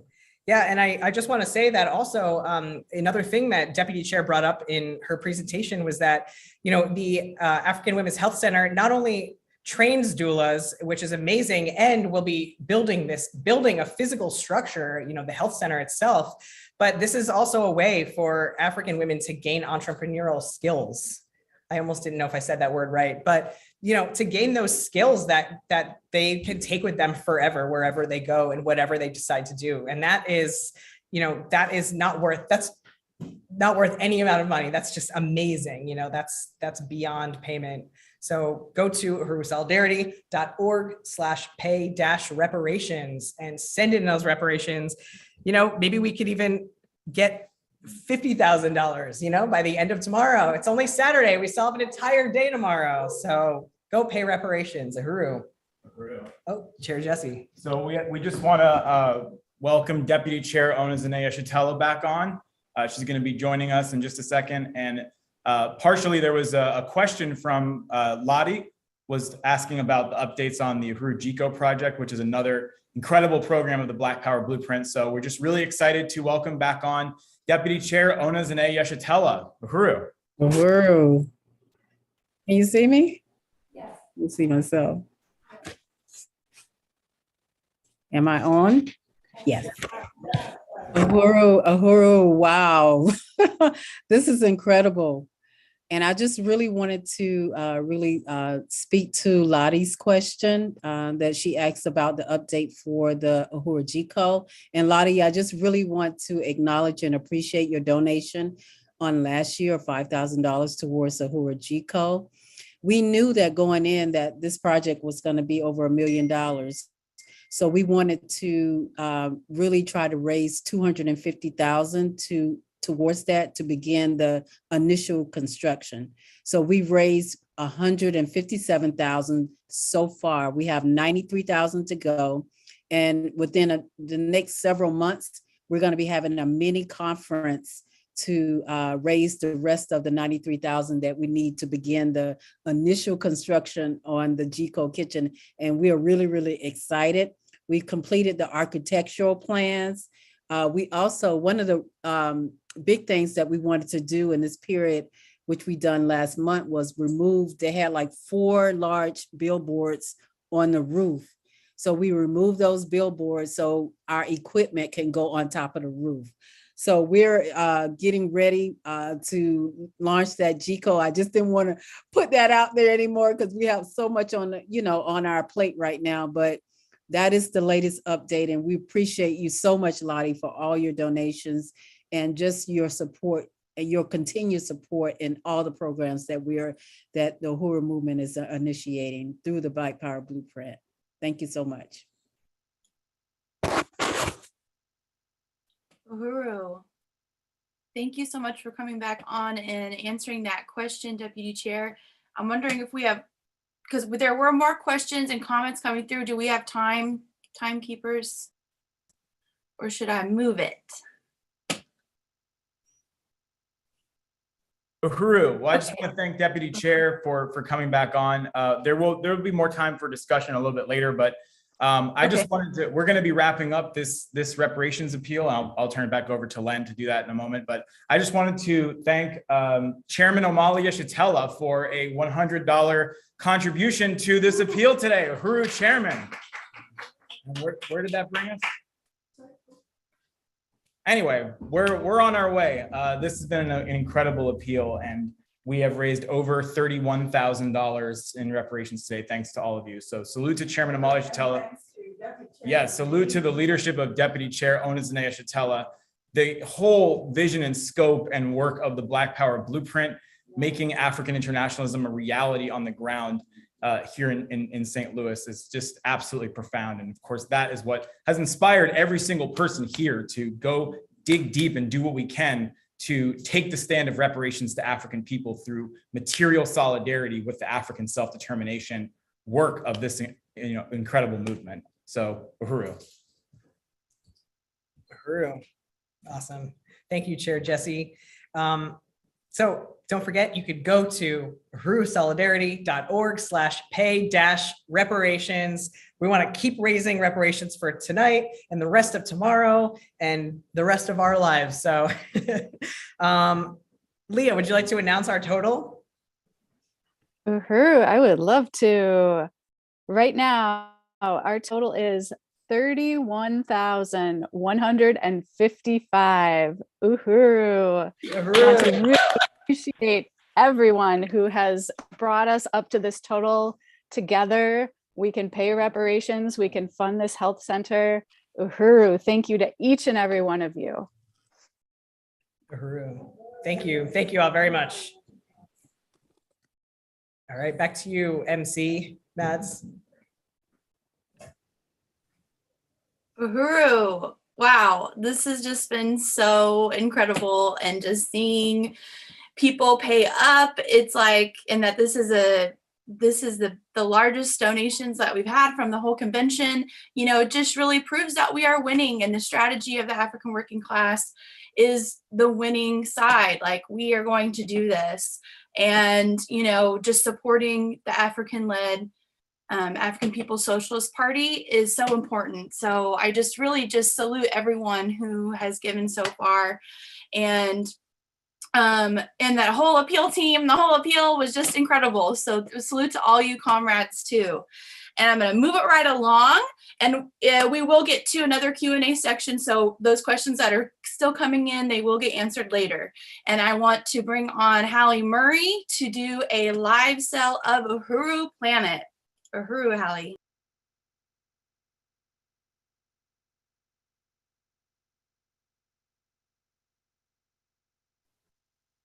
Uhuru, welcome everyone. Just really want to salute this whole convention presentation. This has been such an incredible day. I just wanted to say I will contribute $30 in reparations today. I'll be paying that later.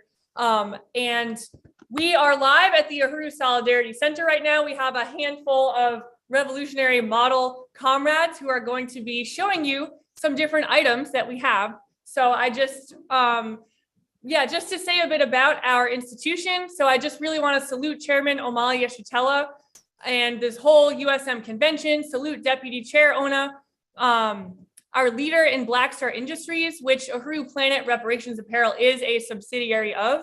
Just also want to salute Chairwoman Penny Hess and ORED Director Kitty for their leadership in building this institution for reparations to African people.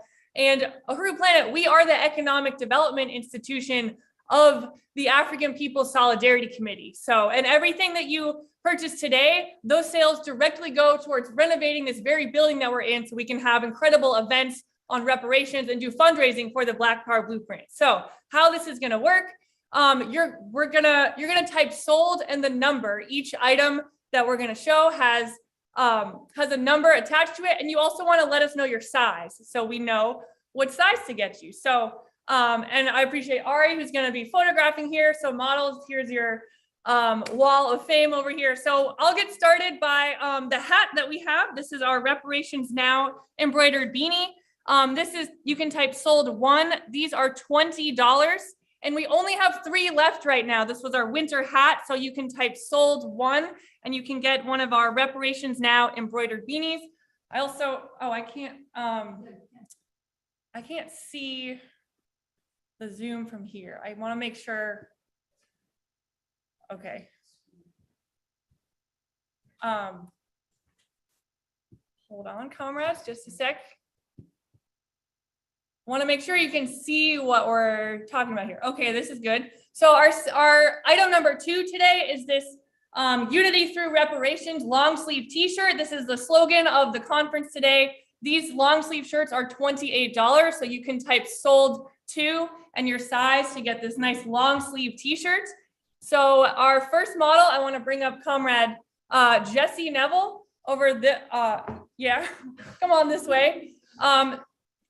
This is your USM member look right now. You have your USM hoodie. So these are, the hoodie is item number 3 for $40. So you can type sold 3 and your size to get this nice cotton black hoodie. Sold 3 and your size, $40 get you the hoodie. The other item here, Chair Jesse is holding, is Chairman Amalia Shatela's book, Vanguard. This is critical reading for all of our USM membership and supporters today. The book is just $30 and you can type sold 4 for your own copy of Vanguard. Thank you, Jesse Uhuru. So our next comrade, so maybe you don't like hoodies, but you still want to wear USM merch. We have Amanda here representing our long sleeve t-shirt. Our long sleeve shirts are $28 and this is number 5. So you can type sold 5 for the long sleeve. And another critical reading of all USM members is Chair Penny Hess's book, Overturning the Culture of Violence. This book is just $22. And for the book, you can type sold 6 for the copy of this book and sold 5 for the long sleeve. So thank you, comrades, Uhuru. So next up, we want to bring Comrade Len Demmer representing our USM t-shirt. So we have this t-shirt in white or also in black. So you can type sold USM, sold 7 for the USM t-shirt and let us know your size and the color. And the t-shirts are $22. Thank you so much, Comrade Len. So next up, we have Chairwoman Penny Hess representing one of our newer items, this beautiful military green long sleeve shirt that says colonialism must go in various languages to show our international solidarity with revolution. So you can type sold 9 for the colonialism must go long sleeve, and that's $28. And we forgot our tote bag. So we have a Reparations Now tote bag. These are just $12. These are screen printed right here in our studio. Tote bags are $12. You can type reparations tote bag, sold reparations tote bag, and we will get that to you. Thank you, Penny. So next up, we have ORED Director Kitty with her revolutionary swag, rocking this classic Uhuru Planet design, stolen from Africans, Reparations Now. This is an incredible design, and I guarantee you will get heads turned. People will talk to you if you wear a Uhuru Planet shirt. So you can type sold stolen hoodie for, these are $40. Type sold stolen hoodie to get this one for you and let us know your size. Thank you, Kitty. Uhuru. So next up, we have Comrade Len is back with us with one of our newer designs. Gentrification is colonialism, Reparations Now. This is a cotton black hoodie. We have this in many sizes. This is number 11 for $40. So you can type sold 11, let us know your size, and you can get this, this black hoodie that says gentrification is colonialism, Reparations Now. Thank you, Len.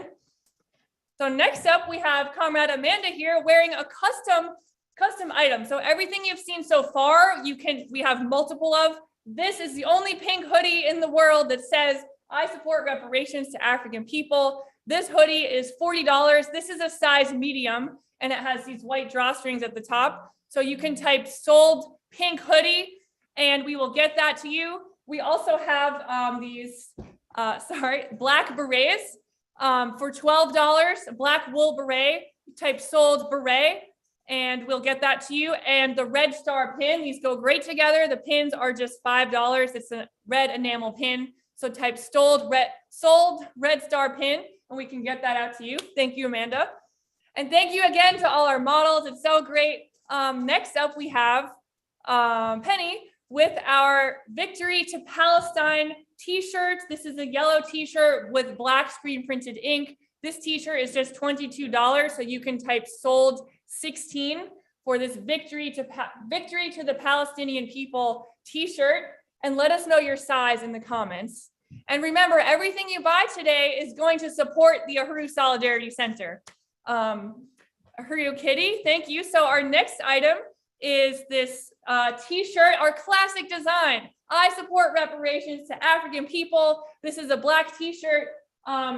She's wearing a long sleeve under it, but we're selling the t-shirt today for just $22. Type sold 17 to get your I support reparations black t-shirt. That's a crew neck shirt. Thank you, Comrade Kitty. So next we have Len with our one of my favorite designs. I made this some years ago. This says, "No justice on stolen land, Turtle Island occupied since 1492. Shout out to Leah, who was wearing this earlier today. So this t-shirt is a warm gray color. It's all cotton. It is $22. And the number for the t-shirt is 19. And we also have it as a hoodie. For all our hoodies are $40 today. This is really powerful white ink on a black hoodie. The hoodie is $40. You can type sold turtle hoodie for $40 and we can get that to you. Next up, Uhuru, Comrade Amanda is back with our crew. This is a new product. Salute Chairman Omalia Shatella in this beautiful crew neck black hoodie sweatshirt. This is a crew neck sweatshirt for $35. And this is number 20. So you can type sold 20 for this Chairman Omalia Shatella crew neck sweatshirt for $35, sold 20. Thank you, Amanda. Thank you all comrades here helping this out. People are changing all their shirts. Uhuru, Chairwoman Penny is back. We have such amazing models today. Rocking one of our classic designs in Uhuru Planet, the road to socialism is painted black. This is like a 3/4 sleeve baseball tee. And this is a quote from Chairman Omalia Shatella. So you will get people asking, what does that mean? Who said that? And it gives you a chance to talk about the African People's Socialist Party. So this long sleeve shirt is just $28. You can type sold 23 for this shirt. And then Penny's also rocking this tote bag for $12. This says St. Petersburg, Florida. I'm just gonna hold it up some more. Home of the first act of Black Power, saluting the chairman for ripping down the mural in the 1960s. Thank you, Penny. So the tote bag is number 24 for $12 for that St. Pete tote bag. We just have a couple more items here. Please put your comments in the chat. Remember, you're supporting the Solidarity Center. You're supporting the Black Power Blueprint when you shop at Uhuru Planet. You can go online too at uhuruplanet.com. And thank you, Johan and Virginia, who are up in the chat, making sure you're doing good. Kitty here is wearing one of our items that came out last week. You can't see here, but this is a V-neck, like a women's fit shirt. This is the definition of colonialism t-shirt for V-neck shirt for $22. You can type sold definition shirts for $22. The foreign and alien domination of a people for the purpose of economic exploitation and political advantage for the oppressor or colonizer population. Uhuru, that will definitely start conversations. So thank you, Kitty. Our next item is Len rocking the White Lives Shattered promotional t-shirt. This is the radio program of the Uhuru Solidarity Movement. Shout out to Jamie for coordinating that show. On the front is the logo, just smashing picture of the colonial presidents. And on the back side of the shirt, it's, promotes the more information about the show. So you can really do your part as a member of USM, help get the word out there. This double-sided shirt is $28 for this t-shirt. So and it's number 26. So type sold 26 and let us know your size. Thank you, Comrade. All right, this is our last round of Comrades. Amanda is back here with some various items with our, this t-shirt. I get so many comments wearing this. Make America pay reparations. Uhuru. This t-shirt is number 27 and the t-shirt is just $22. The rest of our shirts today are just $22. So type sold 27 and your size for the Make America Pay t-shirt. The next item is this Turtle Island tote bag, the same design we showed earlier, but as a beautiful screen printed tote. This is just $12. So type sold turtle tote for $12 and we can get that sent to you. We'll be sending an email later with a, we're going to invoice you. So please put your email in the chat so we can contact you about your purchase. We also are launching, for the springtime, these new snapback hats, anti-imperialists. Garrett, you will get people talking to you. I have a hat like this. People always ask, "Oh, that's awesome. What does that mean?" Get your swag. This hat is $25 and it's green on the inside and it's a great hat. So thank you, Amanda. Type sold anti-imperialist hat for $25. We can get that to you. And Jesse, yeah, we've got Comrade Jesse is back. So this is another classic design. All white people owe reparations to African people as a hoodie. This hoodie is $40 and we have this in many sizes. The hoodie, I just lost it. Just type all white people owe hoodie and your size and we can get that to you for $40.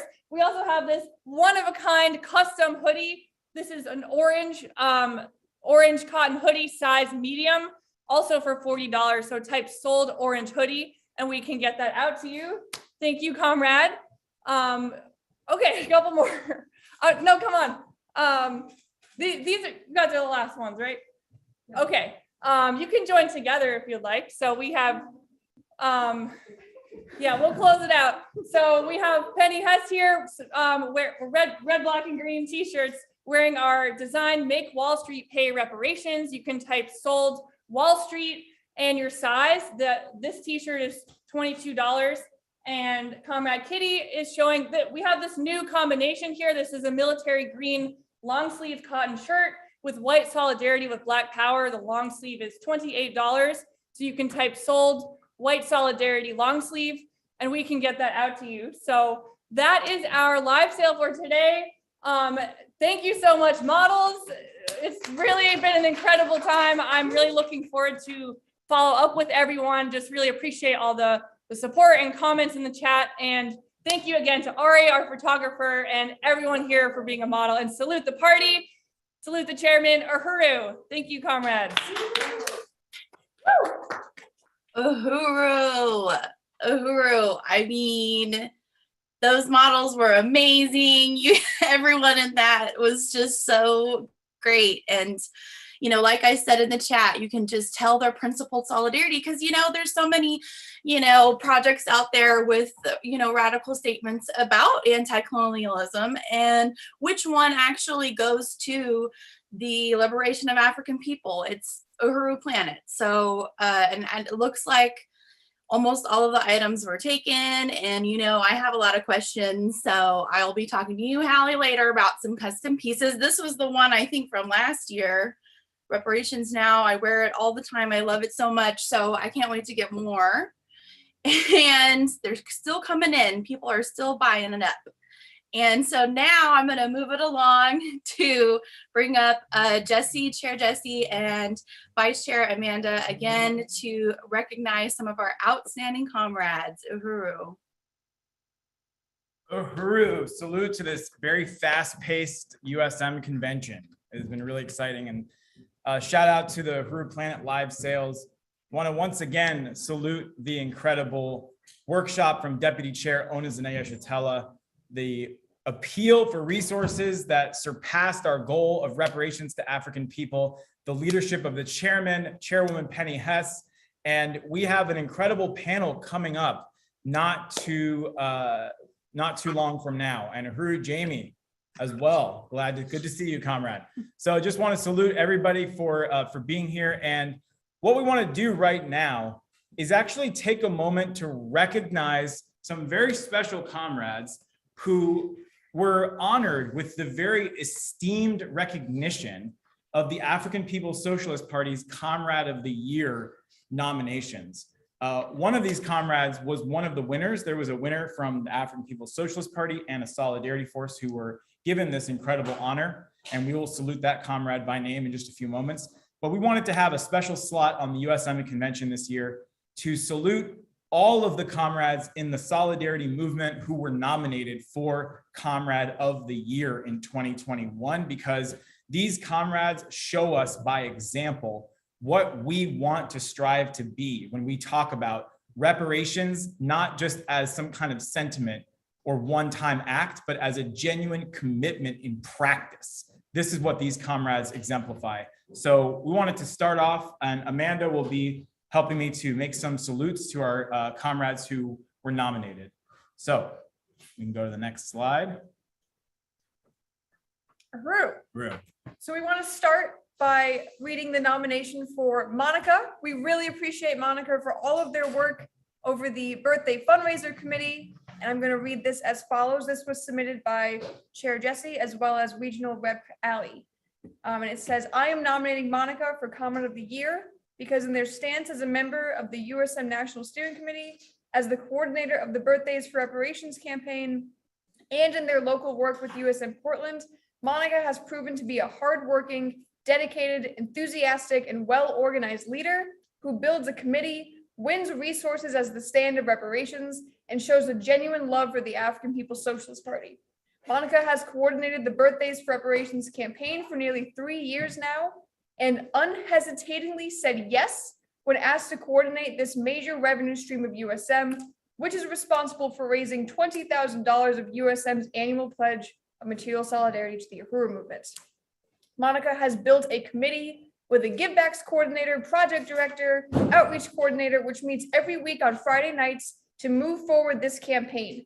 Monica gives leadership to the regional strategy within USM, mobilizing the regional leaders to reach out to members and contacts in their region to sign up for the birthday fundraisers. Under Monica's leadership, the Birthdays for Reparations campaign initiated a give back program in which committee member Ron, who we also appreciate, sculpts Africa-shaped candles to send to people who raise more than $500.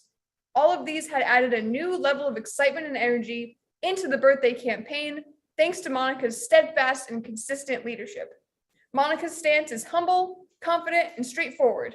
They are all about moving forward the work, no excuses. They have a genuine love and respect for the party and a passion for raising reparations for the Black Power Blueprint, which impresses all who work with them. Overall, this is a comrade whose stance and unity with reparations is self-evident in their work and contributions to USM.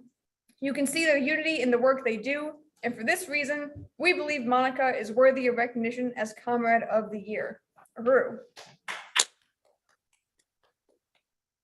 Wow. Very impressive. Very impressive. Uhuru, Monica. Leah, a familiar face. Uhuru, Leah Fifield. So I think everybody here already knows why this comrade was nominated for Comrade of the Year, just based on the stance that she's taken, even in this convention that we've been a part of today. But I wanted to take an opportunity to say a little bit more. It was definitely an honor to nominate this incredible person for the Comrade of the Year nomination. And what we wrote in our nomination, I will paraphrase here, we're nominating Leah because she's a dynamic leader in the Uhuru Solidarity movement. Leah is based in Minneapolis. She joined USM over 3 years ago, and every step of the way has taken responsibility for organizing white people into material solidarity with the African Revolution. Leah has earned a reputation as a consistent fundraiser and organizer with her acupuncture sessions that have raised thousands of dollars in reparations and built a strong base of support for the Uhuru movement among the North American population in Minneapolis. However, this past year, Leah took her stance to a whole new level with volunteering to represent USM and the Reparations Legacy Project on the Office of Deputy Chair's Mighty Grants team, coordinated by Maureen Wagner. Leah's role on the grants team has involved researching grants, writing grant proposals, recruiting volunteers to help with research, writing, copy editing, and proofreading, coordinating the production of videos about the Black Power Blueprint to be submitted with grant applications and more. Leah comes to the meetings prepared with reports and research, grant opportunities that are totally relevant to the Uhuru movement. She also coordinated a major crowdfunding campaign for the African Women's Health Program that raised It had a goal of 6,000, but thanks to Leah's steadfast leadership, it raised over $8,500 in reparations. Leah coordinates givebacks. If you got one of those beautiful journals for the African Women's Health Center, that was the work of Comrade Leah behind the scenes. This is also a comrade who loves the theory of African internationalism and engages with the theory and comes to the studies of Chairman Omali Yeshitela every Sunday. And I've had the honor to be in some of the local meetings on the ground in Minneapolis that Leah leads, and she leads them with the politics of African internationalism in the center. Truly a comrade worthy of emulation. I say that unambiguously. We love and respect this comrade, and we look forward to seeing Leah and everybody else in Minneapolis next month for our regional organizing tour. So, Uhuru. Next slide.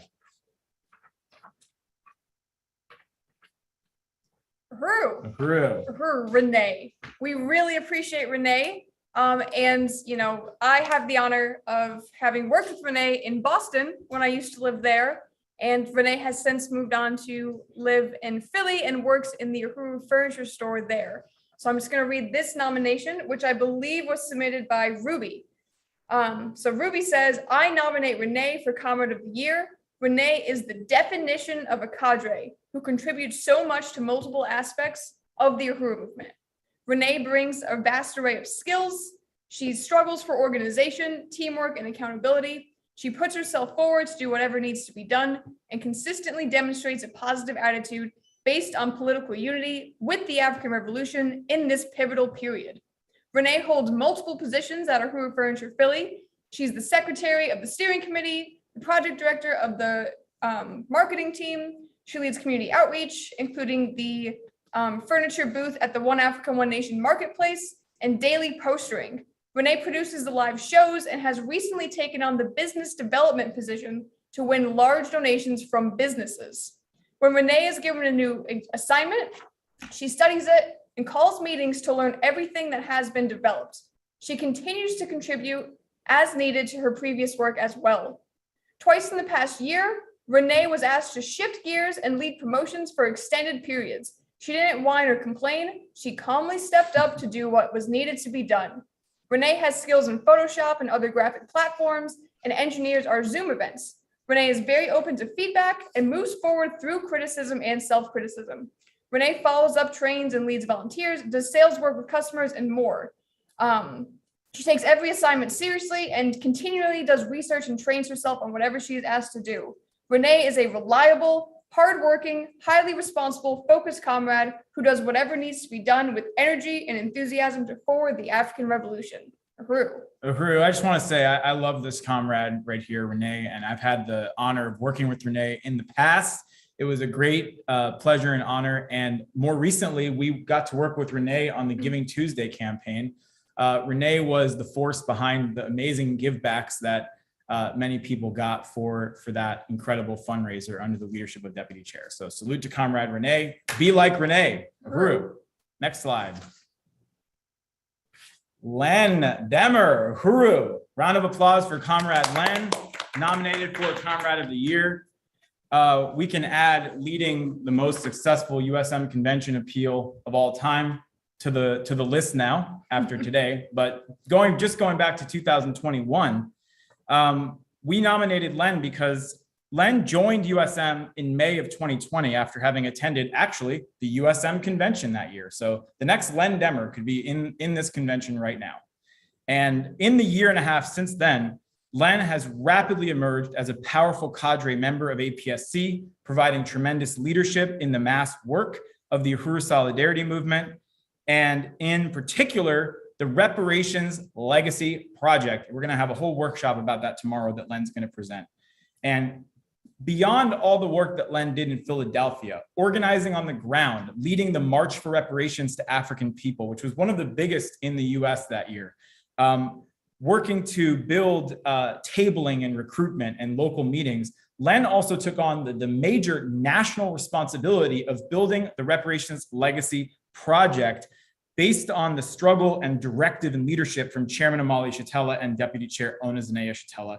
This campaign was designed to target, challenge, and win white people with access to social, generational, and financial wealth to pay reparations to African people. And Len did it. Len made it happen, built this campaign in an incredible way, reached out to people that had never heard of us before. And all of a sudden, these were people who had entered into a really important relationship with the movement and the Black Power Blueprint and contributed thousands of dollars.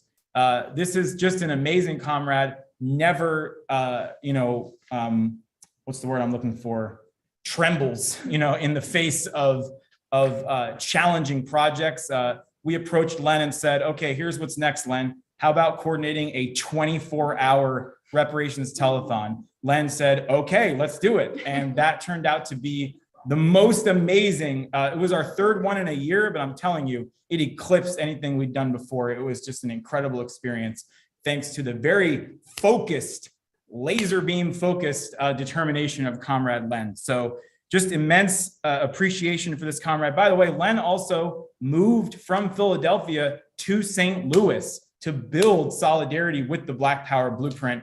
And that's something you can do as well, by the way. Just want to throw that out there. We'd love to have more comrades come into St. Louis and build with us. So leading by example in such a powerful way, we salute and express our revolutionary love and appreciation for one of the nominees for Comrade of the Year, Len Demmer. Uhuru.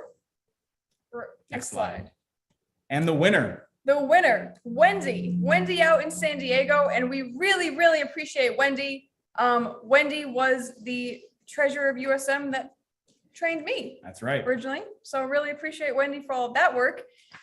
But that's not what she was nominated for, because she has so many other skills. She was nominated by Maureen for her work on the grants team. So she is the project manager of that team, and she takes responsibility for the entire operation of this grants team. She makes the agendas, tracks deadlines, takes minutes, sets up the conferences, creates accounts on foundation websites, edits grants. She wears more than one hat. She's also the volunteer coordinator for the grants team. So she's successfully brought in fully contributing volunteers from all around the world. At times, they've had as many as 13 volunteers working on an APEDF grant team from China, Germany, England, the US, and more. She has united with and implemented the NTU program for the grants team, and volunteers love Wendy. They love APDF.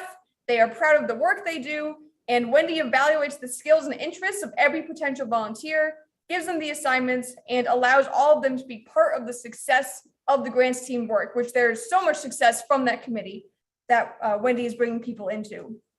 And it says, last but in no way least, Wendy is a key member of the actual work teams of some of the projects for which APF has won grants. It's about more than getting the money. It's about making sure the projects are successful for the African community. These projects include the successful One Africa, One Nation farmers markets and the African Doula project that we just heard about from Deputy Chair. And we couldn't recognize Wendy without mentioning that year after year, she comes to Oakland from San Diego to participate in the Uhuru Pies campaign and the work of Uhuru Foods. She's a master salesperson and magic in the kitchen.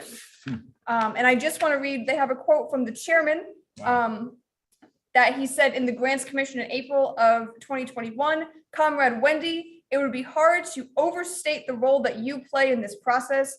I hear people singing laudatory songs about you and your participation. I think this process is giving you an opportunity in many ways to express the unity that you have, and that's really powerful. I just want to express appreciation, Comrade. Wow. Uhuru, the words of the chairman himself. Salute to Wendy. Salute to Wendy Craig. Uhuru, let's give a round of applause for the winner. And these, this great honor was announced at the plenary of the African People's Socialist Party last month. And I want to salute Deputy Chair Onezene Ashatella for spearheading this great recognition program in the Uhuru movement that really shows us the best of what we can be in this movement through our comrades. And also Akenge Mayele and the Office of the Chairman for leading up this process. And to show what an incredible honor it was for these comrades to be nominated, we want to also salute all of the members of the African People's Socialist Party who the party's recognition committee received as nominations. And that includes, screen here, okay. That includes Sheila Manley from Uhuru Furniture and Collectibles in Oakland, Yolanda Simmons from Uhuru Furniture and Collectibles, Oakland, DJ Eddie Maltzby from St. Petersburg, Florida, Black Power 96 Radio, Vice President Matsamela Odom of the International People's Democratic Uhuru Movement, who won the award. And also shout out to DJ Eddie, who was awarded the Bold Initiative Award by the party at the plenary. Derek Bub Myers, who we saw a video of earlier, the Uhuru on the Move coordinator, and Morlai Conte, the chair of the Sierra Leone, West Africa, African People's Socialist Party. So, you know, these are the members of the party. We want to salute with the deepest humility these incredible leaders of the African Revolution, and just wanted to recognize all of them to show what an amazing honor for the Solidarity Comrades to be recognized as well by this important recognition program of the African People's Socialist Party. So thank you, Comrade Amanda, Uhuru, and we'll turn it back over to our MC, Uhuru. Uhuru.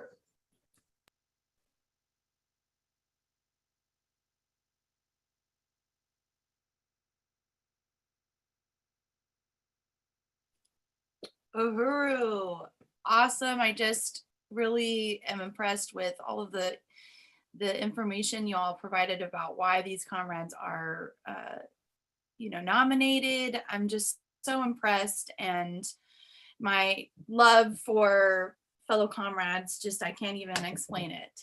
I'm going to bring back up Chair Jesse to facilitate our next segment, which is a panel called Stop U.S. Colonial Wars Within Current U.S. Borders and Abroad. This is going to include Chairwoman Penny Hess, the chair of the African People's Solidarity Committee, Columbé and president of the International People's Democratic Uhuru Movement, Louise Kinshasa, Secretary General of African Socialist International, and Benjamin Prado of Union del Barrio, the Undersecretary General.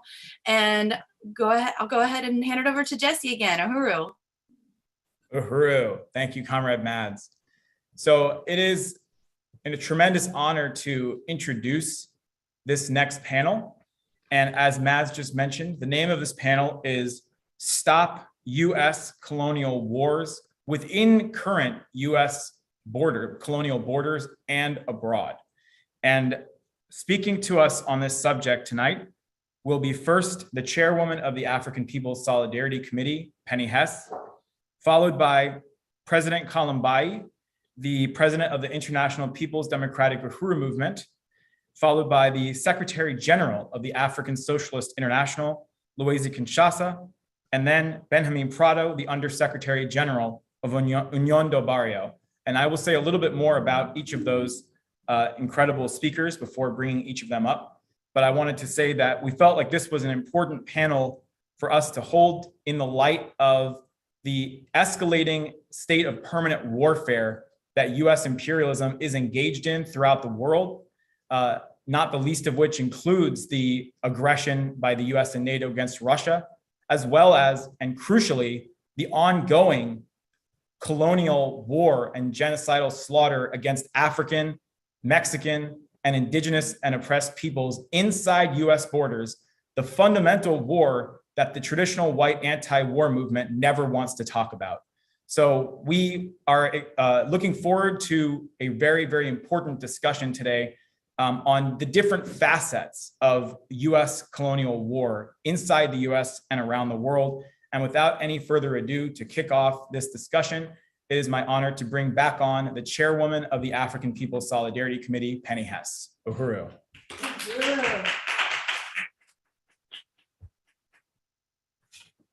Uhuru. Uhuru, just wow, what an incredible day. I am just also speechless. And I really want to salute Deputy Chair Onizine Shatella for that brilliant presentation.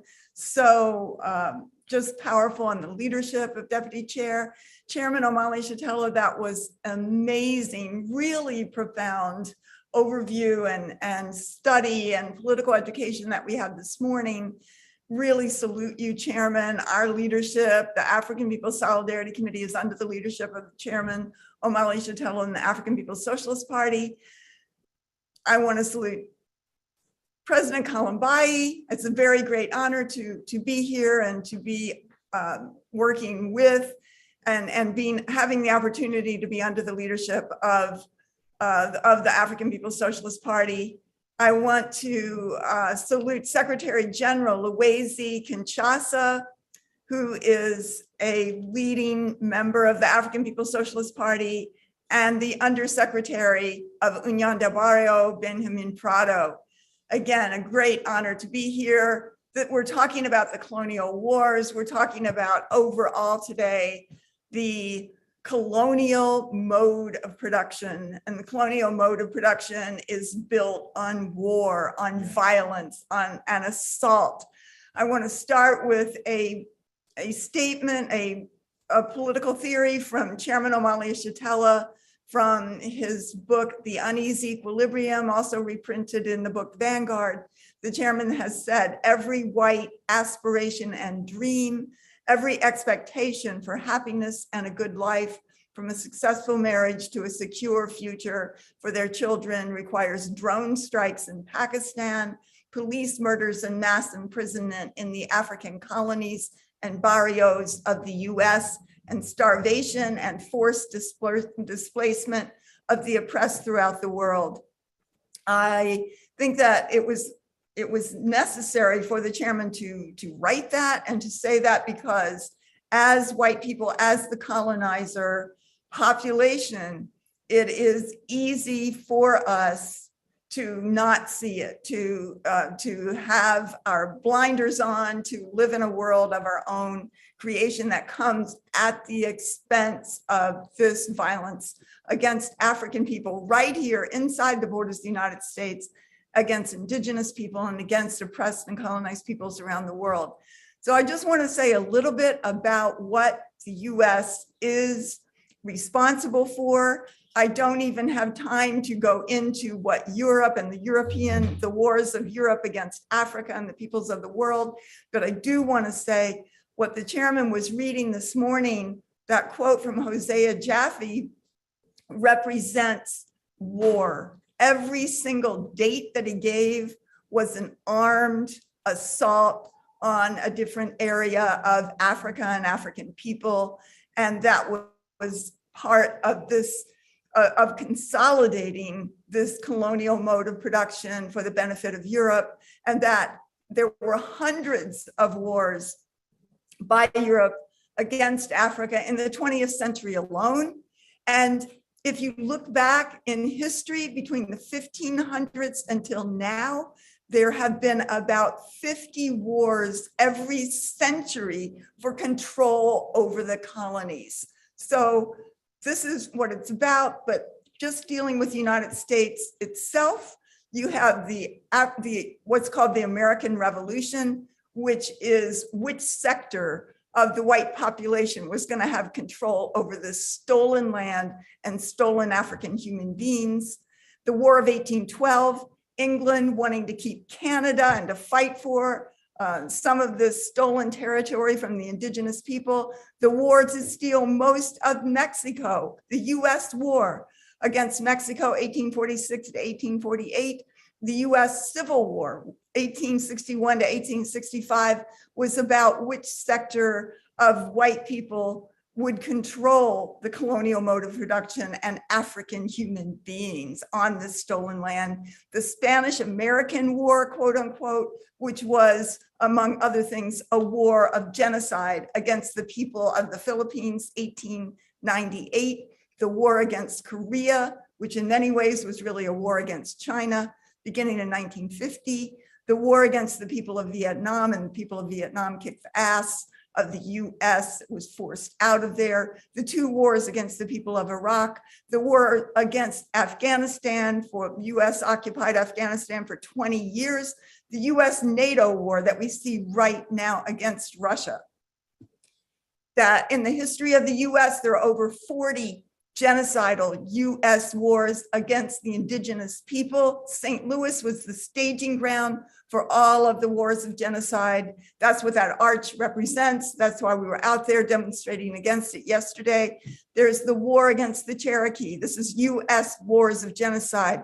US war against the Northwest Indian people, the war against Tecumseh and the Creek War, the two Seminole Wars, the wars against the indigenous people in Texas and the Southwest, the wars against Geronimo, his incredible resistance fighter, the Dakota War, the Colorado War, including the brutal Sand Creek Massacre, the Red Cloud War, the Black Hills War, the Black Hawk War, the Wounded Knee Massacre of 1890, 1970, the Paiute War, the Nez Perce War, the Mohawk War, the Mojave Wars.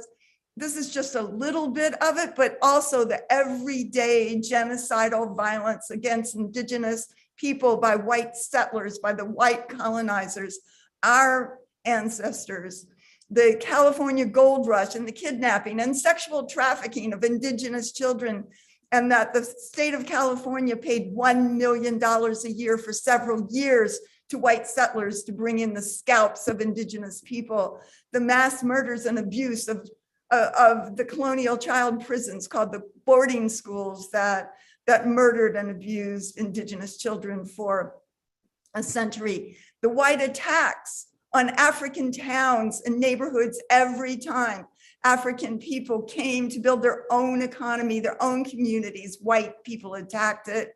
There's at least 50 known murderous attacks, war on African towns, including Portsmouth, Ohio, Wyandotte, Michigan, Pollock, Louisiana, Salina, Tennessee, Comanche County, Texas, Paragould, Arkansas, Lexington, Oklahoma, Blackwell, Oklahoma, Monette, Missouri, Linton, Indiana, Elwood, Indiana, Carterwood, Illinois, and many others, including East St. Louis, right across the river from here, Ocoee, Florida, Tulsa, Oklahoma, Rosewood, Florida, Manhattan Beach, California.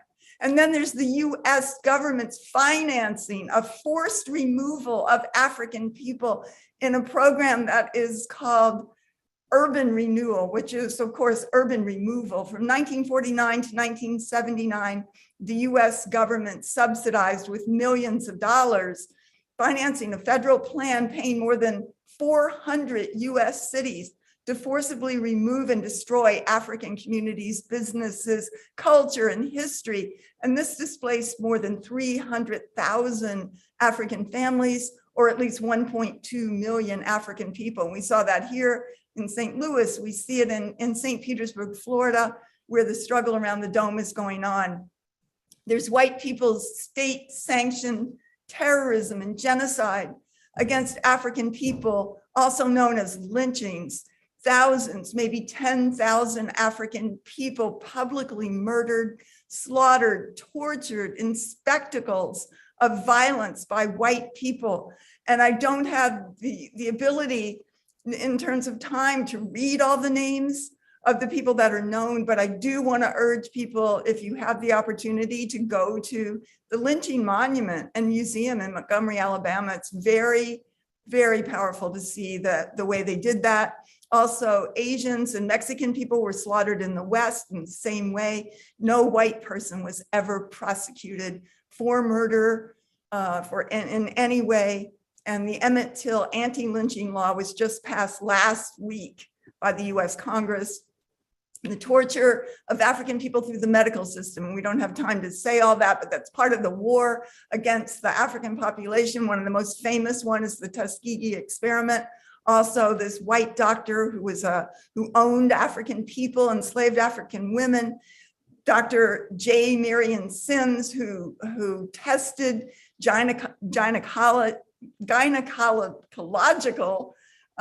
experiments on African women without any medication at all, and who to benefit white women, white women's problems. And this is just two examples of many. There's also US covert operations, the Phoenix program, the overthrow of the Arbenz government of Guatemala, the overthrow and assassination of Allende in Chile, the attempts to assassinate Fidel Castro in Cuba, the Iran-Contra affair, which involved both invading forces that invaded the victorious Sandinista revolution of Nicaragua, and at the same time imposed crack cocaine into the African communities of the US.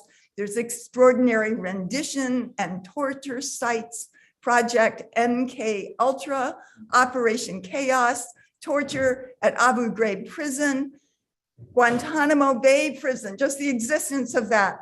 Operation Cyclone, which is where the US overthrew created a force to overthrow the progressive government of Afghanistan that had a relationship with the USSR in the 1970s and 80s. Timber Sycamore, a CIA program to attack Syria in this period, and in many ways was an attack on Russia as well. The US imposition of heroin and crack cocaine into African communities, the color revolutions in the former Soviet countries, including the Orange Revolution in Ukraine, the coup in Ukraine, engineered by the US in 2014, bringing in US-backed government, secret torture prison in Chicago of the African community. The US has at least 20 known Black Ops torture sites, and the US is the only one to drop nuclear bombs twice against Japan. The US-backed genocide in Rwanda and the incessant assaults and murder and genocide in the Congo, backed by the US, with 10 million tortured and murdered, continuing up into this very day. Never a word about that in the media or by the US left. The US biowarfare, especially against African people, including the Marburg and Ebola viruses that are classified as Category A biowarfare agents by the Centers for Disease Control. And these are unleashed in Africa very often. The US has 59 bioweapons labs in the world, including in Ukraine and Wuhan, China, not to mention Fort Detrick, Maryland. US has 750 US military bases around the world. The US has 25 known military bases that are part of AFRICOM, and France has 10 on the continent of Africa. The US created and controls NATO, which was built to contain and push back Russia and to bring it to its knees. And the US military budget is $775 billion annually. The US also used covert operations and counterinsurgency as COINTELPRO, as part of COINTELPRO, against the African Revolution of the 1960s. It was an attack. Prior to that, there was a US government secret attack and imprisonment of Marcus Garvey and the destruction of that movement in the 1920s, the assassination under COINTELPRO and many other programs, covert programs, the assassination of Malcolm X, Martin Luther King, Fred Hampton, and scores of members of the Black Panther Party, lies, slander, agents, provocative disruptions against the unity between African organizations, firebombing, and at least 60 African political prisoners who are still locked up today, including Sundiata Acoli, who has been in prison for 50 years. As part of the counterinsurgency against the African community, there are today 2.3 million people in prison. This is war against the African community. 7 million people in prison on parole or probation at any given time. And 10 million people go in and out of local jails annually. The US has the highest prison rate and population in the world, including child prison rate and population. Nearly 40,000, mostly African children, are in prison under brutal conditions inside the United States, including never seeing the light of day, no exercise, no visitors, complete isolation and terror. African children represent 32% of children who are arrested, 42% of children who are detained, and 52% of children whose cases are sent to criminal court. African children represent only 14% of the US population. 6 out of 10 people in US jails and nearly 500,000 individuals on any given day are awaiting trial. They have not been convicted of anything, and they're kept in there, as we know from people from the Uhuru movement for years. People who have not been found guilty of any charges against them account for 95% of all jail population growth between the year 2000 and 2014. There are 1.5 million African men missing from the African community in the US due to prison, early death, police violence, etc. African women go to prison 2.5 times more than white women. African people are 40% of the homeless population and 50% of homeless people with children. This is colonialism as the mode of production. We as white people owe reparations to African people, victory to African and indigenous people, unity through reparations. Uhuru.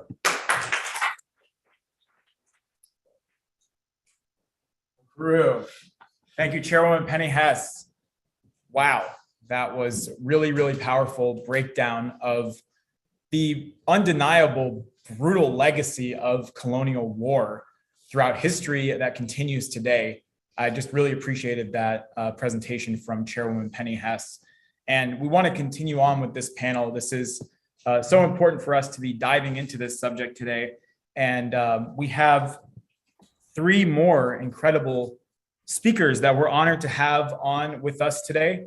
So at this point, it is my honor to introduce the president of the International People's Democratic Uhuru Movement, which is the mass organization of the African People's Socialist Party that fights to defend the democratic rights of African people worldwide, that believes self-determination is the highest expression of democracy, and which its current president, international president, Columbé and Kinshasa, has led for many years now after having become involved in the African Revolution under the leadership of the party after the murder of Mike Brown here in St. Louis in 2014, the incredible and heroic uprisings that shook the world. And when Chairman Omali Yeshitela set foot here in St. Louis and in Ferguson, President Columbé was there standing by his side at one of the demonstrations, and the rest is history.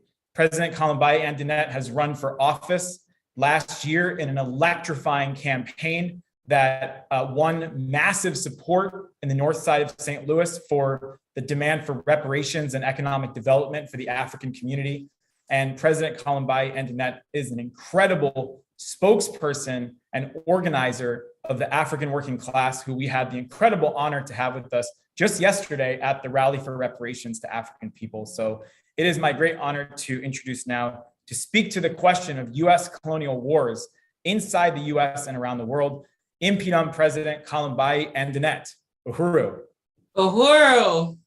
Uhuru, what an amazing convention from USM. I just really want to just salute and appreciate how dynamic this has been. I've been enjoying it.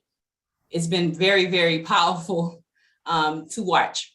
And just really wanted to express my deepest appreciation and consider it a complete honor to be able to speak as a representative of the African working class under the leadership of the African People's Socialist Party.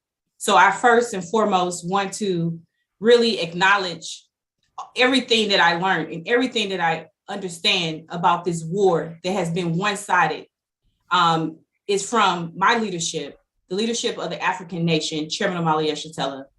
I truly don't even have the words to say, you know, because 42 years of my life, I have been living a war, like literally from the time I breathed and came to consciousness of a child to this point, it's been a one-sided war.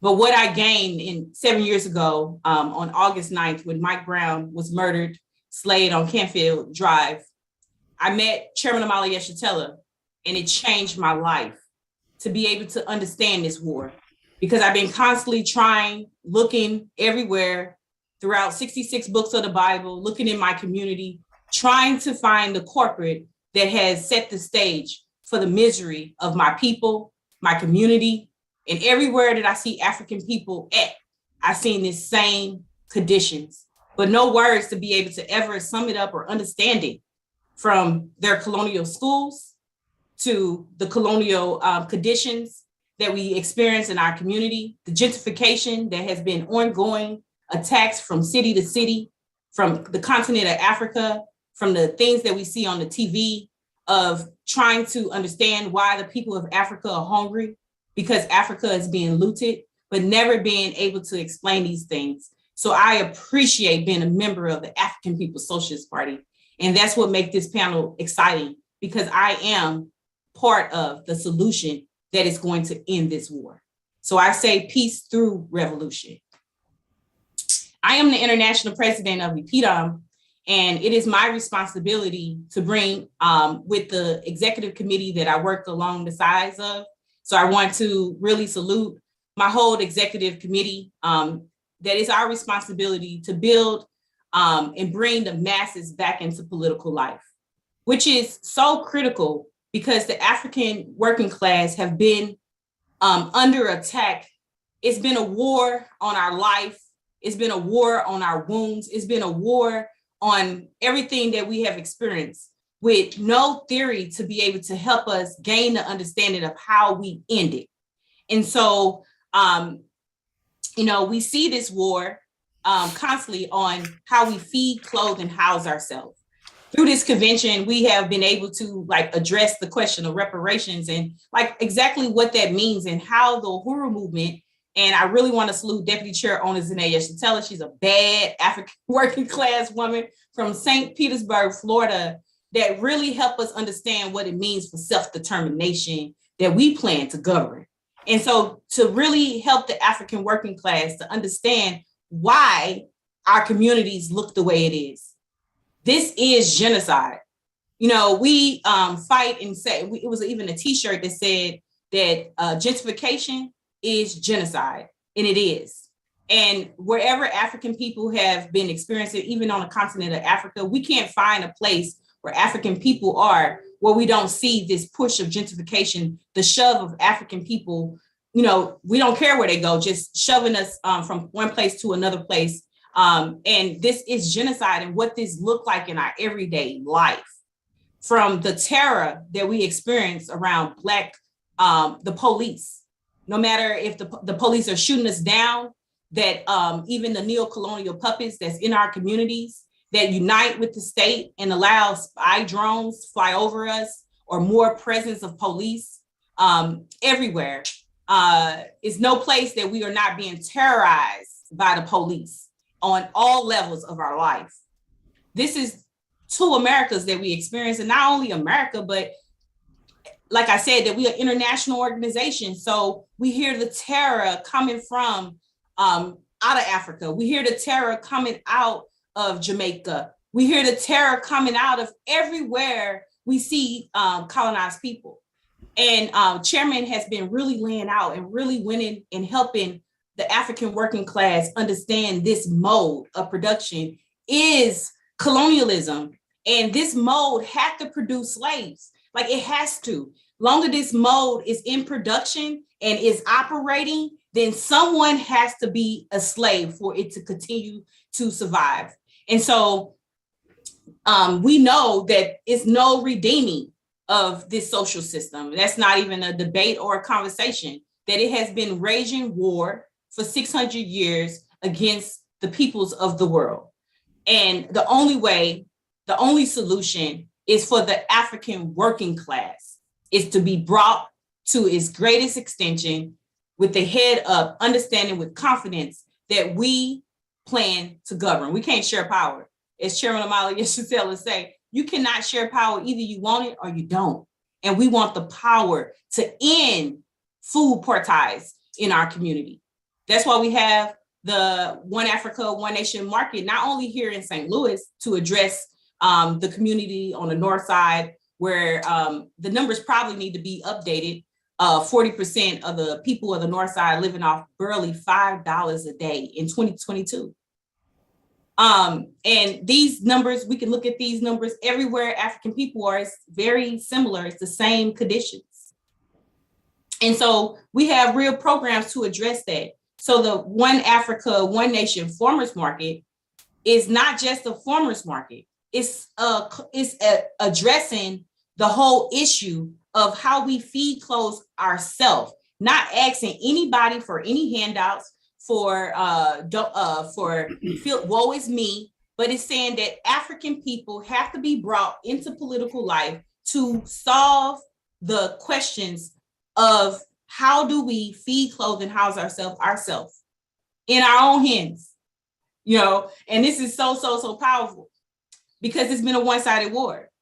But the African working class is coming back into political life with a theory, equipped with a theory that address and sums up and help us to understand this mode of production and what we have to do to destroy it, to bring about real life where people are free, where no one lives at the expense of anyone else. So this is the great work that we involved in the Uhuru movement, and I can't even tell you how much it's an honor to be a part of it. So peace through revolution, we must win. We must fight for the democratic right to help the African working class to understand that we mean to govern, to fight, to have power over our wombs, have power over our communities, have power over the police, have power over our natural born life, and Africa itself is our birthright. So I just really want to just say how it's an honor to be on this panel with so many really amazing revolutionaries in the work that we do in the Uhuru movement. It's much more work to do. So, let's continue to join, let's continue to fight, let's continue to build to capacity, because we are winning. We see it. We see these wars. I mean, I can't tell you that I probably would be afraid of the constant change that we see happening in the world, but I'm not, because I read Equilibrium. So it helped me to be able to see in a dialectic, material way, not a conspiracy thing, not some wish list, but in material way, I see and I celebrate that my enemy is weakened. And it is my responsibility to make sure that the African working class, the Vanguard Party, is lined up. We're ready to resume the responsibility to have power over the whole world. So that is the mission. That is the goal. And so as we see these wars, then we understand, and we already have laid out exactly throughout political reports on exactly what we need to do, what we have to do, and what we have to build to capacity. And so I just, again, as I started with this appreciation to Chairman Omali Yeshitela and what he has brought to the African working class, I just really want to salute his leadership, salute Secretary Luwezi as well, leadership, and everyone that sits on the Central Committee and all of my comrades. Mark Anderson, I'm sorry, I mess up names all the time. I shouldn't even try. But I just want to salute all of you comrades into joining humanity and standing on the right side of the question. And just everyone that's watching, just really salute and appreciate you, because we are winning. We're going to win this because we got the right science. We got the blueprint. So we just have to execute it. Uhuru. Uhuru. Wow. Right on. Salute. Thank you so much, President Columbé and Annette. It was an incredible honor to have you on this panel, and there will be Q&A. And the chat is blowing up. I don't think I've ever seen on our Zoom conferences such active chat discussion going on. So I just want to salute everybody, especially Chairman Omali Yeshitela, who's putting in some really powerful comments. I wanted to read a few of those real quick. Chairman said, Comrade Columbé is the clearest example of the genius of the African working class, Uhuru. And also the chairman said, we are winning, and that the system of colonial slavery was gentrification. Wow, that is really, really a powerful point. Thank you, Chairman. And just everybody that's in the chat reinforcing the points that President Columbé made. Peace through revolution, unity through reparations. This is what this is all about. So thank you so much to Impedum President Columbé and Annette. And to keep this absolutely incredible panel going, it is now my tremendous honor to introduce our next panelist, who is the Secretary General of the African Socialist International. And that is the worldwide organization of African People's Socialist Parties located in countries throughout North America, Africa, and Europe, fighting for the total liberation and unification of Africa and African people everywhere. Secretary General Louis Kinshasa was born in Congo and currently organizes from his base in London, England, where he has been exiled and working as a teacher. And since the 1980s, Secretary General Louis Kinshasa has organized African people extensively throughout Europe and Africa, building the African working class led movement for African liberation. And Secretary General Louis is also a brilliant writer who's written many articles in the Burning Spear newspaper, breaking down the whole world situation and through the lens of African internationalism in an incredible way in the Burning Spear newspaper and online. And we are incredibly honored to have this member. And I also want to acknowledge the fact that President Columbé is a member of the Central Committee of the African People's Socialist Party. And we want to salute and say how honored we are to have another member of the Central Committee, the Secretary General of the African Socialist International, Secretary General Louis Kinshasa. Uhuru. Uhuru. Uhuru, comrades. Comrade JC, the chair of the Uhuru Solidarity Movement. Thank you for extending the invitation to me. I also want to salute the leader of African People's Solidarity Committee, Chairwoman Penny Hess. And I would like, first of all, before I do my presentation, just to salute and recognize Chairman Amadi Stella, who is the leader of African Revolution, but also the leader of the world revolution. If there's going to be a world revolution, that world revolution has to be led by African internationalism.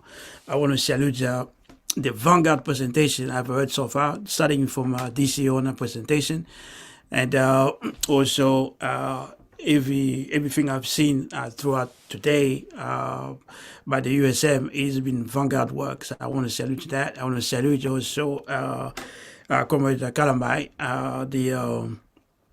who just spoke before me, who also a member of Central Committee of African Socialist Party. So I want to salute you all for these vanguard presentation, vanguard work that is taking us forward. So I just want to recognize that. Obviously, Africa is not Ukraine. You can see what's going on, how the colonizers are intervening. You just have to understand the significance of the U.S. wars in Africa or the colonizers' wars against Africa. You're going to see the situation of Africa today as it is. Basically, you got to know that the people in Africa are dying of curable diseases because of a lack of medicine, nurses, doctors, hospitals. There is no preventive medicine, generally speaking, when you're in Africa. The vast majority of people never seen a doctor, have no idea, what preventive medicine is. People die of biological warfare, undeclared U.S. biological warfare. You heard Chairwoman Penny is speaking about Ebola, AIDS, dengue fever, Lassa fever, malaria, cholera. All these are parts of the colonial mode of production. People die for hunger, polluted water everywhere. Water is a luxury in Africa today for vast majority of the laborious masses, the working class, the peasants. They have to walk for miles, and when they get water, they have to get it either from the wells or even it's coming from the pipes. Often it's polluted, it's contaminated. There is no clean mining under colonialism. Africa is a place where they mine all kind of stuff. There is no clean mining. Mining means pollution, destruction of the environment on an ongoing basis. Africa under colonialism cannot cope with the effect of climate changes. Now, if you follow the news in Africa, if it rains, the flooding are devastating. You've got mudsliding, you've got erosions, you've got dry weather with deadly consequences in Africa. When it rains today, in many places, you have the electrical cables coming off the ground, killing people on a regular basis.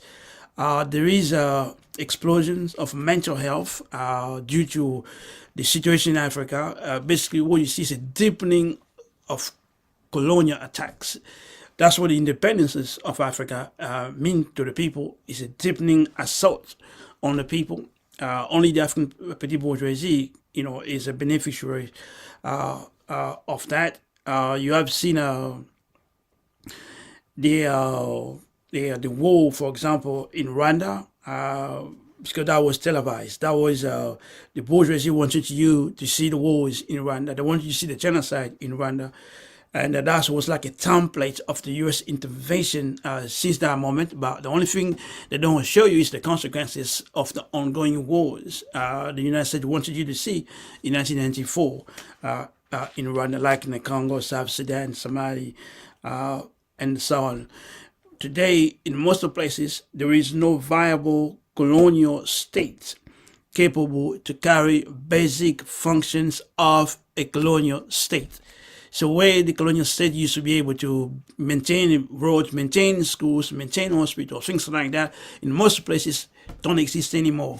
No treatment of waters, no maintenance of hospitals, no maintenance of roads, no building bridges, nothing like that. That's an ongoing situation.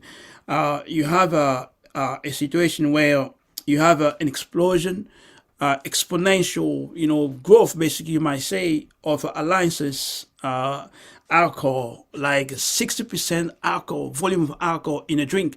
That's current in Sierra Leone, current in the Congo, current in many places in Africa. If you drink that alcohol, you go to sleep for like 3 days, you don't wake up, and the youth are being under siege by that. Drugs is everywhere in the main cities in Africa, from South Africa, to Dakar, all these places, drugs, crack cocaine, everything is there today in Africa. You go keep in mind that Africa is a place where people live on less than $1 a day. You have distraction of education in some of the places. I know the Free Congo is one of the places. Distraction of colonial education, schools almost non-existent. Not just the structures don't exist anymore. Everything based on money. No money, your child can't go to school. So you've got children who are growing up today in Africa, never been in school, don't know what school looks like today. And because I'm saying all those things because I don't want people to think wars is just when you see militaries, fighting with cannons, bayonets, multi forms, multi dimensions of a United States-led counter-insurgency warfare in Africa. That's what you're looking at. Now, you have this also another aspect. You already know about mother mortalities in Africa. That's very high in many places. But what the United States has basically standardized in some places is the rape of African women. They have taken this to another level, where you have mass rapes being organized day after day, rapes of girls, rapes of babies, rapes of mothers, things like that ongoing. And these also comes with because all those rapes are done, publicly on a regular basis, not for days, but for years, have also created another explosion of mental health in Africa. You can see that in South Sudan. You can see that in the Congo. You can see that in Rwanda. Of course, this would never make the main news, of the front page for newspapers or CNN News. It doesn't exist like that. You will not see that. And the United States, in Africa today, they are involved almost everywhere. They have succeeded in embedding themselves within the neo-colonial armies.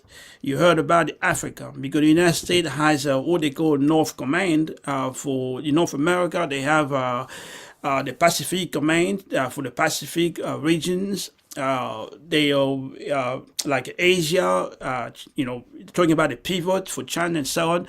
They have the European Command for Europe.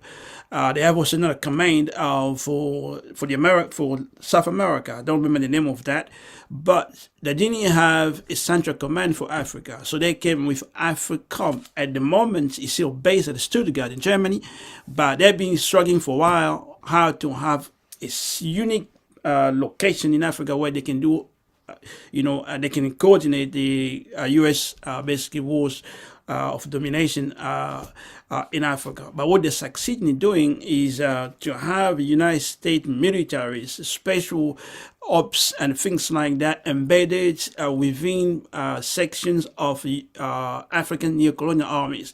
In at least 36 countries, United States armies are there carrying out all kinds of operations, and we don't know what those operations are. We only know in Africa there are all kinds of killings from drones on the land. People are dying. They don't even know, how who's carrying those attacks. So you don't get anything like this in the news to tell you the United States carrying wars on African people, when in reality they are on the ground are doing that. So for interest, you have basically the U.S. In the Sahel region. When you look at the map of Africa, in the middle of Africa, the Sahel region from west to east Africa, the United States there. Niger is a headquarters for the U.S. Drones.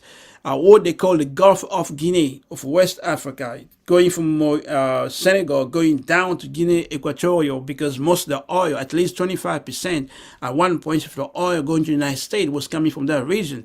The United States is also there, embedded inside the armies of those places. And of course, you already know, you heard about Congo. The war's been going on there since 1997, using Rwanda and Uganda, which have become basically you might call it like the platforms, like the airplane carriers, if it was in the sea. But inside Africa, that's from where it's from Uganda and Rwanda that the United States is carrying most of actions to destabilize the whole regions there. And basically, you have the consequence of that in South Sudan, which the United States succeeded in separating from Sudan. In the Congo is the question of controlling raw material, controlling gold, controlling coltan, controlling cobalt, controlling tin, and you have controlling lithium. And lithium, cobalt, coltan, gold, diamond.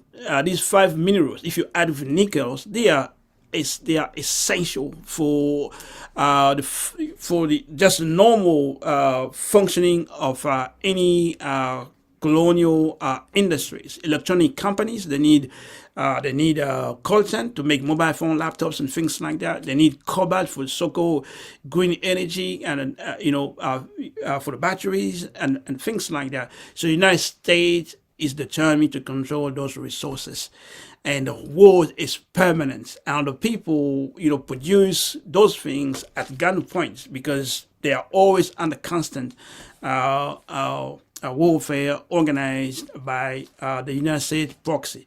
The U.S. basically use proxy wars. They don't have to say they are directly in the Congo or in South Sudan, but the proxy from Uganda and from Congo and from Rwanda and from Sudan, they do the work for them. And that's the strategy of the United States, to use proxy wars. You also have to be aware when you talk about the war in the Gulf of Guinea. You take Nigeria, you take Cameroon, you hear about the jihadists. They have luxurious cars. They are well armed, well equipped. You just ask the questions.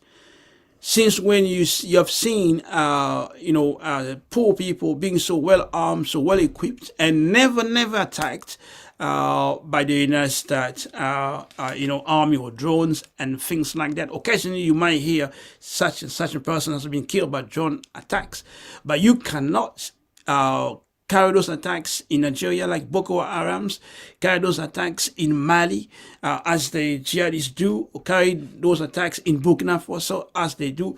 And this is an area that's not well covered. It's not the forest, it's not Congo, it's not Vietnam. They're able to do that when you know the area is full of US drones, full of US or French drones and things like that, but they're able to carry their attacks. So I just want you basically to be aware of the general conditions the United States carry these warfares against African people. So, of course, I have some PowerPoints I want to go through. And we're going to go through those PowerPoints very quickly. And I think those PowerPoints will complement some of the things I just said. And we are, historical materialists. So we have always to give the people the starting point of what we do so people can have a comprehensive understanding of what's going on so that the world they see in Africa today has a history and there is a clear material basis for that. So Africans have to be familiar with 1415 when the Portuguese attacked Africa. You can see where Portugal is. You can see where Ceuta is in Morocco. It says Spain because Ceuta today, the first place the Portuguese seized, captured in 1415, today is in the hands of Spain. Not the Portuguese, of Spain. In Africa, in Morocco. That's where colonial tax we're talking about today as mode of production really started. So that's an illustration of the Portuguese assault on Ceuta. So we can go to the next slide. And it's really interesting. Here you have a Vatican statement on colonialism, Romanus Pontifex. Papal bull of, from the Pope Nicholas V, of Portugal. That was in 1415. 1415. These 35 years before Columbus and his pirates, his crew of criminals reached the Americas. So if you read this extract, this is a translation basically of the Latin version you see on the left. So if I take just in the middle, this is what the Pope basically is saying to the aforesaid King Alfonso to invade, search out, capture, vanquish, and subdue all Saracens. That's how they refer to the Muslim at the time, pagans, and whatsoever, and the other enemies of Christ wheresoever placed, and the kingdoms, dukedoms, principalities, dominions, possessions, and all movable and immovable goods whatsoever held and possessed by them, and to reduce their persons to perpetual slavery. So they didn't come to Africa to explore. They didn't come to Africa because they were pushed by curiosity or anything like that. The Pope is clear. That's 1455. The Pope is really clear. So we have to be clear too. So next slide, please. This invasion set off the colonial age of conquest and world domination disguised as the age of exploration and civilization. And you can see, you heard the presentation chairman made, he talks about how the Portuguese moved. So you can see on the map here, how the Portuguese moved. So you can see what they stole, on the right, between 1450 and 1600. So you have all these, copper, salts, sugar, textile, gold, colonized, and so on. So the Portuguese were engaged already, in colonial accumulation of wealth that allowed Europe to get out of feudalism. Next, please. And of course, Elmina Castle was built by the Portuguese 1482. 1482. That's 10 years before Christopher Columbus arrived in America. So we have to be fully aware of that. So the Portuguese came in Africa to invade, to steal, to settle, and they came there for colonial purposes. So these are other places in Africa where they build, military castles, from at the time they didn't have military bases like today, but these castles served like the military bases. This way the attacks on Africa were organized. There are lots of castles like this, but these just a few are selected for these purposes. The next one. And these others, you can see, you will never see the Russian involved. You've got the Dutch, the Danish, in Accra, you can see the English in Benin, Dahomey, and so on. Next. And of course, in South Africa, the land question, is still a big issue. You see the settlers arriving there. Next. And of course, December 1884 to February 1885, so you have the Colonial Berlin Conference to partition Africa. And you can see who got what. Next.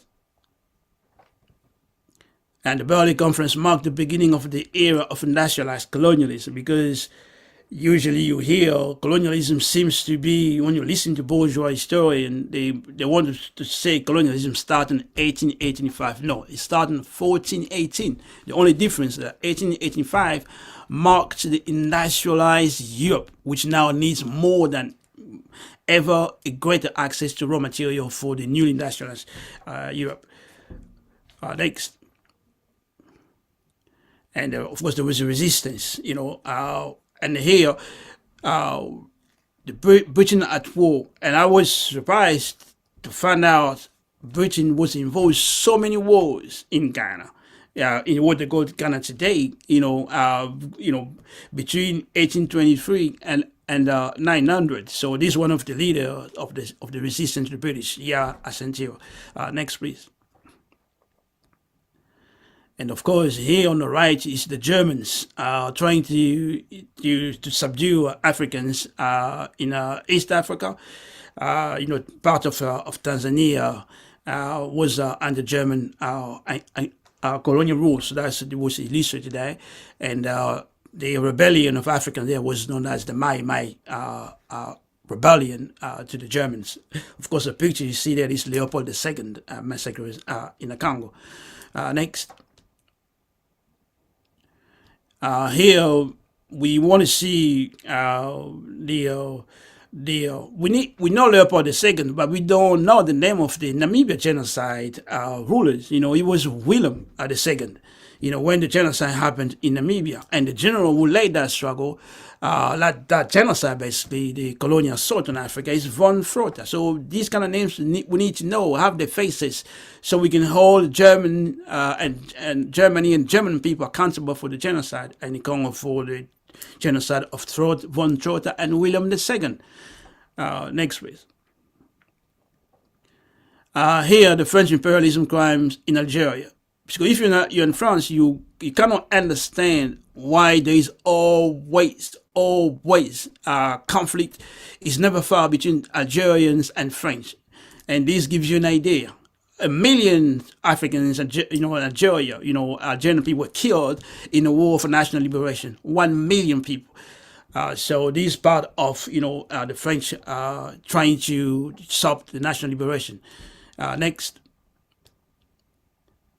And here images of basically of the France military bases today in Africa. Next. And of course, the crime of British imperialism. You can recognize the Mau Mau there. And these the counter-insurgency, the British in Kenya. Next. And I have access to documents known as the calendar of French imperialism, or crime, something like that. And these just they just put the crimes of French imperialism just in May alone, from 1898, in Sudan, the massacre in Sudan, 1899, 1947, the massacre in Madagascar, of course, 1687, this is the promulgation of Black Code in Santo Domingo and Haiti today.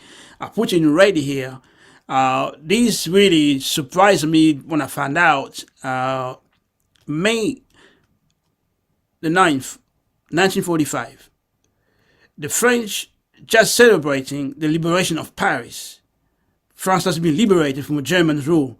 But at the same time, the French in Algeria, couple like 2 days or something like that, they killed 45,000 people in Algeria.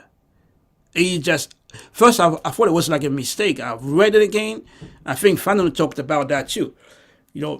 So May the 17th, 1802, reestablishment of slavery by the French. 1960, that's in Algeria again, the French slid the throat of prisoners. You're supposed to be protected, but they cut the throat of Algerian freedom fighters while in prison. Next, please. And these, the French in Cameroon, on March the 2nd, they killed 80,000 people, civilian, in one day, and paraded with the heads of the decapitated Africans. And during that whole period of French trying to suppress the revolution in Cameroon, the French used napalm bombs and things like that, and they killed something. That's who some of the figures we're talking about. 500,000 Africans were killed when the British were killing us in Kenya against the Mau Mau. The French were doing the same thing almost at the same time, killing maybe greater number, but at least 500,000 Africans were killed, and it's not talked about. Next, and this is Madagascar. Where the French killed 100,000 people in the uprising of 1947, 2 years after so-called end of Second World War. Next, of course, this is the U.S. war. You can see now the U.S. war, with mirror basically the British war, the U.S. war mirrors the French war. And this is the bloody Coltan war on African women. I can show you images and after images, but I want to just take the question of rape because there is a big thing which the United States proxy war has done or is doing in the Congo. This is a statement from Denis Mukwege. They gave him a Nobel Prize so they can, shut him up, but they have not succeeded. So he said this rape is not a sexual act, it's a strategy of war. The U.S. war, should say, it's meant to destroy women physically and mentally. It says when it's happening in front of their family, their children, their husband, it's also to destroy all of the community. And this doctor runs in hospitals whose main job is to repair the sexual organs of the women who have been damaged with sharp objects used by these soldiers on a regular basis. Next. And I talked about AFRICOM in the beginning. We just want to say the U.S. war, through AFRICOM, to move AFRICOM's headquarters from its current base in Stuttgart, this is something I said in the beginning, to a country in Africa itself. If a willing host nation can be found so that the United States can establish a more enduring presence on the continent. This is a legacy of Obama. So this has to be clearly known. This is a legacy of Obama. Secondly, AFRICOM structure to better reflect the breadth of America's foreign policy bureaucracy. AFRICOM can be the place where the state, commerce, energy, and defense department come together to home and implement U.S. strategy for the continent. If AFRICOM were restructured in such a way and if it were categorized as a unified command rather than a combatant command, potential African host nation might be more likely to step forward. This is basically the United States government seeking a better coordination of the war against Africa. On the right, you've got a few examples of the wars, the U.S. wars in Africa. You're familiar with Somalia, the U.S. invasion. They call it Operation Restore Hope in 1991. And since that moment, the United States never let off of Somalia. There were always U.S. military actions going on against Somalia on a daily basis to crush the resistances in Somalia. You go North Somalia, from Somalia in the east up to the west coast of Africa. You go to the Sahel region. The Sahel region is rich. Since we're talking of gas, it's rich in gas. Since we're talking of oil, rich in uranium, rich in copper, rich in phosphate. It's full of wealth. And more than that, it's also a place where you can set mirrors to produce energy. According to the Germans, they can put mirrors throughout the Sahara and Sahel region that will produce enough energy to power the whole Germany. And there's a project like this Germany was working on. I don't know where they are now with it. The U.S.-French war in Rwanda, you remember 1894, 1 million people killed, and that was the U.S. war, proxy war between French puppet bandits and the U.S. puppet bandits. So the two African forces fought, and the United States won, but at the cost of 1 million people dead. And And that war, of course, is a continuation of that. Is what is in the Congo today. U.S. funded war to partition Sudan, as we say in the beginning. Clinton's bombing of Sudan is historical. Clinton, to improve his rate, you heard the chairman speaking about it in some of his speeches, to raise his rate, to deflect from Monica Lewinsky's scandal. Clinton bombed, pharmacies and places like that in Sudan.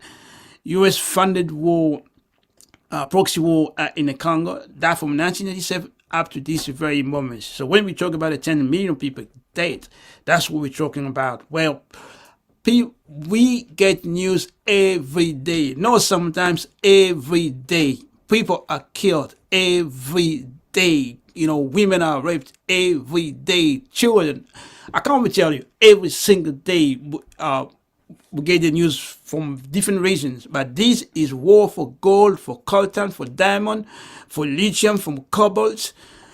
The overthrow Gaddafi you're familiar with, war on terror on Somalia and Sahel region, where the US, as I said, has drone bases in Niger, where they're training, different proxy forces, where the also US are embedded inside the neo-colonial armies to destabilize the whole region, to make a case that you have to fight terror, the jihadists. So you need the United States to be with you, and the US is already there, embedded inside the army. So the jihadists and the colonial armies are fighting a war where the U.S. is the beneficiaries.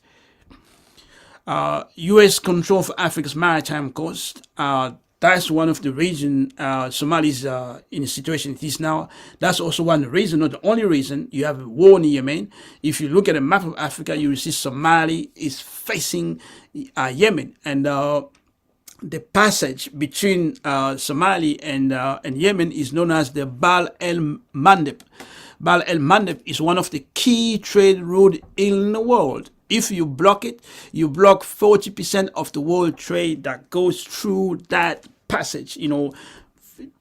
Resources coming from Asia, India, all those places to go to Europe, they go through that route. It's the shortcut. Otherwise, they have to go through all of Africa. Of course, proxy war in Yemen. Yemen is like Northeast Africa. You have a U.S. Funded mission through UN. You have these troops funded by the United States and have imperialists, but the United States is always the biggest funder of those forces. So you have the UNIFSA in South Sudan. You have the MINUSCA in Central African Republic. You have the MONUSCO in the Congo. The budget of MONUSCO in the Congo is a quarter of a budget of Congo. $4 billion for Congo, 100 million people, and the budget of MONUSCO, $1 billion for 23,000 people. It's unbelievable. So the generals, they live luxurious lives. They're involved in all traffic, raping women, things like that. They are involved in all those kind of stuff. So they are it's a tourist kind of army. Don't stop anything, don't save anybody, but they're there to maintain status quo. So you have the South Sudan UN MIS. You have the MINUSCO in Western Sahara, and you have the AMISON, so-called African mission, which is not really the African Union mission, because African Union doesn't have a budget. It's funded by Europe, China, and other powers, but they use that basically to control Somalia. And you have all kind of various warfare, undeclared warfare in Africa, as has been said before, biological warfare, in particular drug warfare, and things like that. So I think this could be the last slide. Is there another slide? Oh, there is another one. So U.S. interest in Africa, secure access to African raw material, in particular African oil, of course gas and coltan and other things. To have a basis from which to monitor, plan, and conduct the global war on terror, which basically to destabilize further Africa, to justify their own presence there, denial for areas that can provide safe havens for terrorists. That's what basically they say, but that's just a rhetorical kind of things that really mean to deny real freedom fighters safe havens. That's really what they should be saying. The requirement to monitor China closely and counter Chinese strategy if necessary. Of course, they have rationale to deal with in Mali and Central Africa Republic. I think that's really, I'll probably stop here. I'm sure I have exceeded my time. So I just want to thank USM for this great opportunity to be part of this incredible organization, USM. The strategy chairman layout, to take a revolution beyond enemy lines. So I just want to salute that. So, Uhuru. Uhuru. Uhuru. Thank you. I cannot thank you enough, Secretary General Louise Kinshasa, for that brilliant history and presentation and African internationalist analysis. And that was a very, very powerful and sobering look at the reality of what lies on the other side of the wealth and prosperity and safety and security that we take for granted as white people. This is what it looks like on the other side of the colonial dialectic that Chairman Omaliesha talks about. It means just bloodshed and slaughter and rape as a weapon of imperialism and theft of resources every single day. And while the US government and all of the major corporations in this country, whether it's Amazon or Facebook or Uber or whatever, want us to believe that Russia is some kind of tyrannical monster bombing the blue-eyed, blonde-haired people of Ukraine, and that this represents the worst crime being committed anywhere in the world,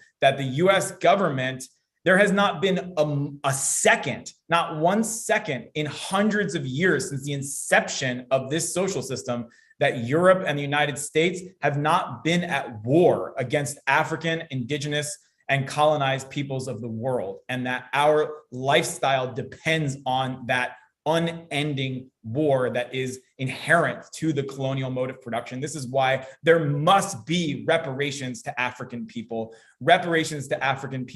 and colonialism must go. Uhuru. So I want to salute Secretary General Louise once again for the incredible presentation.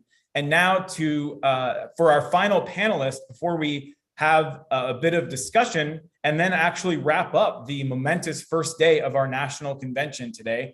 It is an incredible honor to bring up the Undersecretary General of the Mexican Indigenous Liberation Organization, Unión del Barrio.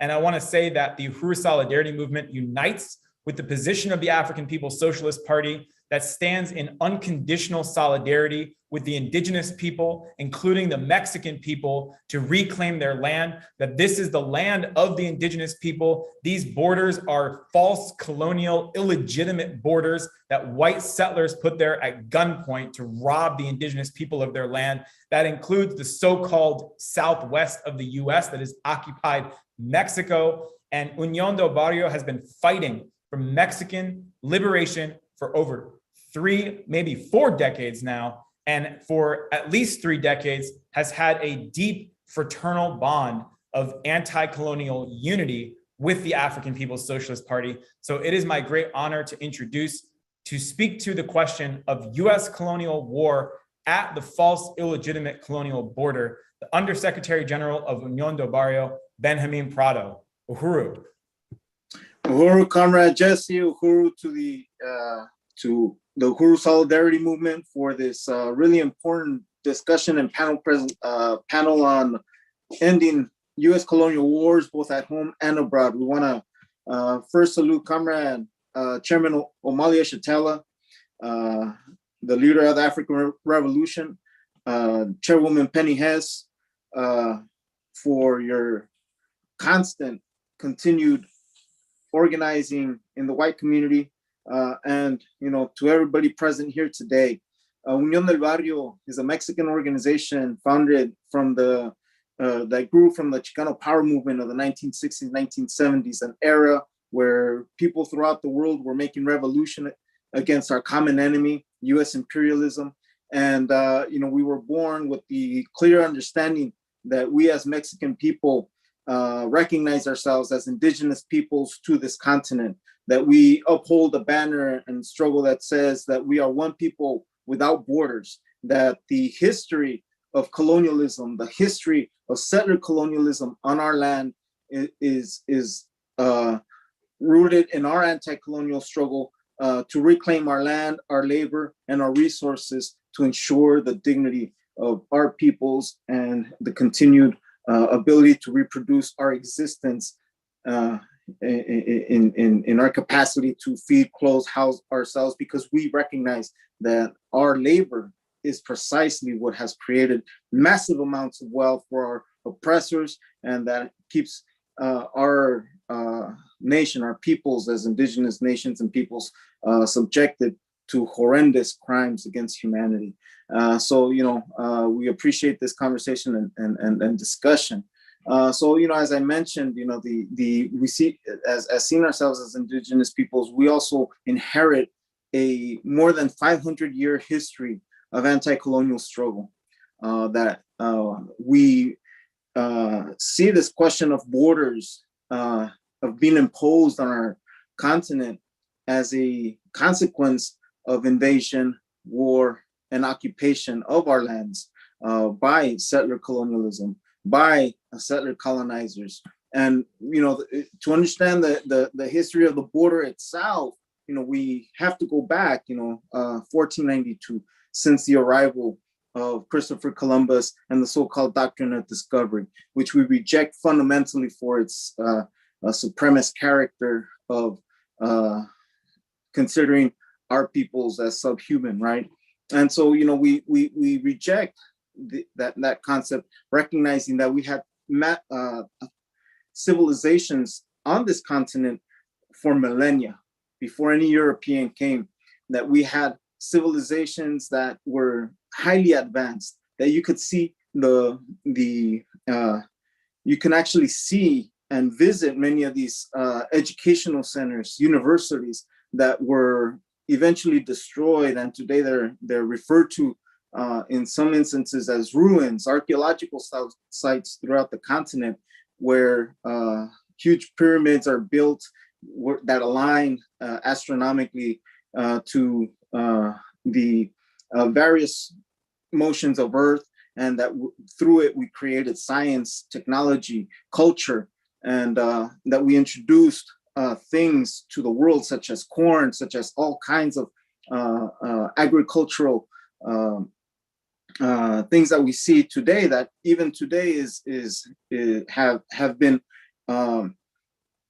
have been mechanized as a form of warfare. The avocado wars, for example, just recently, right? There was a U.S. colonial pig that was down in Mexico, and because he got threatened by some people in the avocado industry, they're competing with U.S. grown avocados, that they declared it as a war and shut down the border even to avocados, right? So it's pretty interesting, but we'll get to that in just a minute, right? So, we as we see this question of colonial borders being built, the creation of laws in this settler state, right? We recognize that all laws that have been created since the inception, since the establishment of the United States, are colonial laws. In fact, even the whole question of citizenship in this country was born from colonialism. In fact, as was mentioned, and as we can see in history, right, that the U.S. state, born as a settler colonial nation, didn't even recognize its own white women as citizens of this country. You had to be male, white, and you had to own slaves in order to be considered a citizen in this country. And what we see today is an ongoing declaration of war that has been sent out against Mexicans, primarily with the objective of ensuring the theft of our land, right? The very concept or the expansion of the United States in its ambition to take over our lands, as Penny Hess already laid out, the multiple wars against indigenous nations and its expansion through its philosophical doctrine of manifest destiny required warfare and required the assault, the genocide of indigenous nations throughout this continent. That Mexico, because it had declared slavery illegal, because it had fought a very heroic war of independence against Spain, had eventually gained its independence from Spain and abolished slavery as a precondition for creating Mexico, right? And Mexico extended everything from what is known today as Oregon, California, Nevada, Arizona, New Mexico, Utah, Colorado, and Texas, all that land, and it extended itself all the way to what is known today as Panama. And this entire geographic area, after liberating it from Spanish colonial rule, declared slavery illegal, that you couldn't own slaves.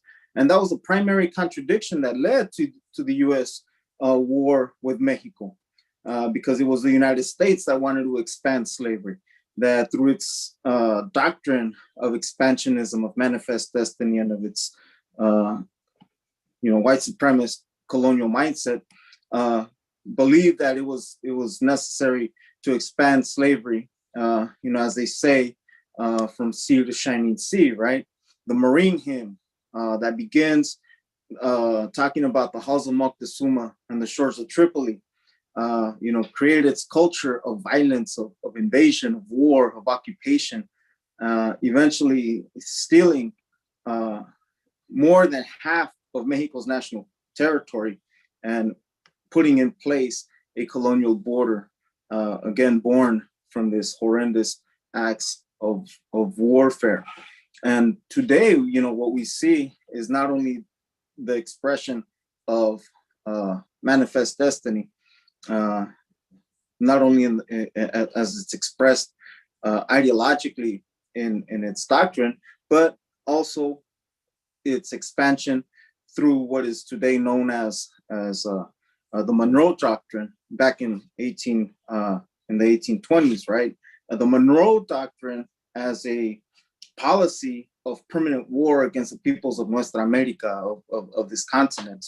And this continent wasn't always called the Americas. We recognize it as the continent of Anahuac, but we unite with the concept of Nuestra America as put forth by Jose Marti, who also fought against Spanish colonialism, right?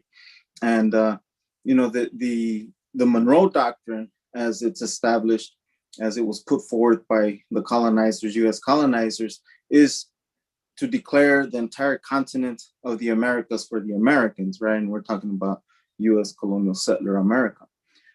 So, we see that through its U.S. foreign policy in the form not only of using its military to invade the countries of Nuestra America, but it's also through its imperialist economic policy, pushing forward not only parasitic capitalism, but also in its more current recent form.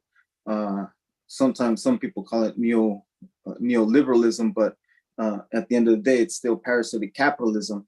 The different policies of supposedly integrating certain countries in free trade agreements is also an expression of warfare, because it's not only meant to extract its natural resources primarily, but also to subject workers throughout the entire continent to horrendous conditions of slave wage labor.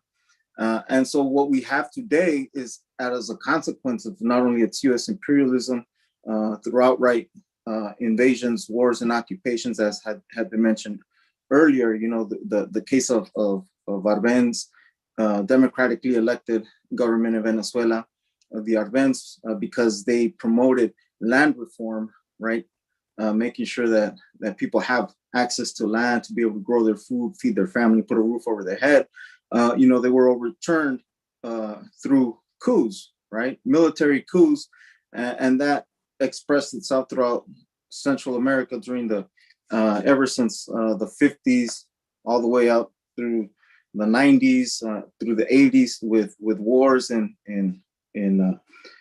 Central America, the U.S. assault on the Sandinistas, on the Farabundo Martís in El Salvador, against Salvador Allende in 1970. So we see the constant use of these military invasions and wars that even forced many people off of our land, right? The economic policies that forced many indigenous peoples from their land because they could not compete with U.S. grown manufactured industrial corn that was being produced, forced many people off of our land in rural Mexico. And today we see these massive migration movements, even here to the occupied territories as we refer to them, right? And today's the topic of colonial borders, right? The issue of borders being built is to maintain this stolen land, to maintain its control over not only territory, but also of people. Because as we see that ever since the invasion, we saw a whole bunch of military bases being built along the entire border because the colonizer knows, the US imperialism knows that it cannot maintain geographic control unless they build military bases to attack the population. And that's what we've seen ever since, right? San Diego, just the town where I live, is filled with military bases. It is the southernmost tip of US empire that has stolen all this land, but it wouldn't be able to maintain it unless it had a standing occupying army. And so we see the emergence not only of actual military in the form of the Marines, the Army, the Navy, and all these other institutions of warfare, but we also see the occupying armies in the form of police, in the form of sheriffs, in the form of border patrol, and now in its most horrendously advanced expression, immigration and customs enforcement. Specialized teams that go out to capture Mexicans and other indigenous peoples who, for all intents and purposes, are here working in condition of slavery. And not only these institutions, but the different laws that criminalize, our communities as migrant communities. There's these laws that were put into place. We can even identify that starting in the 1980s, these immigration laws specifically to identify what is known today as the authorized worker versus the unauthorized worker, right? These divisions that are fabricated and created by settler colonial America to divide our people to think that somehow because some people were born here or have so-called legal status, that somehow we have a different condition or makes us different and are granted citizenship, while others who are indigenous in character and nature and much more tied to the land have been displaced, and all of a sudden, they're characterized as illegal, criminal, and undocumented aliens, right? That's the terminology that our oppressors use.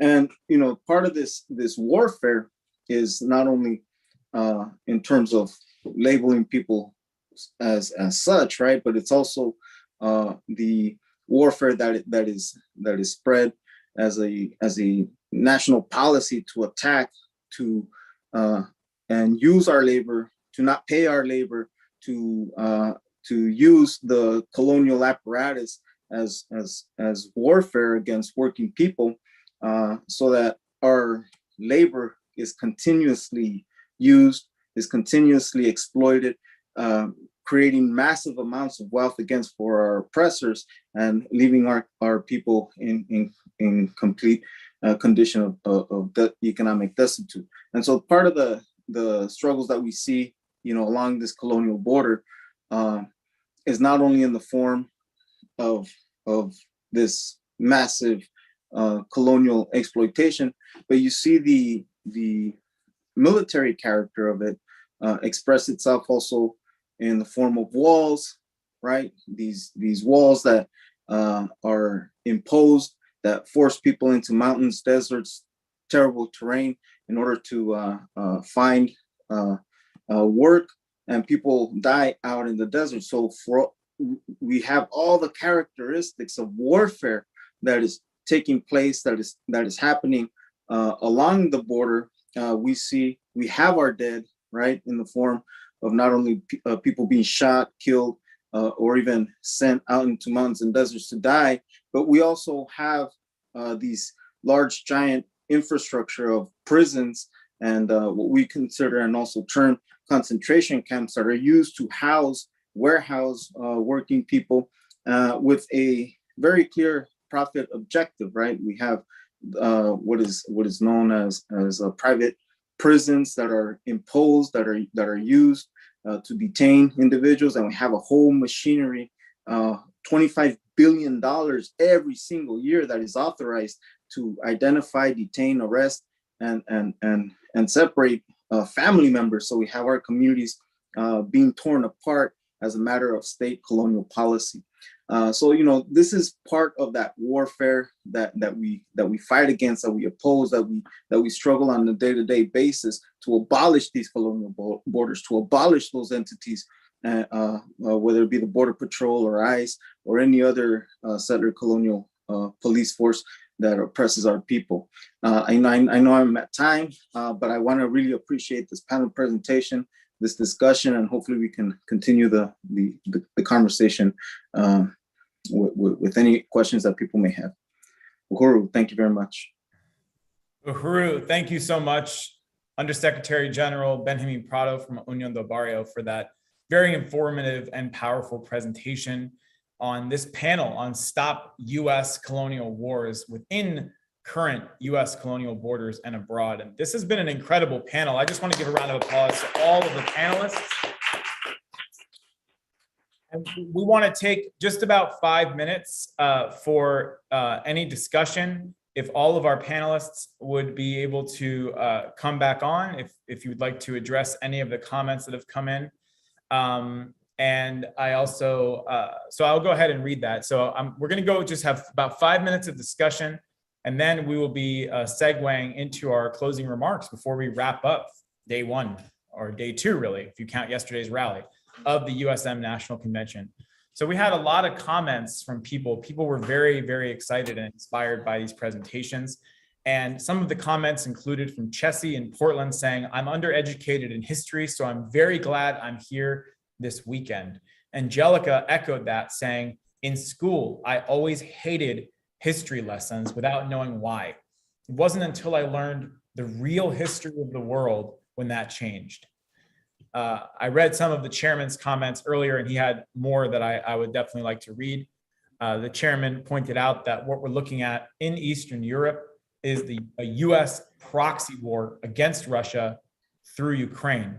We also had comments from Chairwoman Penny Hess saying, regarding S.G. Loise's presentation, that this is the brutal colonial violence against Africa and African people, and that all white people owe reparations.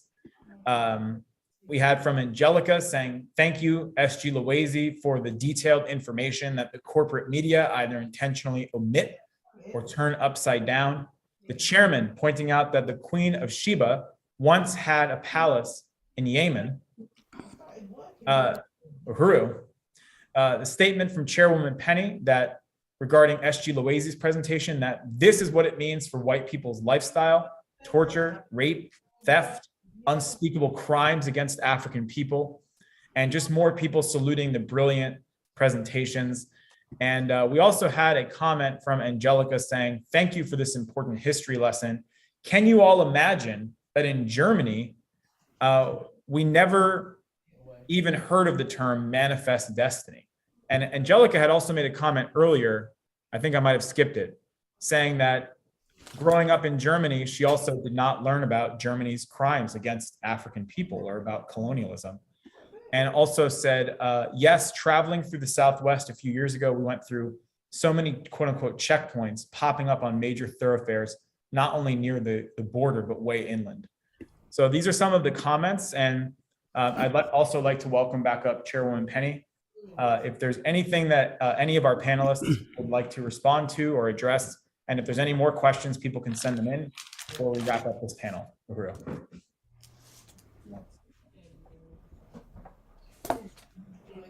Okay. I just really want to salute this. Wow, this was so powerful. It was an honor to be part of this and to understand the significance of African internationalism and what it means to bring, like the chairman said, to liberate the minds of the people of the world through this. I can't say anything. It was overwhelming. It was powerful.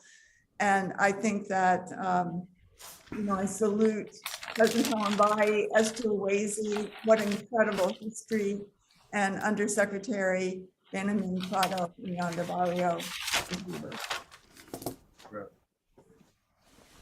Thank you, Chairwoman. Yes, well, yeah, I just want to say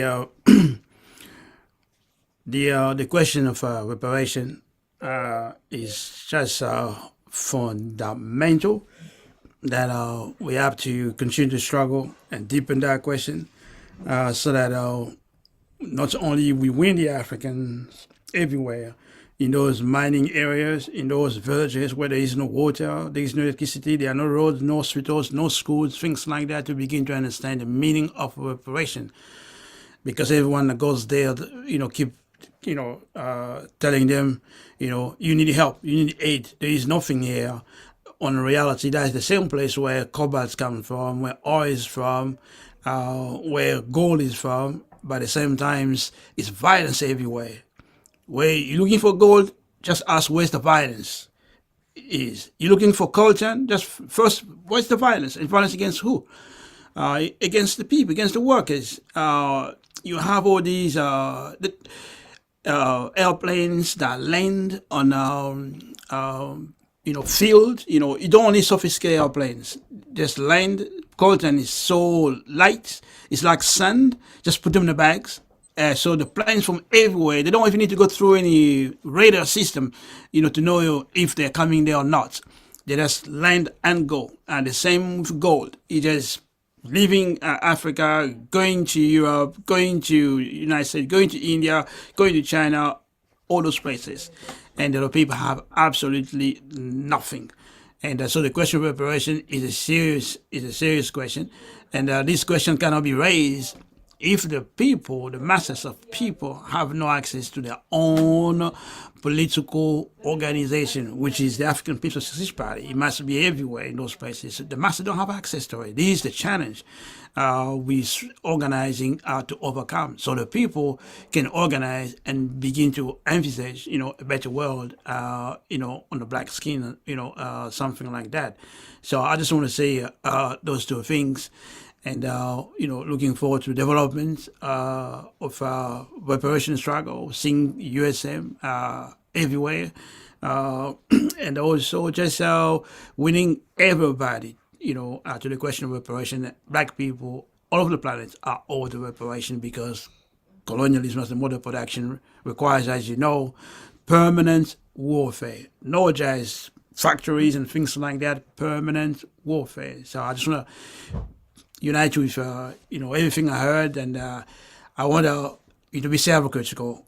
Just to realize that when I spoke, I realized I didn't mention the name of my comrade Benjamin Prado. So I want just to salute you profoundly, and I look forward to to continue to work with you.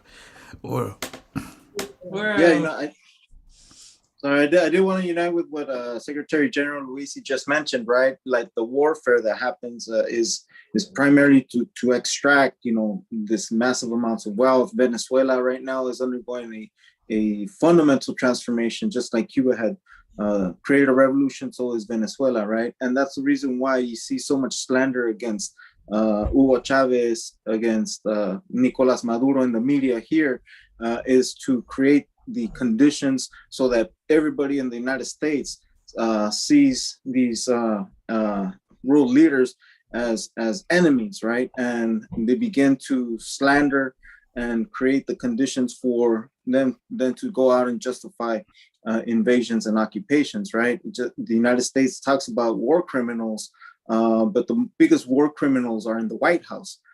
Every single one who has occupied that White House is a war criminal, right? Because they created the worst conditions for genocide to take place. And what we see even, in terms of the strategy for waging war is creating this massive information or disinformation campaigns through the media. Social media are designed precisely to ensure certain algorithms, so certain things pop up for people, and you create this false kind of narratives that people begin to consume, right?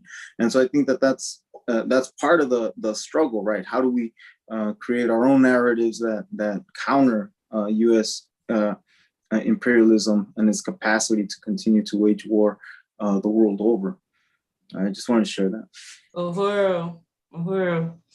Yes, I just want to echo and just unite with everything that everyone said, and I want to appreciate my comrade Benjamin as well, comrade, and just say that I really want to salute the march on yesterday, the reparations march. It was so powerful to be right here in St. Louis, and which is the Midwest, and where strategically, because we a scientific organization, where we were located was just a really powerful location that it like gripped my heart, when I hit those grounds, because we was in front of Drill Scott, where they used to sell slaves where it's a museum where people entertain themselves with going in there and then feel good or something about the terror that African people have experienced, and ongoing terror, because we can't say it just ended.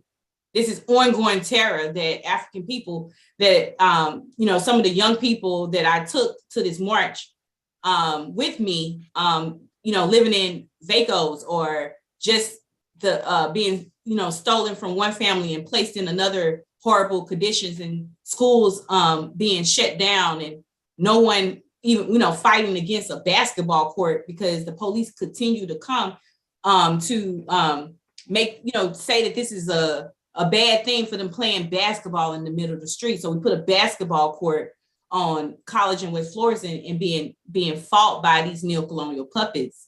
This constant war on African people and indigenous people. It was so many different powerful times on yesterday that I experienced, but it was an indigenous young person that came, and he's new to St. Louis from the North Carolinas, and he's seen some white people holding up some signs saying reparations. So it triggered something for him to want to walk over and see what the hell is going on. But he was kind of like, I don't want to sign the white person's clipboard. So then he kind of like placed himself over there by us. And so he was attracted to the security, Comrade Westbrook stance. So, he did this, how men do, like, who hoarder, like, I'm gonna do a stir off with you, And so I said to him, explained to him what was happening, and I told him that we unite with his people, the indigenous people, that this is their land. I started talking to him, his mouth dropped.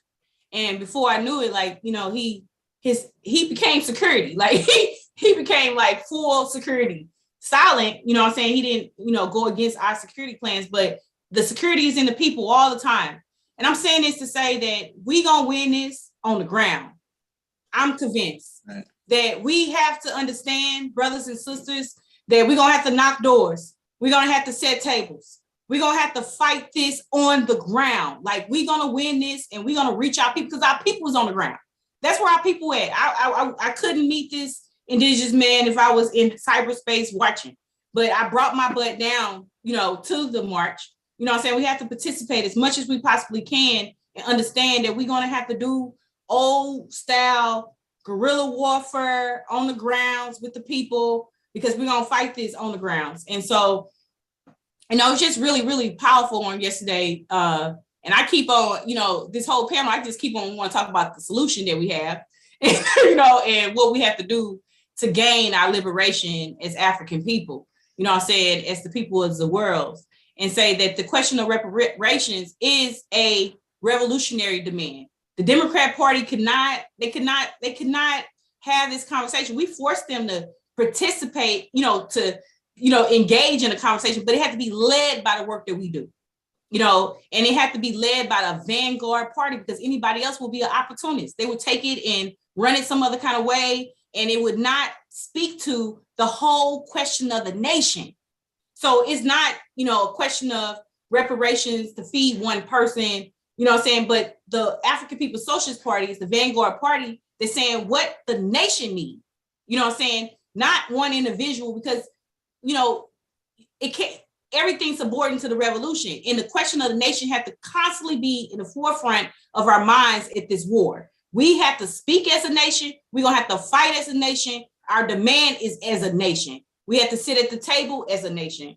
And so I just really appreciate, everything that everybody is saying, this whole struggle, everything that we talking about, we have to put boots on the grounds. I seen somebody in the chat say boots on the grounds. Yes, boots on the ground is what we're going to do, y'all. We're going to put boots on the ground. We see Facebook, how they moving, but we have to, be engaged in our struggle on the ground, meeting the people right where they are, in our neighborhoods, in our communities, being prepared to take out this, and being able to speak it in a way that the people can hear what we're saying, to win the people to our position. But that's all I wanted to, contribute and add. But Uhuru. Uhuru, thank you, President Columbé. Just completely unite with everything that you said. And we're going to be getting ready to wrap up this panel. Anything else you wanted to add, Chairwoman Penny, before we do that? I thought, am I coming back at the end? Yes. For summation? Yes. Then I'll just wait, but yeah. Okay. All right, great. I really appreciate it. Thank you so much. So let's give a round of applause for this incredible panel.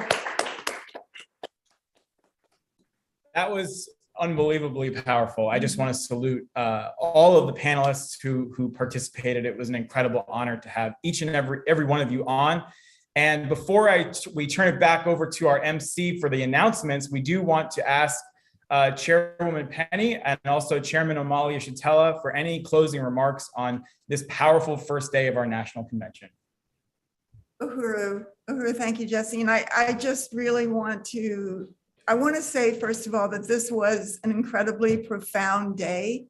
And I just want to say that I have been under the leadership of the party and the African People's Solidarity Committee since 1976. But it never gets easier to hear and to be confronted with what the reality of the colonial mode of production is.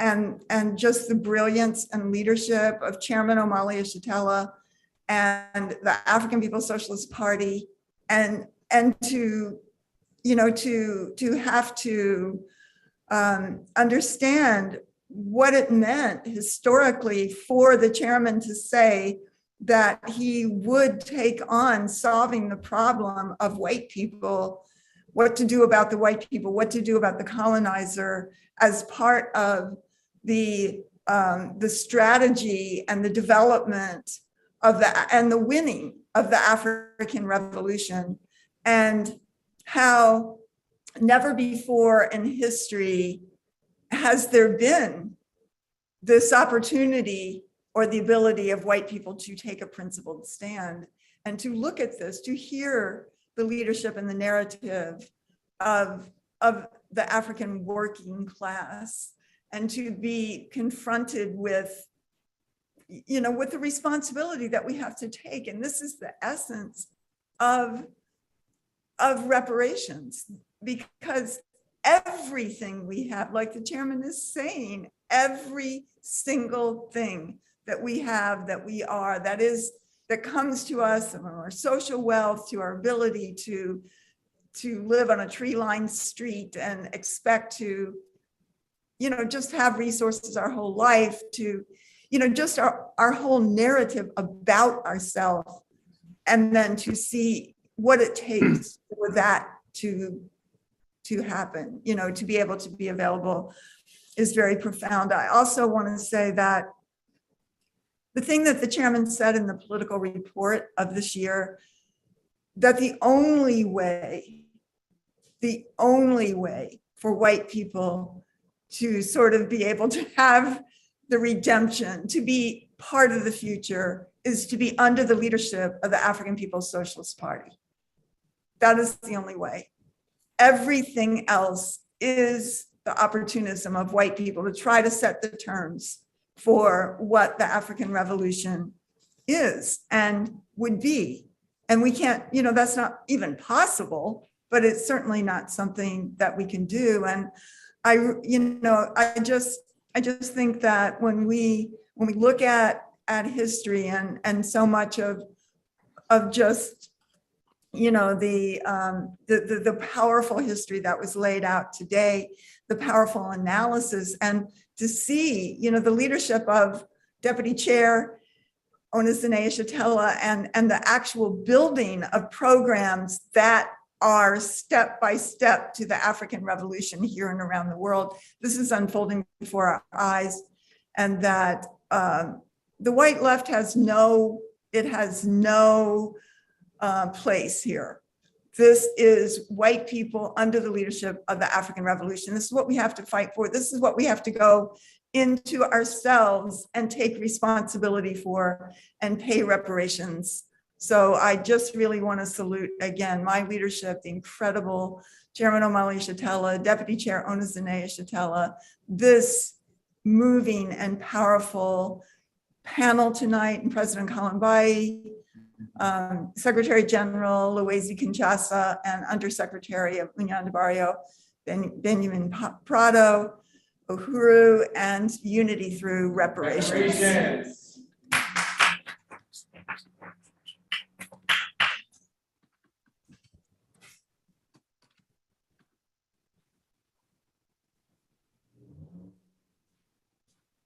Uhuru, comrades. I want to just express my appreciation to Comrade Chairwoman Penny Hess, Comrade Jesse Neville, in particular the leaders of the African People's Solidarity Committee and the Uhuru Solidarity Movement. Also, I'm really glad to see Comrade Undersecretary Benjamin Prado with us again. We enjoy a long relationship as fraternal organizations. And I want to say that I reflect on the fact that when I met Union de Barrio some more than 30 some odd years ago, it was because I intervened in a struggle that was being made against Union de Barrio by a sector of the white left. In this instance, it was a sector of the white left that was an African person, and they were raising the argument that that the Mexican people didn't have a right to make a struggle for their own liberation. That instead their interests were subordinate to the interests of the so-called white working class, as it was characterized. And so I jumped into that struggle, and I'm saying this because I'm glad to see that ongoing struggle reflected in the presence of Comrade Compañero Undersecretary Benjamin in this discussion today. And by which I mean that much of the struggle we've been involved in, certainly in the African People's Socialist Party, for more than 2 generations now, has been a struggle against white left colonizers. These are left colonizers. And I'm making this point because they put themselves forward as some kind of revolutionaries because they call themselves leftists, or because they call themselves Marxists or communists or something to that effect. But they never have been able to unite that the critical question is overturning the colonial system that oppresses African, Mexicans, and all the other peoples around the world. And so, there is part of what we engaged in this meeting today. The African People's Solidarity Committee is a practical expression of that. And so is this relationship between the African People's Socialist Party and Unión de Barrio. Part of what we engaged in is a fierce ideological struggle against those who are ideological imperialists. Those are people who have colonized information and colonized theory so that we haven't had access to our own ideas. And now we are engaged in serious struggle. And it's a critical moment in history because what is becoming clear every day is that the ideological expressions of colonialism is finding fewer places to hide in, finding it increasingly difficult to put itself forward as the final word.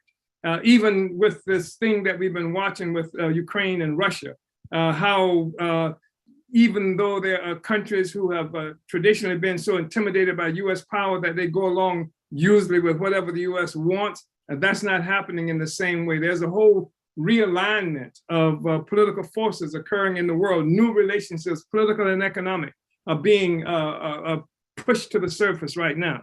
And that's part of what makes this convention so important too. I want to make the point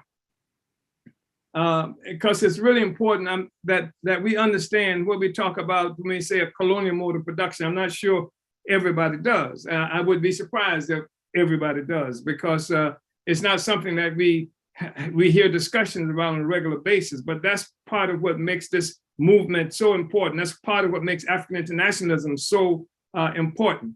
When we say a colonial mode of production, we're talking about everything that exists within that society being informed by, being a consequence of this colonial mode of production.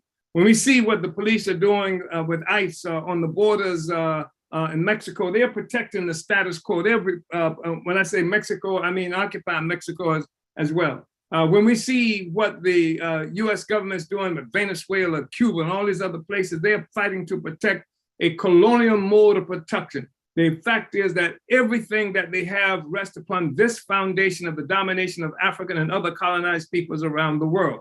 And all of the things that white people, colonizers, enjoy in the world is a consequence of this colonial mode of production. It is ubiquitous. There's not a place that it does not exist. It exists in every aspect.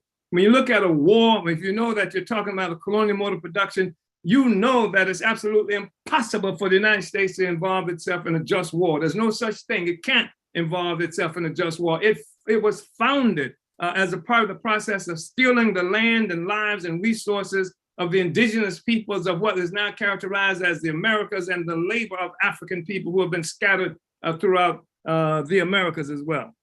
I wanted to make the point also that African people are not African Americans. We are not new Africans. We are not some hyphenated persons. We are a people. We are Africans, and we are Africans globally. We are Africans throughout the world, and this revolutionary movement that we are engaged in is a part of the process to reclaim our identity, our nationhood, and reclaim the resources that belong to us.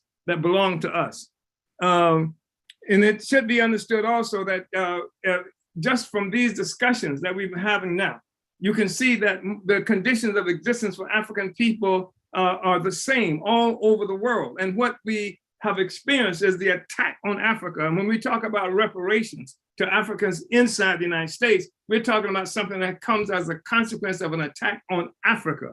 Africa, that's how we happen to be in the United States. And that's really important for us to understand.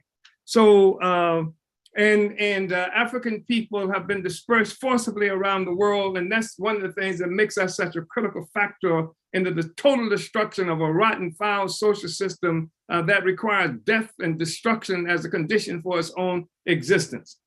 this whole issue that has been raised in the past by people who consider themselves socialists or communists about how do you have socialism or communism in one country. We're saying that you don't have it in one country. We are saying that African people who have been dispersed around the world, more than 1 billion of us in Africa. And then when you look at the total population of African people that's been dispersed, you're talking about more than 1.5 billion African people. And the responsibility of the African People's Socialist Party in the struggle to take power, in the struggle to be a self-governing people, in a struggle to win and organize African people in the process of negating, overturning this relationship that we have with colonialism. It is a struggle to govern, to be a self-governing people. And we are convinced that the critical struggle that we are involved in is the one that's going to facilitate the destruction of the whole colonial capitalist social system that has ensnared the entire world. So I really want to appreciate all of you for being here, and appreciate the African People Solidarity Committee, the Uhuru Solidarity Movement, and your leaders. And also, I want to say that we are definitely unite with Russia, because Russia came into existence in modern history as a part of the process struggling against colonialism. It achieved this identity not as slave owners and colonizers. It achieved this identity initially as a part of the process to overturn colonialism and the exploitation of the working people of the world. And that's important. And does that mean that we have no sympathies with people in Ukraine? It doesn't mean that at all. What it means is that the people of Ukraine also have a responsibility. And their responsibility is to turn against that reactionary government, that puppet regime that is using them as a tool, as a weapon against Russia and against progress, and to make revolution there, as opposed to remaining an instrument of a war against Russia and against the colonizing working peoples of the world. That's your responsibility. And I'm talking now about people in Ukraine, because what they have opted for, like so many others in Eastern Europe, they have opted for joining in, eating the flesh of the colonized peoples of the world. They left this process, the relationship they had with the Soviet Union, and rushed right into the arms, into the camp of reaction that relies on being able to suck the blood, this political economy, this global economy that came about through colonial slavery. That's what they have united with. And so now you know. And so now they have the ability to move away from that and to unite with the peoples of the world who are struggling for the future. So again, I just want to express my appreciation to you, comrades, for this incredibly significant and powerful conference that we just did, convention for the second day. And I want to say that from our perspective, NATO is like a lynch mob. It's like a white lynch mob. And in fact, what we see is this almost frenzy, a mob frothing at the mouth frenzy by white people globally. Russians are being attacked around the world, not just in Russia, but in various other places. They have been denied medical care. They've been really treated badly as a consequence of this information war, this war of ideas that's been waged against them. And we're going to be calling on people. We are going to be initiating every place in the world, teach-ins, conferences, and other kinds of things to take this issue straight to the masses of African people. And we are also going to be initiating a movement to deal with this whole Facebook question, because Facebook has decided that the people of the world who may be facing a nuclear annihilation, who've been asked to spend all kinds of money for wars and destruction, Facebook is saying that you can only hear what the US has to say about this question, what the white nationalists, what the colonizers have to say about this question. They've cut Russia out of the equation altogether. So I'm calling on you also to protect these institutions that Comrade Deputy Chair was talking about, because they have attacked us through these institutions before. They'll try it again. They're attacking other peoples around the world because they're struggling to be economically independent. They will do that with us again. So you have a responsibility to prepare to do that, to protect these institutions. And also, I just want to express appreciation again for everybody and just say, victory is ours, vanguard up, Uhuru. Reparations now, Uhuru. Uhuru, Chairman, reparations now, vanguard up. Thank you so, so much. And one of my announcements is that the chairman is going to do his every Sunday study tomorrow morning, 8 a.m. Eastern, to continue this conversation and this analysis of what's going on in Ukraine and Russia. And it's going to feature Alexander Ionov from the anti-globalization movement of Russia. So if you want to hear more, tune in tomorrow morning before the second day of our convention. I also am proud to announce that we have raised $31,685 of reparations to the Black Power Blueprint. So just salute to all of you, and just a special one to Kara, who put in a pledge of $500 since the appeal. So salute to you. And tomorrow, our convention is going to just continue with a panel discussion called Make Wall Street Pay Reparations. There's going to be more information about the Reparations Legacy Project. There'll be reports from members around the country. And if you're a member, there's going to be more opportunities to vote on more resolutions. So if you aren't a member yet, go to uhurusolidarity.org, become a member so you can be really a part of this organization in that way, especially tomorrow, and be a part of history. Being on the right side of the question, solidarity with Black Power and reparations. So return tomorrow and be a part of this organization and unity through reparations. Uhuru.